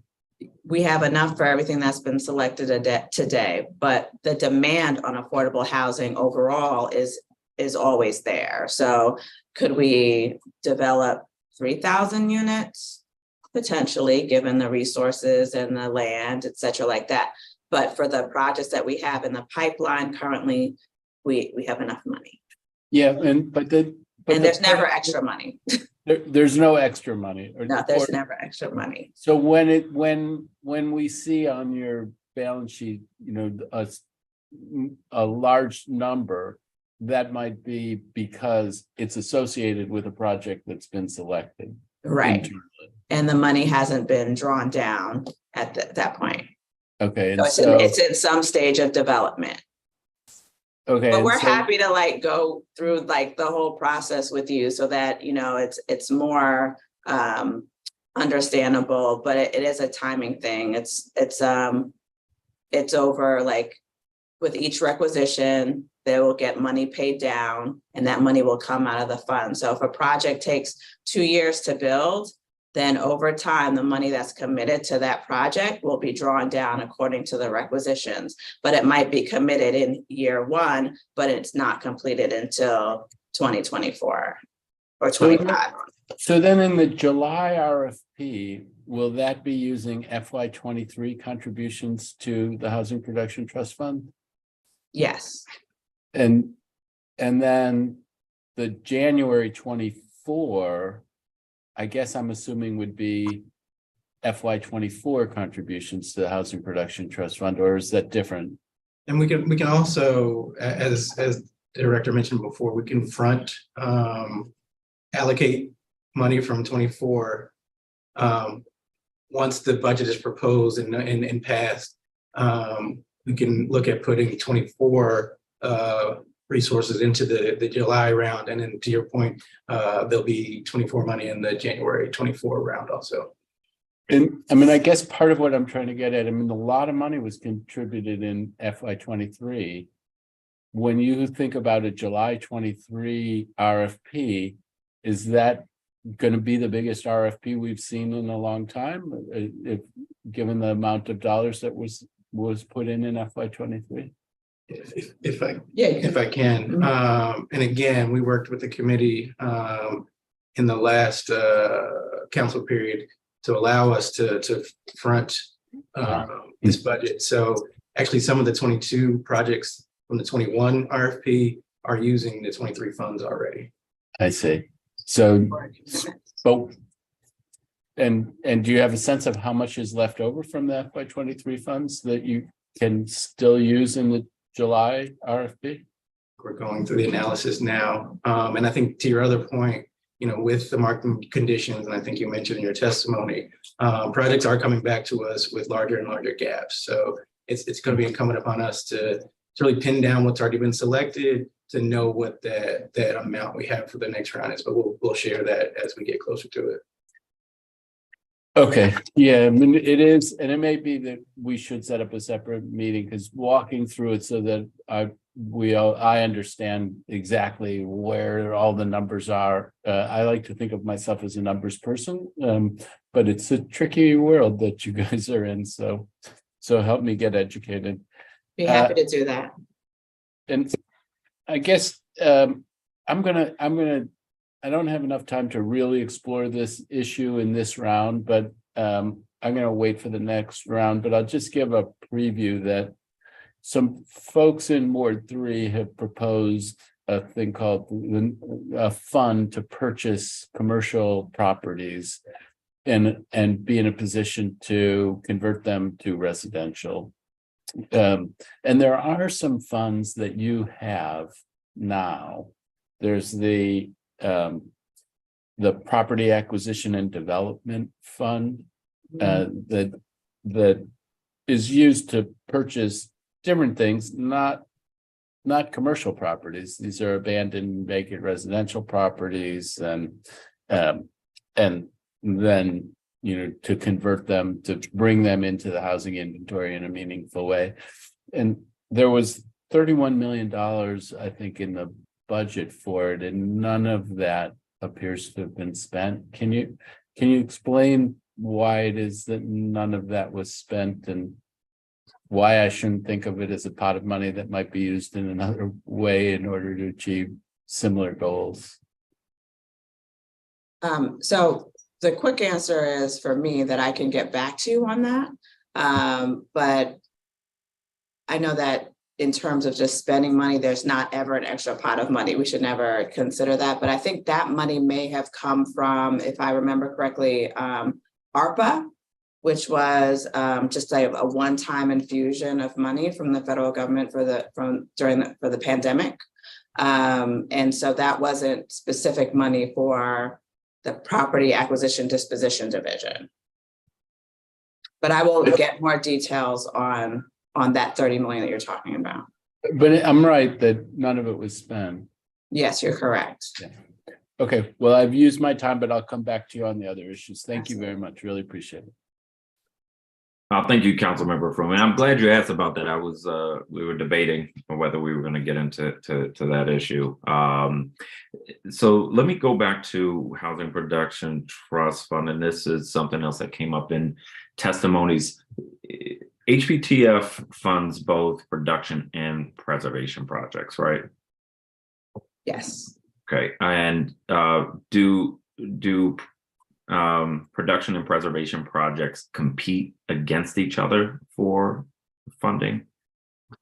Well, to the extent that there's one pot of money, everything is sort of competing for that one pot of money. So it's about how to allocate it, how to make sure that we are distributing the money most efficiently as possible. But there is just, the sources that we have that fund all these programs that we're addressing. My guess is that production sort of makes better headlines than preservation. How do we ensure that we are not underfunding or not putting enough effort into preservation, because we've got to make sure we're not losing units as well? Well, I think that's a very good question, but I think that at the end of the day, to lose units, that does not meet the goal. So there's a goal of units that the mayor has set, which is 5,000 or 12,000 affordable units, whether they're new or existing. So I think that if we're preserving to meet that goal and that's what's coming up, then we will preserve to meet the affordable housing goals. If there's a new unit that comes up, as long as we're not losing units, as long as we do what we need to do to meet that affordable housing goal, is what is sort of how the decision has to be made. So whether it's new or existing. So I don't think that, we don't have it's hard to, every decision has different factors, but it's hard to say like the preservation one will bump a new one or the new one will, but sometimes I think that preservation, depending on timing, will become a priority to a new unit. Because again, you don't want people to lose their housing if it's a preservation, or lose their affordability if it's a timing issue or a deadline issue. So sometimes it could be that may push a new unit or new development down the road a little bit. And so, but it doesn't happen in a way where it's either or. I think also, just to show the commitment and how important it is, some of the witnesses earlier testified, and we've been here since the beginning listening. Our Housing Preservation Fund is a twin, another $100 million fund, which is primarily acquisition, but it also goes to support critical repairs once those buildings are purchased too. And what we're seeing now is the current term of those loans to acquire those buildings. Some of the folks who've gone out there partnered, most of those are TOPA deals, are asking for extensions on those loans, which we are looking at favorably, knowing that, that we need to keep that money in there to make sure those buildings are preserved, and they have the opportunity to come back through our round if they need substantial rehab. Okay. Okay. We'll continue to sort through that. I want to make sure I fully understand where you're going. I do worry that we don't prioritize preservation enough, and that does cause displacement. I think it generally costs less to preserve a unit than it does to build a new one. And there's just so much more need for affordable housing than what we have. And I want to make sure we're not like focused on a sexier goal, but losing sight of things that are at least equally important. To that point, though, I'm looking at data from the National Housing Preservation Database, indicating that several affordability covenants are going to expire over the next few years, which would reduce our supply of affordable housing. Their data from 2022 indicates that over 2,100 publicly supported rental homes in DC will lose their affordability restrictions by 2027. 56% of those are assisted with Section 8 contracts, and 31% are LIHTC properties. Does DHCD track expiring affordability covenants? Yes, DHCD was part and parcel to many of the affordable housing units that are funded with LIHTC and in our region and also has its own affordability covenants that would be expiring. So we track that, and that's part of what our housing preservation unit does, is to figure out the timing of when these affordability covenants are expiring and what we need to do to maintain them. And also another area that we can protect affordability is in our upcoming RFP, and trying to make that a priority in terms of our funding scoring. Okay.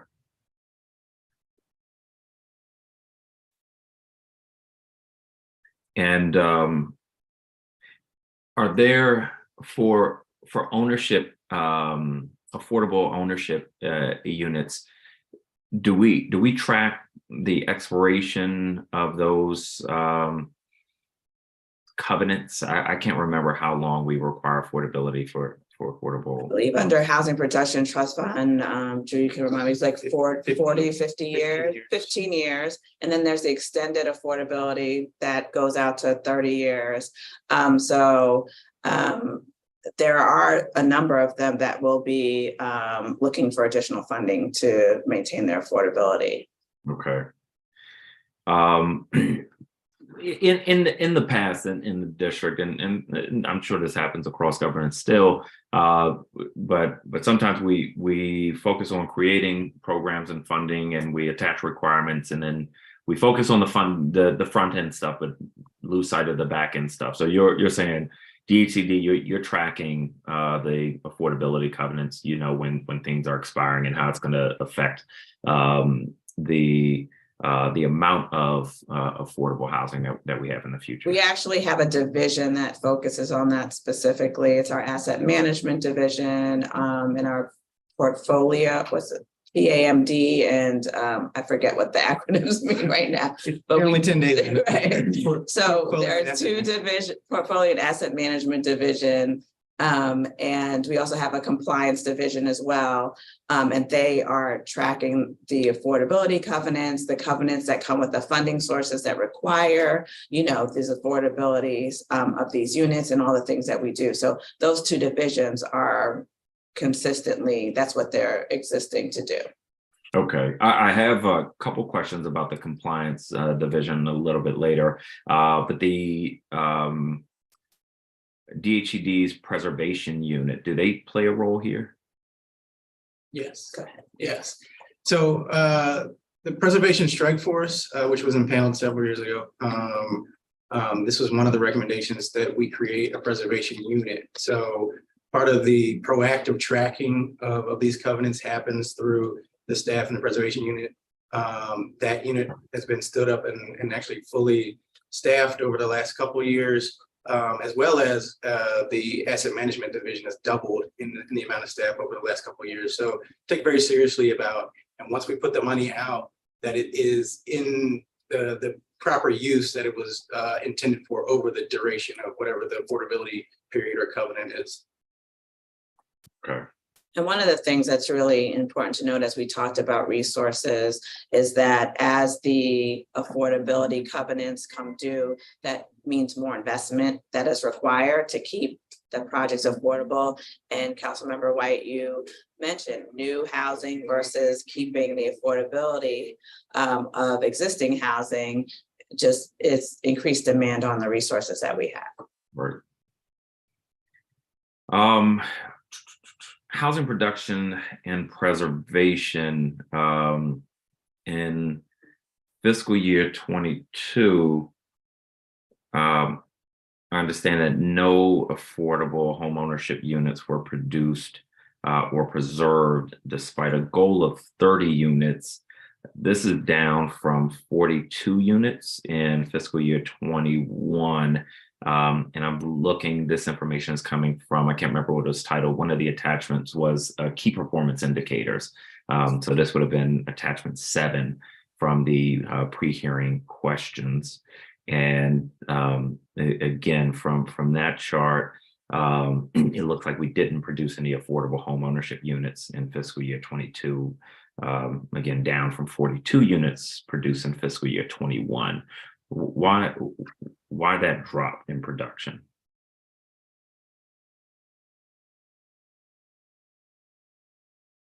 Can I get back to you on that? Again, I would have to look into sort of the history of that and get back to you. Yes. Similar question from the same chart in FY22, no development finance projects closed within 12 months of selection, and only 7% of projects closed within a year in FY21. My recollection is that that is down from the previous year. But more specifically, what's impacting these timelines? Why is it that no development finance projects close within 12 months and only 7% close within a year in fiscal year 21? I will also get back to you on that one as well. Okay. And check the data sources for that. Thank you. What I'm looking for there, and this is something that we'll take the data as a follow-up in one of our next times sitting down. What I want to start to discuss there is what we can do to speed up housing development and the finance timeline. See, we are rejoined by my colleague, Councilmember Louis George. Welcome. Can jump into questions if you have some. Thank you, Chairman White, for allowing me to join this hearing late. Today, it sounds like it's been a good conversation. So I'll forgo a formal statement and jump right into questions. Acting Director Green, congratulations on your appointment. Thank you.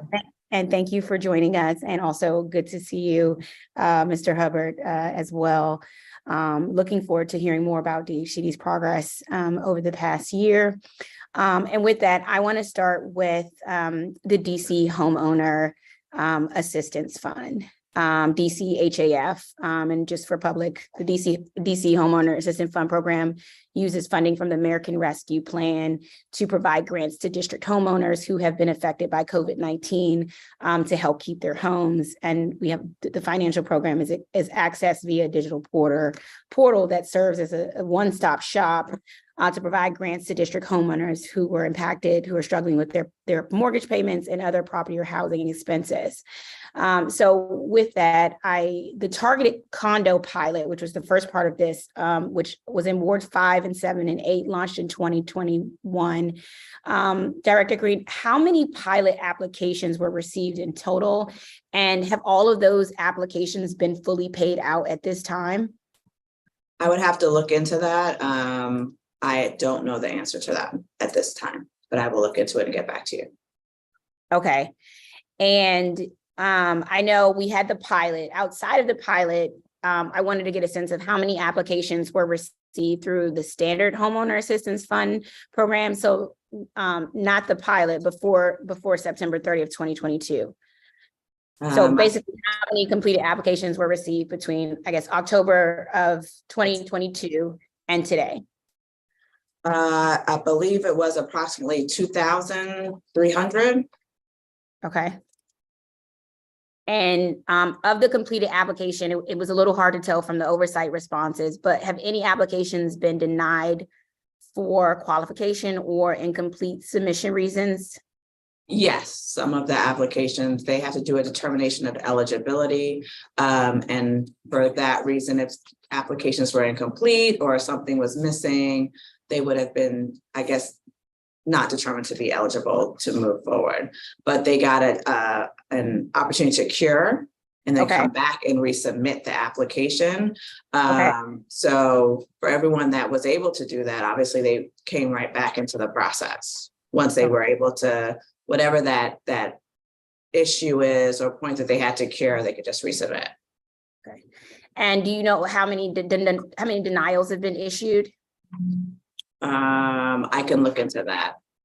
Okay. But I don't think it was a large number, but I don't want to give you the wrong number, so I'll look into that.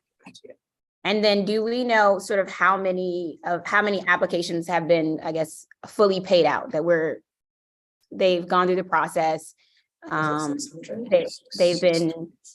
complete and they've received their assistance. So I know that 623 applications have been approved. Okay. In terms of actually in receipt of the dollars, that I have to double check. Okay. And when they when they are, I guess theoretically, when those are paid out, they go directly to the person, they go directly to lender. They go to the lender. Okay. Okay. And then I know there was a number of applications that were like started but not completed. There was just this weird number of I think roughly like 3,000 people started but didn't complete the applications. Where are we with that number of individuals who started but did not complete applications? So just to go back, I'm getting a note that of the applications that were submitted, probably 6 were actually denied, fully denied. Okay. So, and the rest are under review. Okay. And I'm sorry, go back to your question. So there was this weird there was a weird group of we were tracking this of applications that were started but not completed. There was like roughly 3,000 applicants had started the application but didn't finish. And so I was trying to get a sense of what is DHCD or LEDC doing to sort of reach out to individuals to assist with completion or offer support. I imagine at least some of those individuals are in fact eligible for assistance. So I'm just trying to get a sense of how we have been or are connecting with them. So I think at this point, we're really focused on prioritizing the ones that are complete to get those payments out, to get the corrections done. If they just need to correct some information to get them fully in the system. But between our dedicated staff at the agency and LEDC, we've increased the number of dedicated folks to help with that and to make sure they can get to completion. So there is some outreach to assist. Okay. I would definitely say looking into those 3,000 that stopped for some reason is worth it for sure, to see if they need something. Yeah. Of the applications received, I guess, how many for the non-pilot program, how many were from homeowners and then how many were from condo owners? I don't have that information currently. I can send that to you. Meaning, okay. Like how many homes versus like single family home versus. Yeah. Am I correct? Yes. Yes. How many from single family homeowners and then how many were from condo owners? Get that information to you. And then I was wondering, do you all have a list of DCHAF applications broken down by ward or zip code? We do. Yes, I think so. Okay. We can get that to you. Okay, thank you. And then when did the first payment go out for DCHAF for the standard non-pilot program applications? In the oversight responses, I noticed we've only expended $2 million, which is pretty far off from the 14 million spent or committed to. So I'm curious if we've actually paid any condo or homeowners yet, and what the average payout timeline is for an approved application. Yeah, we've made payments and we can get you when the first one went out. The number you're referencing, the 13.8 million, that's actual payments in process right now, just clearing the system. So okay. They are in process to be paid out now. Okay. Okay. And what is that? And what does that timeline look like? They should be in our financial system now for payment. Okay, great. So as of today, when do you all anticipate being able to pay out all DCHAF applications received, I guess, before September 30th, 2022? So if I can just jump in here for one second. There's a vendor registration process that the mortgagors have to go into the system in order to get paid.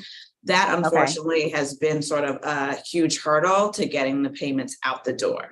So we could have approved it and done everything that needed to be done, but their bank has to be registered in the system and doing do their vendor registration. And there's been a huge campaign communication process to try to just get folks, those groups, those organizations registered. And I think from what I'm told, the way it was started was the people that had the most applications of half applications. And so if it Bank of America had 90% of the half applications, we've worked with them to try to get that vendor registration done so their payments can be made. So that's just been a huge, and this is not an issue just for DC. This is a national issue of that's the process and they need to register, and it's just been a huge push. So if these organizations are interested in registering in other states before they register in DC, they're doing all that work first. And so we've been working to prioritize them to register so these payments can go out. So we've kind of pushed along as far as we can. And now we're doing the outreach to say, please register so these payments can go out the door. And when we saw that as an issue, we added more dedicated staff to do that. Just to give you some perspective, some of these larger mortgage providers, mortgage servicers focused on the larger states first. So California had $1.1 billion in half funding. So they rushed to California to get registered there first. Texas had $800 million, so they rushed to Texas first. So literally, we hired people just to pester them to get into our system. You're still on mute. I said, oh, wow. I said, okay, that's great to know and great to have on record for the public to hear. Is the federal government helping coordinate HAF registrations across the country? They've actually, I think in some cases, come back to ask us for our thoughts on how to make it run smoother. Oh, wow. Okay. Okay. That's good. Good and a little alarming. I guess they should ask you for support, but also maybe they should have a little bit more coordination on that part. I wanted to ask, so for you all, you sort of don't have a specific deadline you've set for yourself right now because you're sort of subject to the federal, how the federal government moves or how this coordination happens. We have until 2026 to expend the $50 million. Oh, I know you do, but I mean, what's your, you have a goal? Do you have a goal set for yourself? Our deadline is as soon as possible. I mean, I think the need is there. People want to have their money. We've done everything from what I can see so far internally to move the process along. It was a new program, so there was a little bit of understanding gap, I'll say. Once that was understood, the implementation looks to have been implemented as best as possible to what's in DHCD's control. And for the things that are not in our control, we are trying to, again, reach out to say, please register so these dollars can get out the door. And we'll continue to monitor the progress on that. Okay, thank you. I know my time has run out on this, but I appreciate your urgency here because people are being foreclosed on. So I appreciate you all urgency and my understanding with that, sorry about the time, is that folks are notified when someone has made an application and are eligible. So they shouldn't be foreclosed on once they know they have a payment coming out from this program.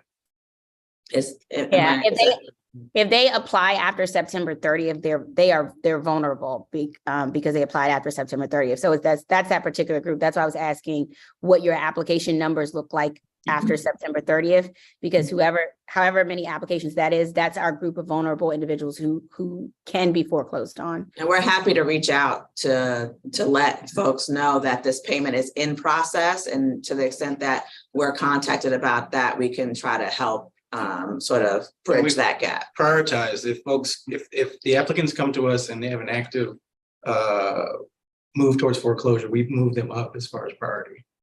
Okay. Thank you so much. Thank you, Chairman White. Thank you, Councilmember Lewis George. Can you talk to me about the small buildings program? Who is that for, and what kind of assistance does that render?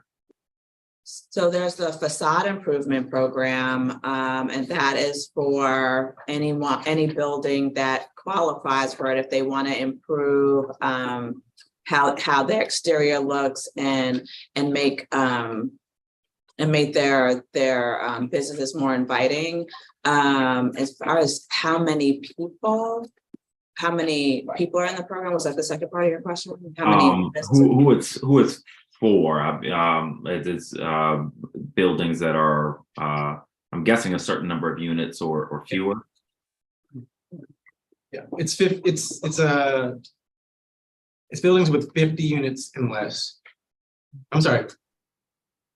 520? 5 to 20 units. I'm sorry. I'm thinking of a different program. So. Okay. So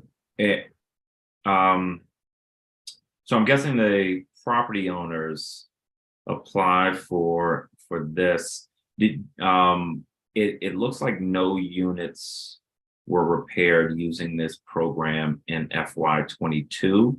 In fiscal year 21, 29.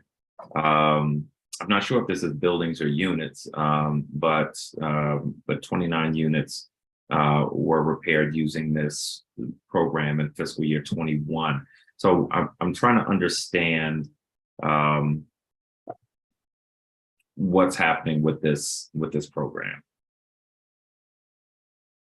So we're in the process of really ramping this back up. And again, like some of the other programs we've talked about previously, since we've been speaking in this hearing, we recognize the need to add more staff to the program, which we have done successfully. So we're looking at identifying ways to see kind of what is out there, taking applicants and get some buildings looked at in this fiscal year.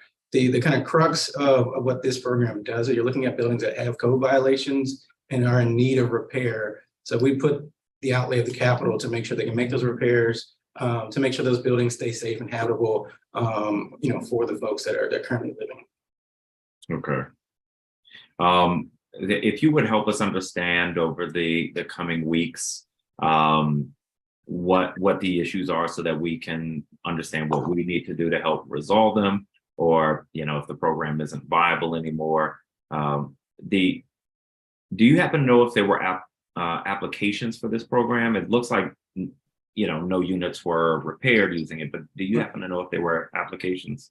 We only got 2 during the time period you referenced. Okay. And what we've also done is we've gotten more engaged. There's a newer trade group, for lack of a better way to put it, for small building owners, and we've been heavily engaged with them to really promote the program.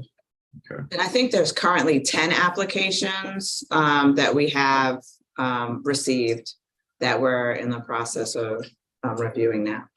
Okay.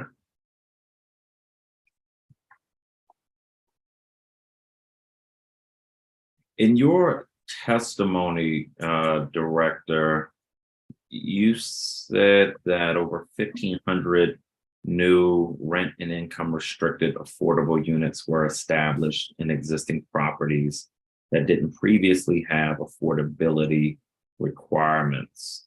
What programs or program resulted in these new affordable units in existing properties? Are you saying which program did we use to create those? Yes. Which programs were those? Let me just look for that.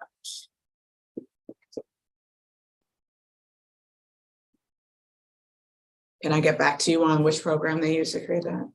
It was Housing Production Trust Funds. And Housing Preservation Funds. And Housing Preservation Funds. Okay.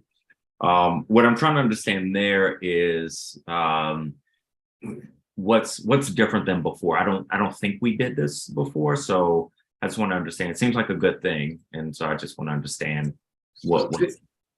Depending on source, whether it's trust fund or housing preservation fund, one of the bright lines to access those funds is to put a covenant on those units. Okay.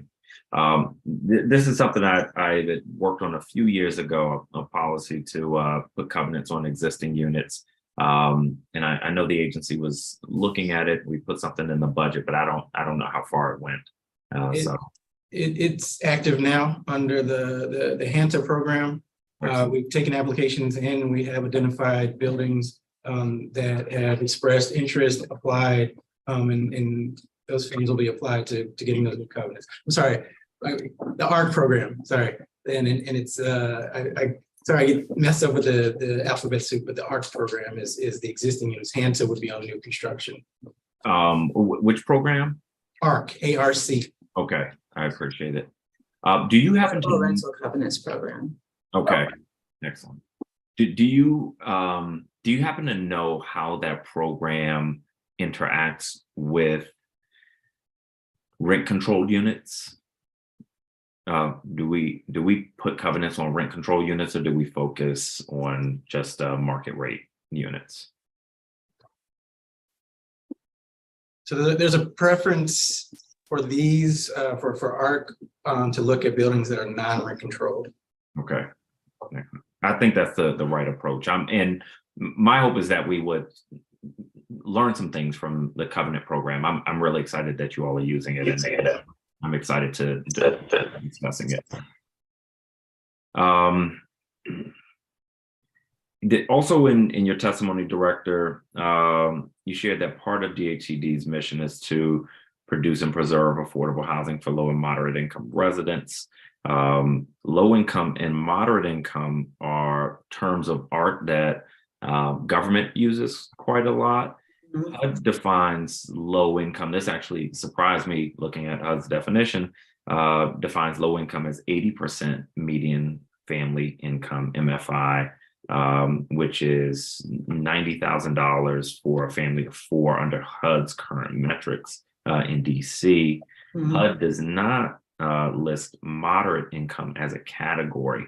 Now, how does DHCD define moderate income? So moderate income is between 30% to 50% of AMI, and then low is, so we do like 3 categories, like, so there's 80% to 50, and then 51 to 30, and then 0 to 30. So we have low, very low income, and then extremely low income, low income.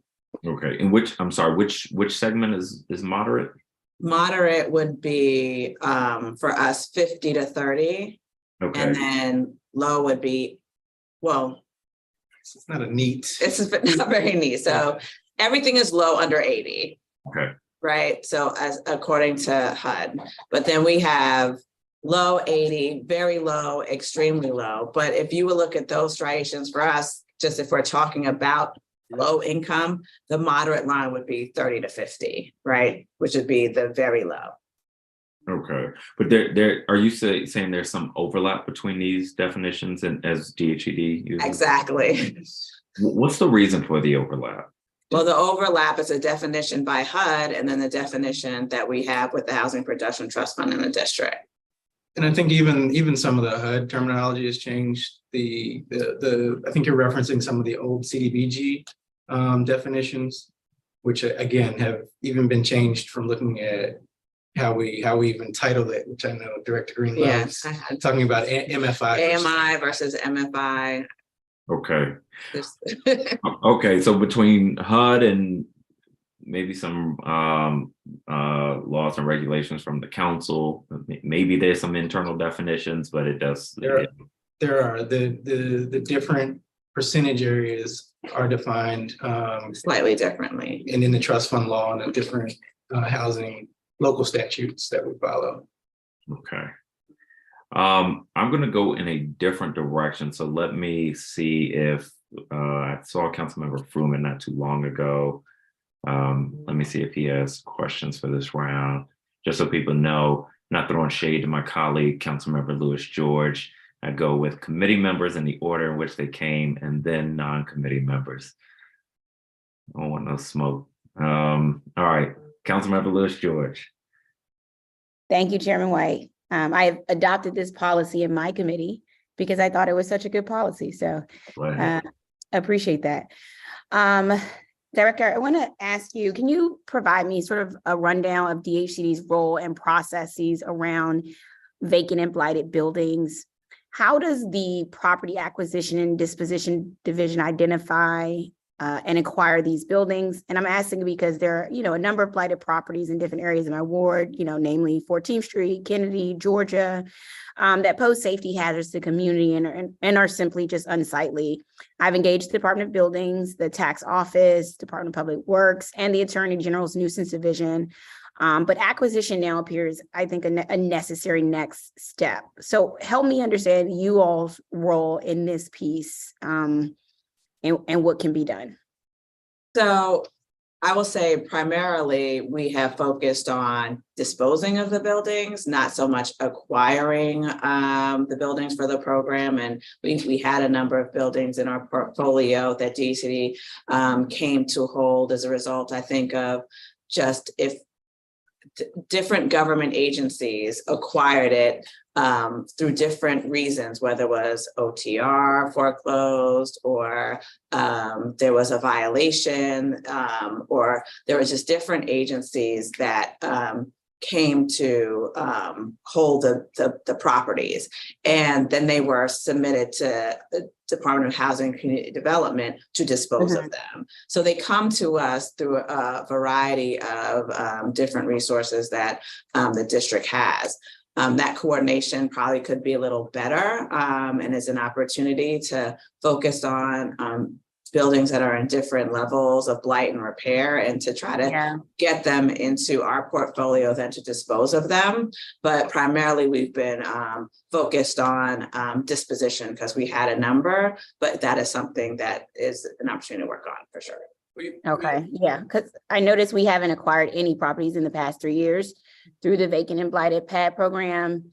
And so I think, there is an opportunity there, especially in some of, areas that we could actually utilize and use. So I would like to see us not just focus on disposition, but do some property acquisition as we move forward. To your point also, council member, we've been more engaged with the public safety and justice cluster to look at, properties that they may pose a risk to the community, to look at how we can be more engaged with them going forward on identifying solutions, especially if they're vacant or blighted. Great. I got some properties for you. I do. Okay. Moving forward, I want to talk about the single family residential rehabilitation program. And for the public, the single family residential rehabilitation program administers grants for roof repairs and or modifications to eliminate barriers to accessibility for persons with mobility or other physical impairments. And it, rolled out a number of years ago. And I know Director Hubbard was working on really improving this. At last year's hearing, we discussed changes to the contracting process for the single family rehabilitation program. And I just want to see if you could provide a status update on those changes, if the new preferred contractor system is now in effect, and what are sort of the tangible impacts of implementing that procedural change. Well, I will throw it to Director Hubbard to answer this question, but I have noticed even from the time that I was here before that one of the things that has been done is this sort of minor repairs or interim repair part of the program where there's a number of steps that has to be followed to engage in about the scope of work, the total scope of work needed for the house to be completed or for the roof to be done. Bids need to come in. But if there's something that's more urgent, they will use this minor repair option to go out and address a problem more immediately or in an interim basis, or so that to mitigate further deterioration and just to kind of respond to the property owner as fast as possible. So that is sort of a new nuance of the program, but I will throw it to Deputy Director. Yeah, Councilman Lewis George, I'm happy to say, since our talk last year, we've seen a good trend. And I think if you remember last year, year end, we were at a couple dozen projects. Last year we did 68 projects and 88 different unique aspects of the program. So we've more than tripled the output of the program in a year. and much in part to making sure we were really being deliberate about streamlining the contracting, identifying contractors who were able to deliver, cutting just some of the unnecessary steps that it kind of hampered the program. But we're not going to stop there. Our goal is to make sure that we can get as many of these applications in and out the door, repairs done as possible. As Acting Director Green said, one of the ways that we make sure that problems don't get worse is to do some of the small repairs on the front end, so you don't get more rotor intrusion, you get more deterioration to the roof, so that we don't have these larger multi-year problems that just get exacerbated. Yeah. No, and I appreciate the strides you all have made in this program. You remember a lot of Ward 4 seniors were on that waiting list, and you've been, getting through that list and truly appreciate that. I want to get a sense of how are you all doing? I know we still had the wait list application. So of the 68 or the 65 roofs completed last year, what does that represent of the total pool of applications? I know we had a serious backlog for a while. So is that 65 of 80 applications that were in the queue, or is that like 65 of 200 or 500? What does that look like, representative? I think total on hand, we have about 300 applications. So it was 68 of 300. Okay. And what's your goal for this upcoming year? We want to get to a point and hopefully we get there this year to do at least 100 completed projects a year. Okay. And what are you guys thinking about, like longest and shortest timeline for completion, I guess? On like we mentioned, if it's just a small repair, we'll get out there as soon as we can get the funding in place and get a contractor mapped. That's weeks instead of months. And again, we still have some legacy and some more complex projects that we want to and have to still do, because even with focusing on the roofs, we still will do internal work if there's water intrusion that causes additional damage in that house. And those scopes tend to be a little bit more complex, permits need to be pulled just to make sure the work is done correctly. Yeah.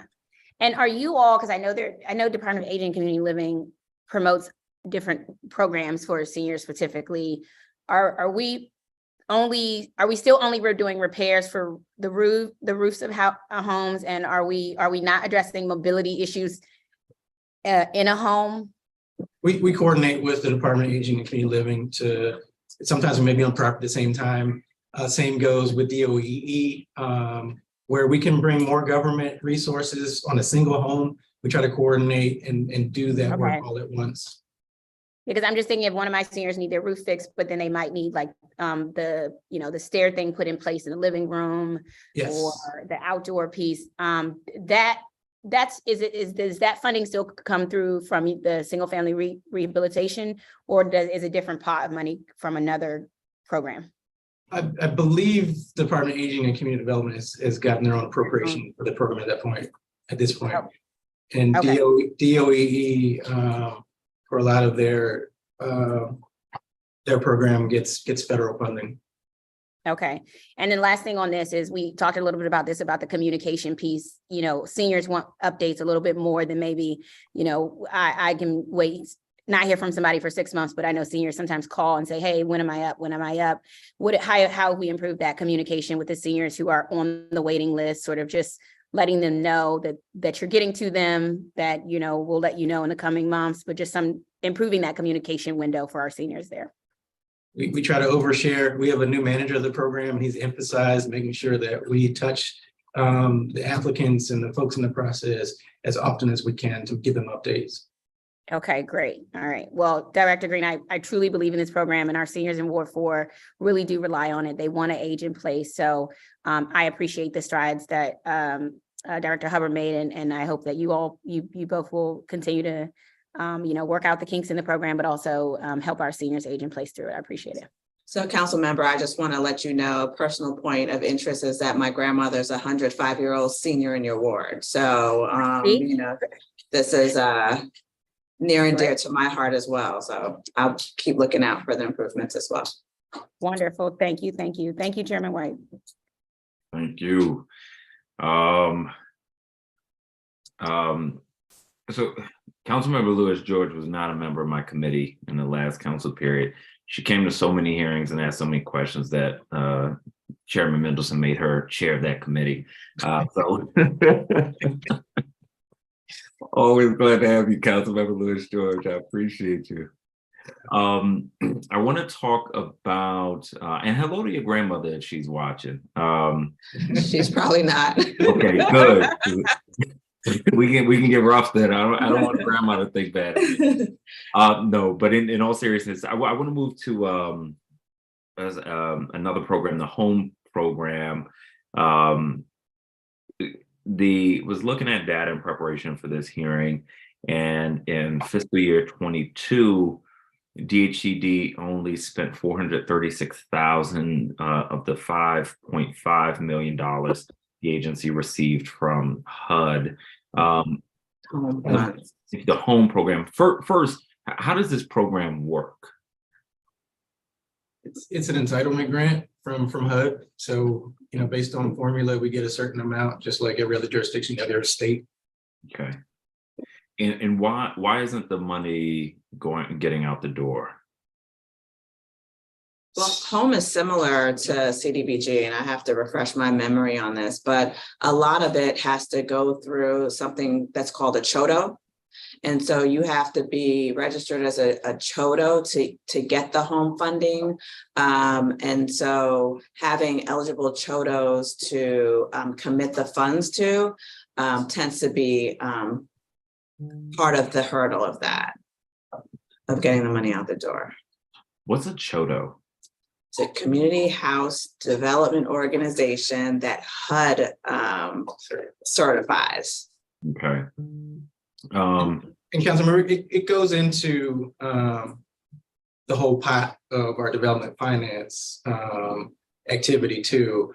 Home tends to be, if I'm not mistaken, one of the more restrictive sources of funding that we have, and has to be reserved for construction for very low income. So this is another one of those points we talk about, making sure we can match the right funding source to those projects. And again, where we definitely stress trust fund. If we can find a project and use home, we want to push it to. Right. Okay. So this funding is for projects, for housing projects. Can you walk me through what the process looks like? So the process is the same for home funds as it is for CDBG or housing production trust funds. We currently don't have any uncommitted home funds. We have also used home funds in HPTF as well. So wherever we can put the home funds where it's eligible, and CDBG, I believe, and I will just clarify this, but CDBG is for 80% and below, and I think home funds has a deeper affordability requirement as well. I think it's 60% and below. So you have to, again, match the funds to where the eligibility is. Okay. Now, did you just say that all the funds have been obligated? Committed. Yes, committed. Okay. If you said that earlier, I heard it this time. If you said it earlier, I missed it. Okay. So, okay, they've been committed. So you expect those funds to? They'll go out the door. Okay. Okay. Nothing is unspent. Good. All right. Maybe a similar answer here then. Looks like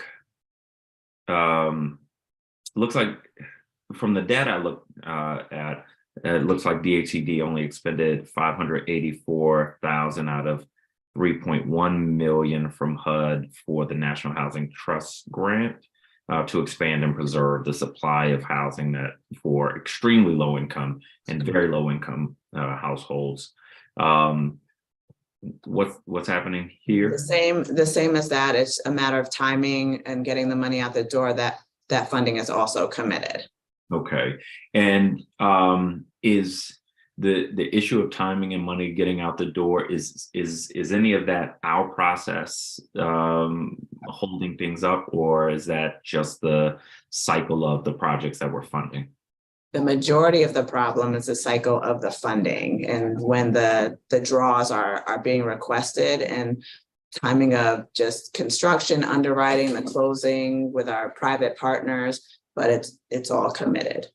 Okay. Then let me turn to LRSP, or for those who may not be with all the acronyms, Local Rent Supplement Program. During your testimony, you discussed the new project-based LRSP budgeting process. Mm-hmm. What is this new process? Let's see, take that. All right.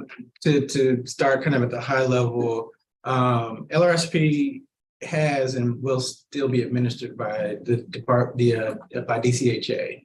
But the change we're looking at, the funding will start with us. And where that's important, especially to the discussion about production of 0 to 30% units, we will know exactly how much is available to attach to these project-based vouchers to go with the production of new 0 to 30% units. So instead of having to go to DCHA and go back and forth and ask about how much we can have out of that pot, we will have it budgeted in a way that we know exactly how much we can attach to new projects. Once those projects are actually built and completed, those contracts, the payment of rent, like the normal course, will be administered by the Housing Authority for the duration of those contracts. Okay. So it's about matching the subsidy, particularly LRSP, to the construction finance. Yeah, how will this change impact? I mean, will it impact the process? Does it streamline the process? Does it make it easier for people to access? What is this change fixing? So I would go to the timing, right? So if we are prioritizing our projects along with the LRSP funding, we don't have to wait till it becomes available to go into a project. It's matching with the timing of our project so it doesn't cause delays in future production. We can plan that this is available now. We don't have to have everything on our side available and then wait. So it makes it a more efficient use of dollars. And so the demand for affordable housing projects for that 30 below that we want funded gets funded, earlier than waiting down the line. And we can also, I think as we pointed out with this most recent round, we were able to go back and actually negotiate more 0 to 30 units than what was actually proposed. And we could do that because we knew how many LRSP vouchers we could actually bring to bear. Okay. If I were interested in looking at all of the funding and financing programs in one place and sort of understanding what they are for, is there somewhere I could find that? Our website. I mean, all the funding programs are listed on our website. They should be available there. And if you want to look in one place too, we distill all the funding sources and with descriptions in past RFPs, and all those remain on our website too. Okay. You all have a lot of information on your website. I'm for resident focused programs and for developer focused programs. I'm trying to gain a more comprehensive understanding of what all these programs are, how they work together, and who qualifies for them. So I'll look around your website to see if I can find something like that. But to the extent I can't, I'll reach out to work with you on that. Absolutely. One of the easiest things to kind of just for developers and production of affordable housing would be to look for the development finance division. For individual and single family programs would be to look at the residential services division. So that's if an individual needs something. And then for things related to condos and conversions, I would look for our RAD division, rental accommodation and rental sales division. So those are also frontdoor.dc. .gov is also another option as well. Yep. Okay. Front door for residents is where they want to start because it really encompasses a one-stop shop to look at our resident-facing programs. And it's focused on ownership. And we also have the Housing Resource Center here at DHCD if people want to drop by. If people drop by that, what should they expect to find or learn? Well, they can come in and all the programs that we have and all the information we have on units is available through the Housing Resource Center. So they will be able to speak to someone and get information in person. And that's 1800 MLK Avenue Southeast. Thank you. All right, moving to IZ or inclusionary zoning. There were a couple witnesses raised concern about the process and suggested that there might be ways to get units occupied more quickly. My understanding of the process right now is that when an IZ unit comes online and it is registered, I can't remember the registration process, but somehow registered so that the agency knows it exists. The availability of that unit is sent out to everybody who's registered for IZ, and there's a lottery run that includes everyone who's registered. Is that right? Primarily, that's right. But one of the ways you can also learn about an IZ unit availability is through going through DC Housing, is DCHousingSearch.org, I believe, and all the IZ units and available units that are affordable in the district is there for consumption. Okay. Do you have a concern about IZ units being unoccupied too long? I don't. I do feel that there's some room for improvement around communication when the IZ units become available after the first occupant takes place. I think that there may be opportunity to improve that communication gap. So in that instance, I think that if that's addressed, we wouldn't have as much of a delay in looking at people that are already in the lottery that have been selected and moving into a now available IZ unit. So I think primarily it's a communication thing from what I can see. And I think that there's probably some readily available fixes for that. Okay. The mayor and I are on the same page about bringing new housing downtown. For me, I want to make sure we're maximizing affordability. Right now, some areas downtown are exempt from IZ requirements, and I recognize that the zoning regulations are more within the purview of the Office of Planning, but DHCD administers the IZ program. Do you have any thoughts on whether we should remove IZ exemptions from properties that are currently excluded from IZ requirements? That is to say, do you have thoughts on creating or including IZ requirements as we bring housing downtown? Well, IZ requirements currently are for new buildings in the district. I mean, to that extent, the law would apply to any new buildings that are in the district. However, in terms of conversions of commercial properties and things like that, I would have to take a look at that some more and try to figure out if there are other issues that could be created with that.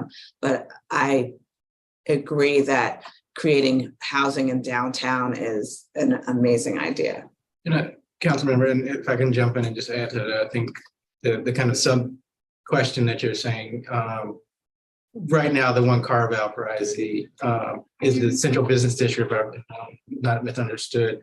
And, as we're looking at creating more housing, that's something we're working with OP as one of the housing partner agencies to see how we maximize the housing down there. But definitely, you're right about the carve out right now. I appreciate it. Okay, we'll all be looking at that in the coming months as we work on the plan the mayor has announced for downtown. HPAP, Home Purchase Assistance Program.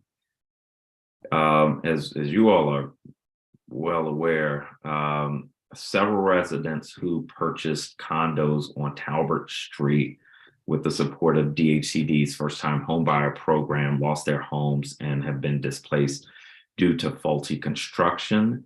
Does DHCD have a plan to address those residents' issues?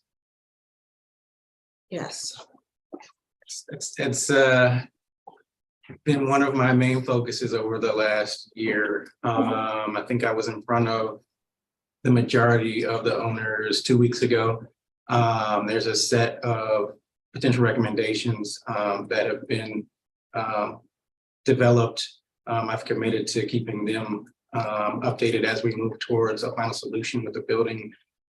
One of the last pieces of this puzzle that we recently were able to get was the completion of some engineering studies related to the property to give us some recommendations about what it would take to really maintain or look at to the safety and the repair of not just the building, but also, I think, as you know, the retaining wall at that site is one of the culprits, which is causing a lot of the issues at the Talbot Street site. But to your point, we have been committed to making sure those owners are safely housed.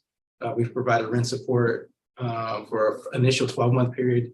They're in a second 12-month period now that is being fully supported by the district to pay their full rent, as well as other expenses related to it, utilities, storage fees. So we're committed to making sure that we see this through to make sure that that property and the owners are cared for. But I just wanted to make, in this instance clear, this is a commitment for the district to make sure that these HPAP recipients are made whole and are able to be housed going forward in a home that HPAP can help with. So the district really in this instance was not involved in terms of the construction, and HPAP was the assistance in helping them buy into Talbot.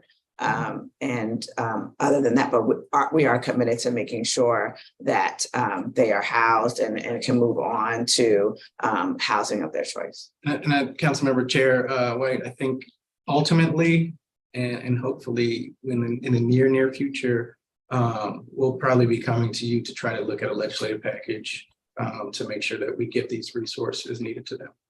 Okay, I appreciate it. And my understanding throughout this process is, Mr. Hubbard, that you've been responsive. Obviously, this is an issue of great concern. People with great excitement moved into a home. We all feel a way about our homes, and now it looks like their homes and investments are no longer viable. And there's an open question mark about what the future holds for them in terms of ownership, much less sort of where they're going to be living 5-10 years from now. Not an easy thing to figure out. And so, we'll continue to work with you, and I appreciate the attention you all have given to this. Hopefully we are relatively close to an ultimate resolution on this. I think we are. Are there any lessons at this point that we should be learning to help avoid a catastrophe like this in the future? I would say one, and we've worked with the past chair and committee in past years. This was another instance where a condo warranty at least helped in some aspects. So looking at how our condo warranty process works, we were able to get some legislation in partnership with the council done over the last year to make sure that we strengthen how we look at condo warranties to get those funds back to owners as they need it when they have defects. So really going along those lines as one point of attack where there are structural defects, that became a lesson that we were able to move forward with. But we're continuing to look at, what else we can take away from the overall kind of look at what happened. And I think, there'll definitely be a deeper look once we get kind of the final resolution of how we help the folks go forward and to look at kind of the full start to finish what happened. Okay, I appreciate that. Finally, on HPAP, I've heard that over the past year, the HPAP process has started to take significantly longer. I think prior to the pandemic, it was around 2 months, and now I'm hearing that it's taking up to a year, which, if that's accurate, would cause a lot of prospective buyers to lose out on homes they would like to purchase. Has the process gotten substantially longer over the past couple of years? I can look into the timeline for that. I'm not sure if that's accurate or not. But if it is, I mean, your point that it takes a long time to get approved, then you could lose out on, a home that you're interested in. So we'll definitely look into that inquiry. I appreciate it. This concern came from a realtor who brought the concern to us. So if you would let us know what you're finding on your end. I think, again, just to kind of tack on to that, one of the great discussion pieces during the Black Homeownership Strike Force, we had a lot of the leadership from the different trade organizations that represent realtors that sat on the strike force, getting their perspective of what actually happens in the market and how we can make the program move at the speed of the market is something that we're focused on. Okay. And I'm being told that it takes approximately 45 days from application to notice of eligibility for HPAP currently. And of course, it can be shortened. I'm happy to take a look at how that can be shortened, but that is what I'm being told. The year seems sort of an anomaly, but definitely willing to look into that. Okay.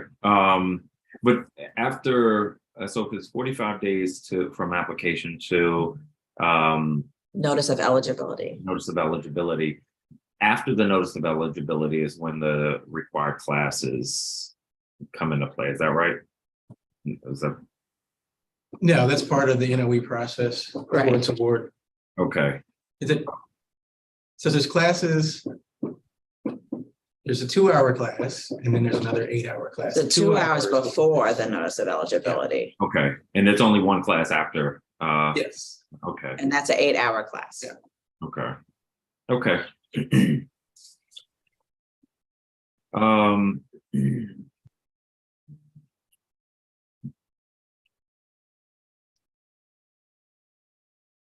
And we'll follow up on that. I want to reconcile concerns brought to us with what you're seeing on your end. Looking at a different issue mentioned earlier, we're going to have a couple questions on the Office of Program Monitoring. This office is responsible for compliance. Is that right? It's the front end compliance. So making sure that in our financing and different programs, we have first source agreements in place. We have CV requirements that are considered. They do the environmental reviews on the front end of projects. Okay. Do they run the Office of Program Monitoring? Do they run or are they in charge of the consolidated annual performance evaluation report, or probably called? Yes. Okay. Yes, sir. Okay. What is the CAPER? And do you call it a CAPER? Yes. Okay. What is that? So the CAPER is the backwards look of what we've done with our federal funds over the last year. So it's our public hearing and then our report up to HUD on our spending of federal funds. Okay. And that usually happens around September or October, I think. Okay. The data I'm looking at indicates that there were 0 public witnesses for the FY21 CAPER and only 3 for the FY22 CAPER public hearing, which happened recently sometime. Does that sound accurate to you? It is, and one of the things we are looking in the future is how we get the word out in a better way. We are required under the federal guidelines to publish in different ways on our website. We're trying to look at using social media more, newspapers, kind of old school, getting more people to come out and really, because it's really getting the public's opinion, priorities on what we've spent, and then even in a similar process, what we should be spending in the future years. And maybe there's a way to capture the public input in a different way other than a public hearing that that we can use. Just an idea. Okay. I appreciate you thinking through that. We certainly have a lot of public meetings in the city, so I'm sure, everybody's not looking for the next one to attend, but we do want to make sure we're getting meaningful feedback. Just one more point, Chairman White, the reference to the last hearing we had 50 attendees, only 3 chose to speak. Thank you for the clarification. Do you know who the attendees and speakers usually are? Are they residents, landlords, tax credit recipients? Any insights? From my experience, they tend to be residents who are looking for programs. One of the things that is an open forum, and we've dealt with this over the years. Sometimes people come in with questions about the housing authority, and we try to direct them to the right place. But we've had nonprofit partners come in that utilize some of our funding. So there's a range of folks who know and are interested in our programs that come and attend. Okay. Director, in your testimony, you encourage residents to comment on the Metropolitan Regional Fair Housing Plan. How can people comment on this plan, and when are comments due? Give us 1 second to look into that. I will get back to you probably before the end of your next question about when it's due, and give us a moment of pause. Okay. I want to look at the issue raised around the Northeast Civic Boundary Association. So there are some Ward 7 residents living on Dix Street who are also members of the Northeast Civic Boundary Association. They've raised concerns with my office over development happening in their neighborhood, and indicated that they requested a meeting last fall to discuss this with DHCD, but they had not received a response from the agency. I believe this one is around development in their neighborhood and sort of what they want to see and don't want to see. Are you familiar with this issue? Either of you familiar with this issue?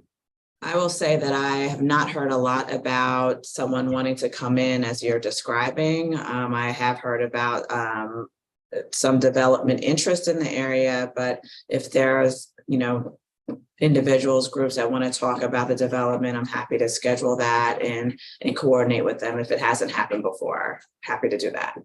I appreciate it. I'm sure they will as well. This reminds me of a resident concern that I meant to raise earlier.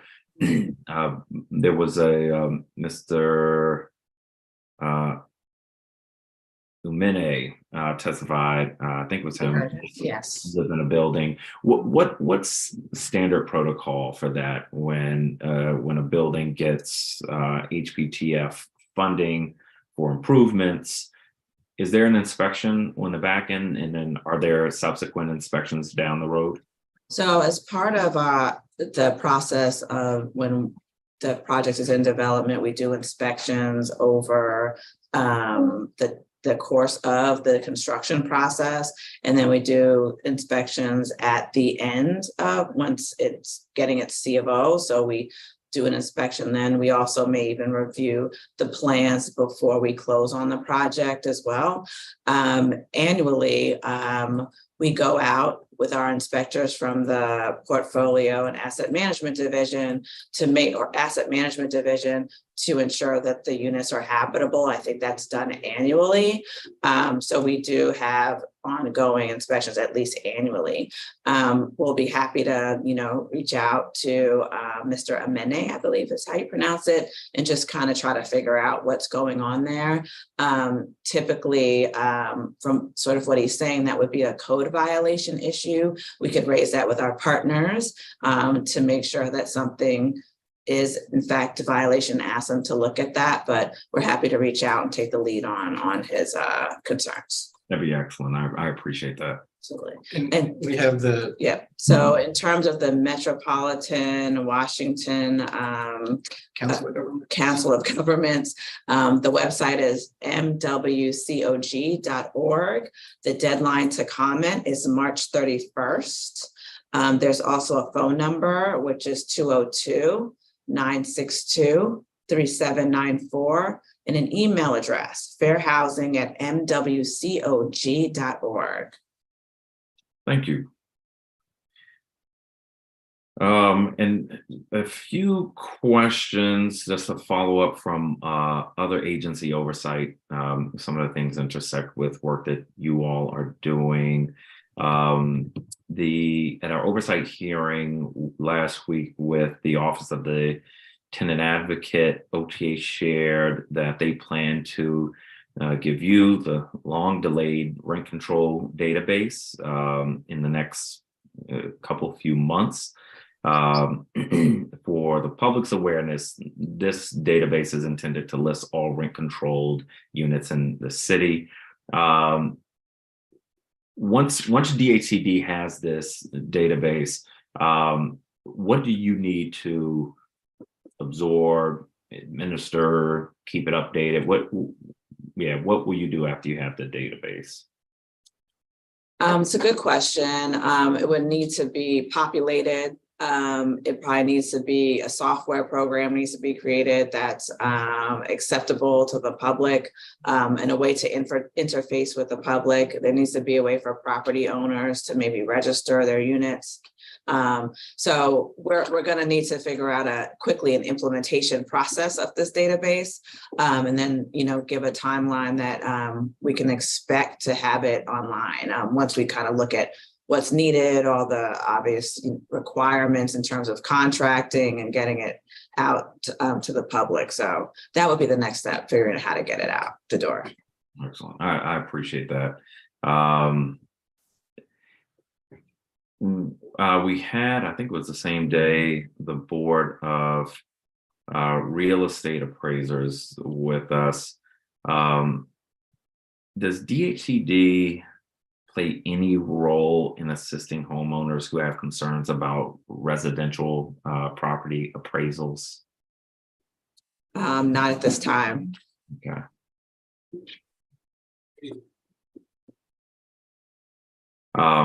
Were you going to add something, Mr. Albert? I was going to say, not directly, but through our network of housing counselors, we do fund, the different housing counseling activities where folks can get some information and support interacting with that process. Okay. But not specifically with appraisers. Right. I understand. Okay. An issue that came up in that hearing is racial bias in appraisals, which is, not a specifically DC issue. It's a national issue, but it is one that I'm not comfortable with, and trying to wrap my head around what, if anything, we can do. I'll give some thought to that as well. I appreciate that. And we certainly will take any ideas that you have. I think only one witness mentioned this, but it is a substantial issue that is coming to all of us very soon, which is rent charged in rent control units. It is tied, as you all know, to inflation. We are seeing a 41-year high inflation, and so rents and rent control units are likely to rise almost 9%, 5% for seniors, I think. Are there any plans to assist renters in rent control units because of the significantly higher than average increase in rents? Well, this is the first that I'm sort of hearing of that impact. We have not that of inflation, but that it's an impact on rent control units. Some thought probably needs to go out ahead of that.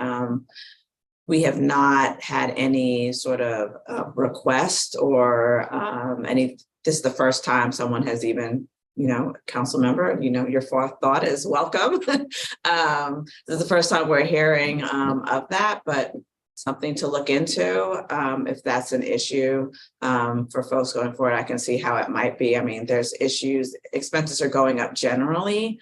Rent control, has kept rent lower than market for a long time. There's other expense concerns around utilities going up, substantially and things like that. So to the extent that we can help in general, we will.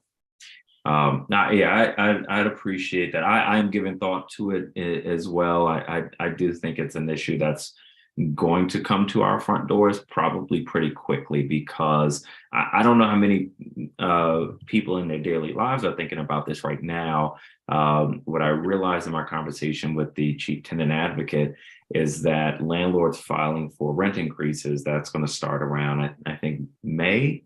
And once people start getting those notices, I think we're going to see a quick scramble. And I know there's an emergency rental assistance program as well that may individuals can avail themselves, but I don't know that will be a long-term solve.